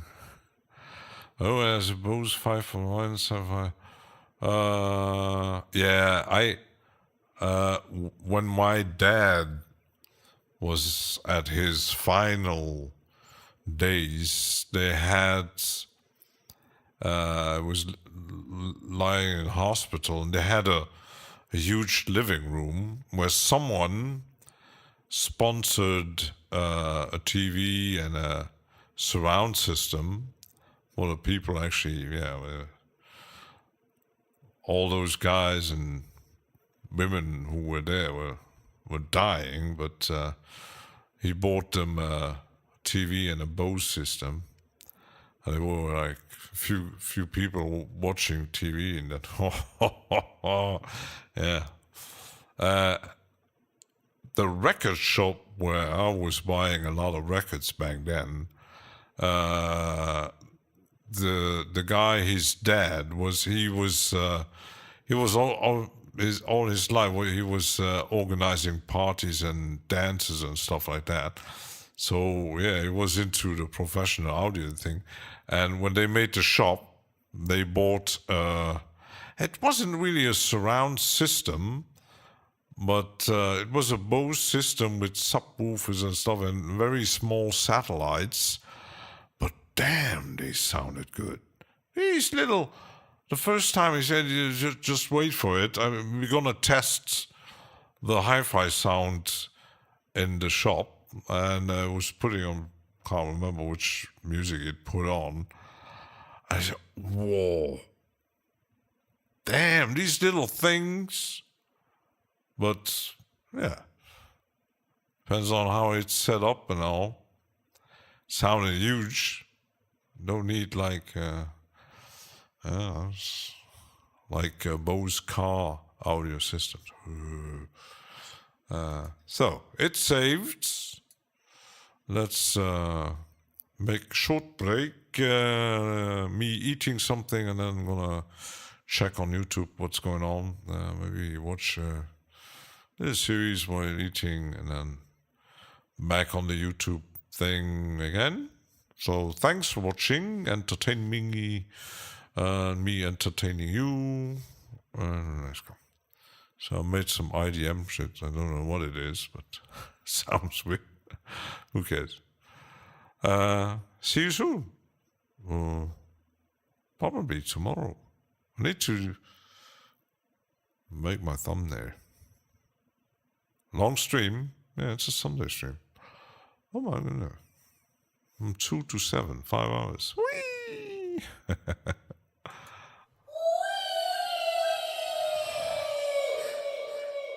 Goodbye. Goodbye. Oh, Luke is on. I'm gonna watch that while eating then. So, till soon. Bye bye.